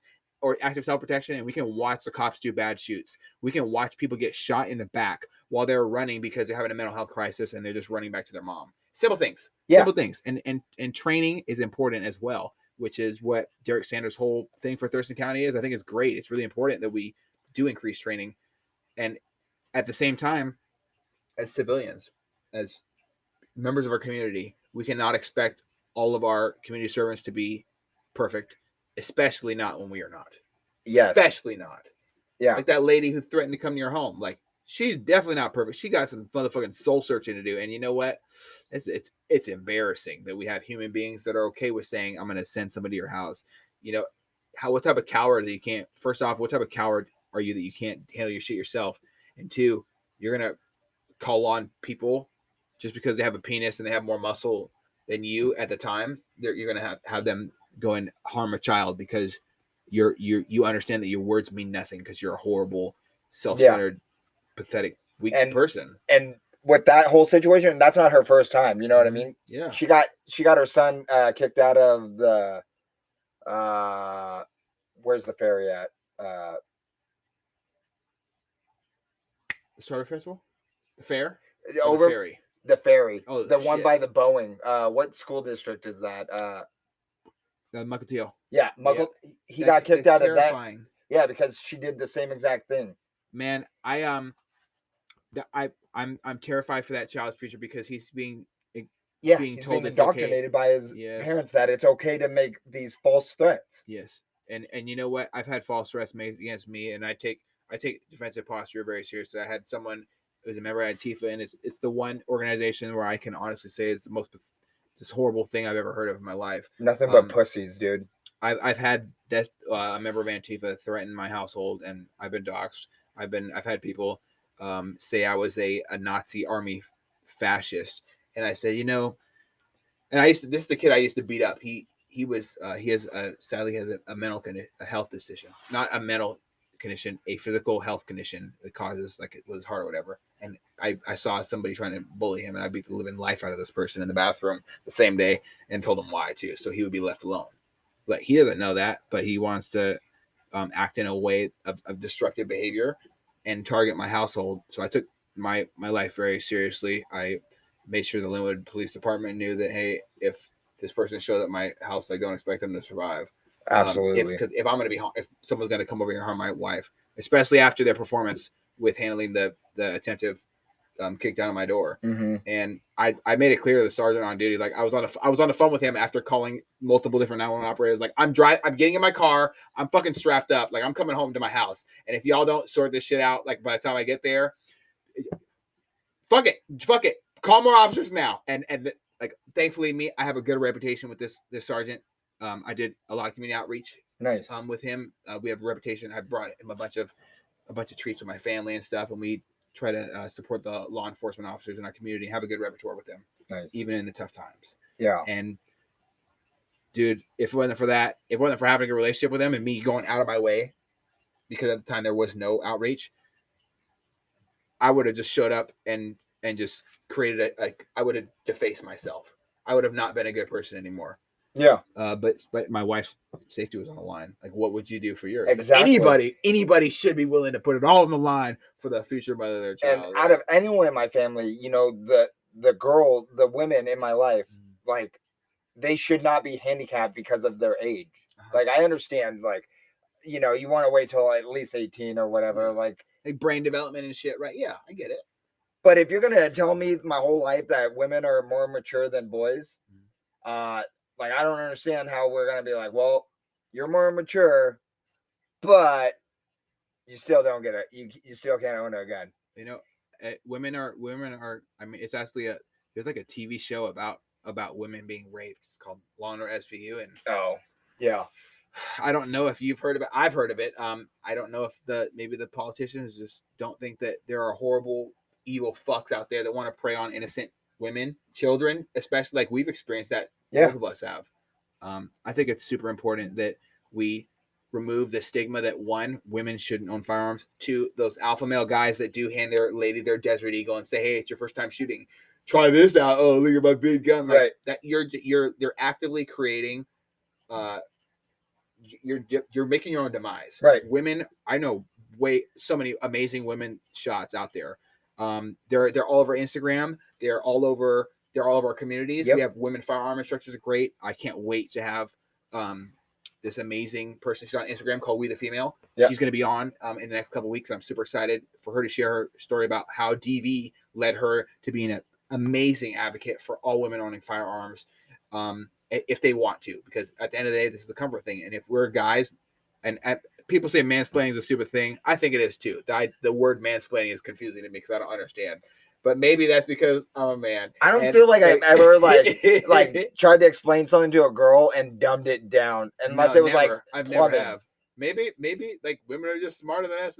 Maybe they're just hearing. Maybe they're women's splaining. I don't know. We got women hearing. Time will tell. Who knows? Time will tell. Because man. Like I have never had this idea that like women can't understand something like a guy can. So it's like everything in my life. I'm gonna say it the same to her that I would say it to him. Yeah, I think women excel in a lot of things too. Like, there's no way in hell the 9 pounds something ounces thing is coming out of my dick. Okay, I'm just being honest. I can't birth children, right? That's right. One amazing thing. I can't. Dude, don't be a bigot. It's 2022. Oh fuck! I forgot. I'm sorry, people. Don't cancel me. But dude, honestly, just to kind of wrap things up, it is your life story is something that really doesn't just hit home close to home. It doesn't hit close to home. Like, one, you're in my home, and two, it just breaks my heart, some parts of it, and seeing you grow from that is huge. Right. I've always heard my wife and her mom talk about who Kai is, and I'm like, who the fuck is this Kai guy? Like, and finally, they're like, they mentioned you a couple months ago. I'm like, I'm gonna find out who Kai is. I'm gonna find out who Kai is, and then finally, I had to take, all my my pride aside and be like, never reached out to a stranger. I'm gonna try to force an interaction. And I was like, hey, I looked you up on Instagram, and I'm like, oh, and I reached out to you, and wow, am I thankful that I did, because you sharing and opening up your heart and talking about the things you've experienced in your life has done a lot of things for me, and I can't wait to apply that to how I look at myself as a husband, myself as a father in the future, myself as a member of my community, myself as an American, honestly. And you know what? It is so exciting to hear about not just Aikido, but how you use different martial arts as your background. I can't wait to push Jackson into doing more single sports, because you have to learn how to be your own teammate before you can have teammates. Absolutely. You really do. And I'm going to be doing it with him. I'm just waiting to get clear for Brazilian Jiu-Jitsu. I've already tried to return to work, but my shoulder is pretty failed. I have my MRIs on Monday. Right. But I'm super excited to do Brazilian Jiu-Jitsu. I'm going to be probably going to Kindred Jiu-Jitsu, because Kyle Clutch, he came out on the Sheepdog Response Pistol course, and he was helping out with the whole program. Nice. And if you haven't done Sheepdog Response, do it.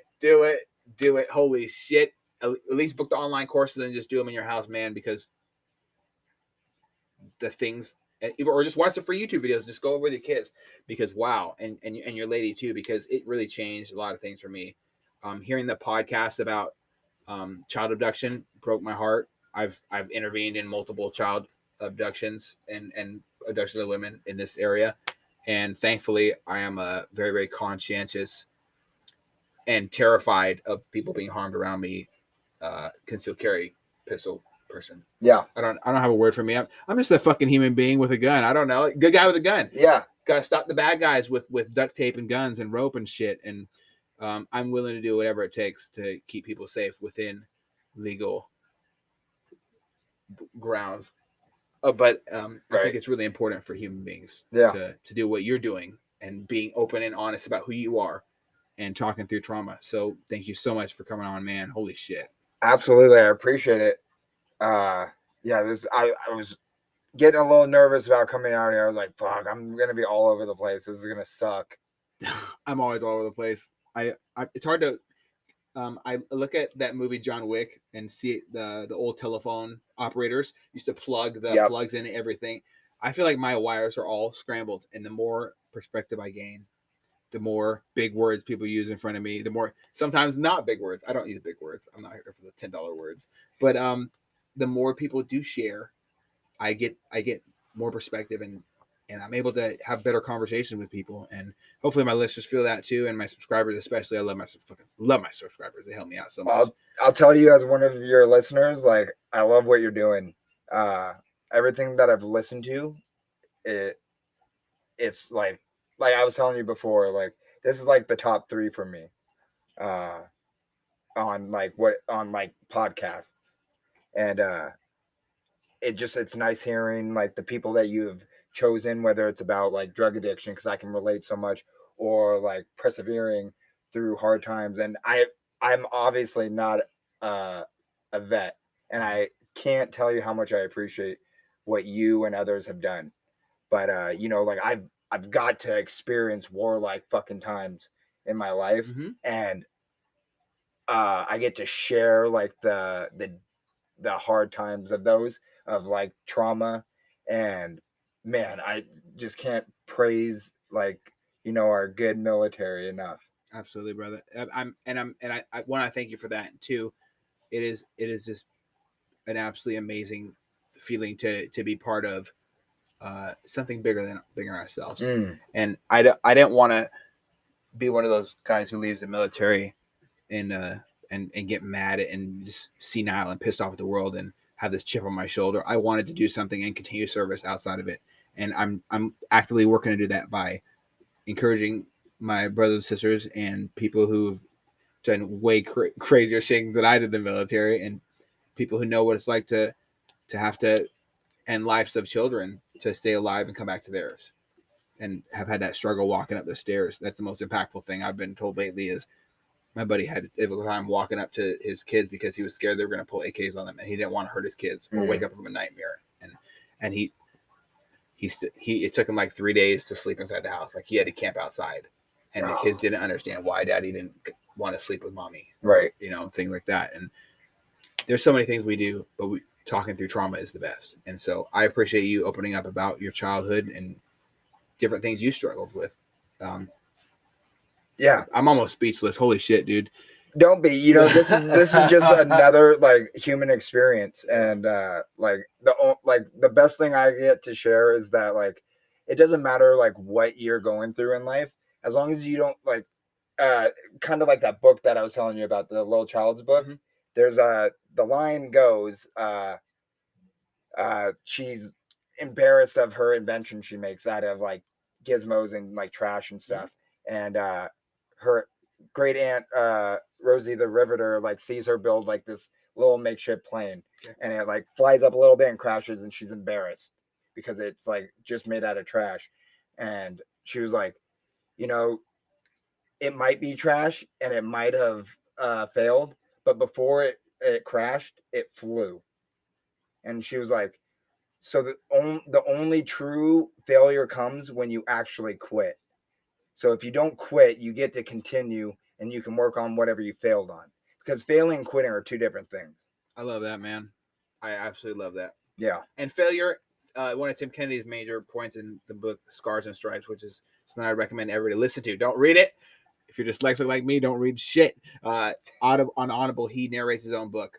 He reads it, and you can hear the motion, you can hear the pauses. You can hear parts where it's hard for him. Yeah. His biggest message is failure isn't final. You don't just because you make asshole decisions and you're rude and you're too stubborn to think you're invincible, and you have PTSD and you don't deal with it, and then you ended up doing it later. All these things, we can all do these horrible things and feel these pains, but it's what we do with it is what matters. Exactly. And Tim Kennedy is like, a lot of time people have criticized him for not being a silent professional. He's doing the Lord's work, sharing. He's changed my life. He's changed so many people's lives, and saving people in a different country when you have, like some would say, he had no business going back to Afghanistan to save those kids. 11% of everybody was saved by Save Your Allies, him and 12 other people. So everybody is capable of doing great things. You're capable of doing great things. What you did today was a great thing. And I hope that you can sleep well at night knowing that you've had an impact on more than just your lovely children and your wife and Thanks, me, dude. And the people that you work with, the apprentices, and the perspective that you provided here is going to continue and to push. Yeah. So I appreciate you so much, man. Much love, brother. Yeah. Thank you so much, man. We spent a lot of time on this podcast talking about mental health, but I want to talk about physical health for a second. There's nothing more uplifting and confidence boosting than looking in the mirror and seeing exactly what you want looking back at you. The person I trust to make sure that's happening, no matter if I'm going through an injury or not, is Brian Click. He's my friend, mentor, coach, and now one of our sponsors here at Off the Deep End. Head over to the link in the description and check out why I choose him. All over his Instagram and his website, you will be seeing the different clients who've worked with him in the past, whether it's bodybuilding or just maintaining a healthy lifestyle or working towards a certain goal in a sport and making sure you make weight. Brian is a guy I trust for every single different category and facet that fitness surrounds. There's nothing more important than liking what you see in the mirror and liking how you feel when you wake up every day. So head over to his website and get this process started.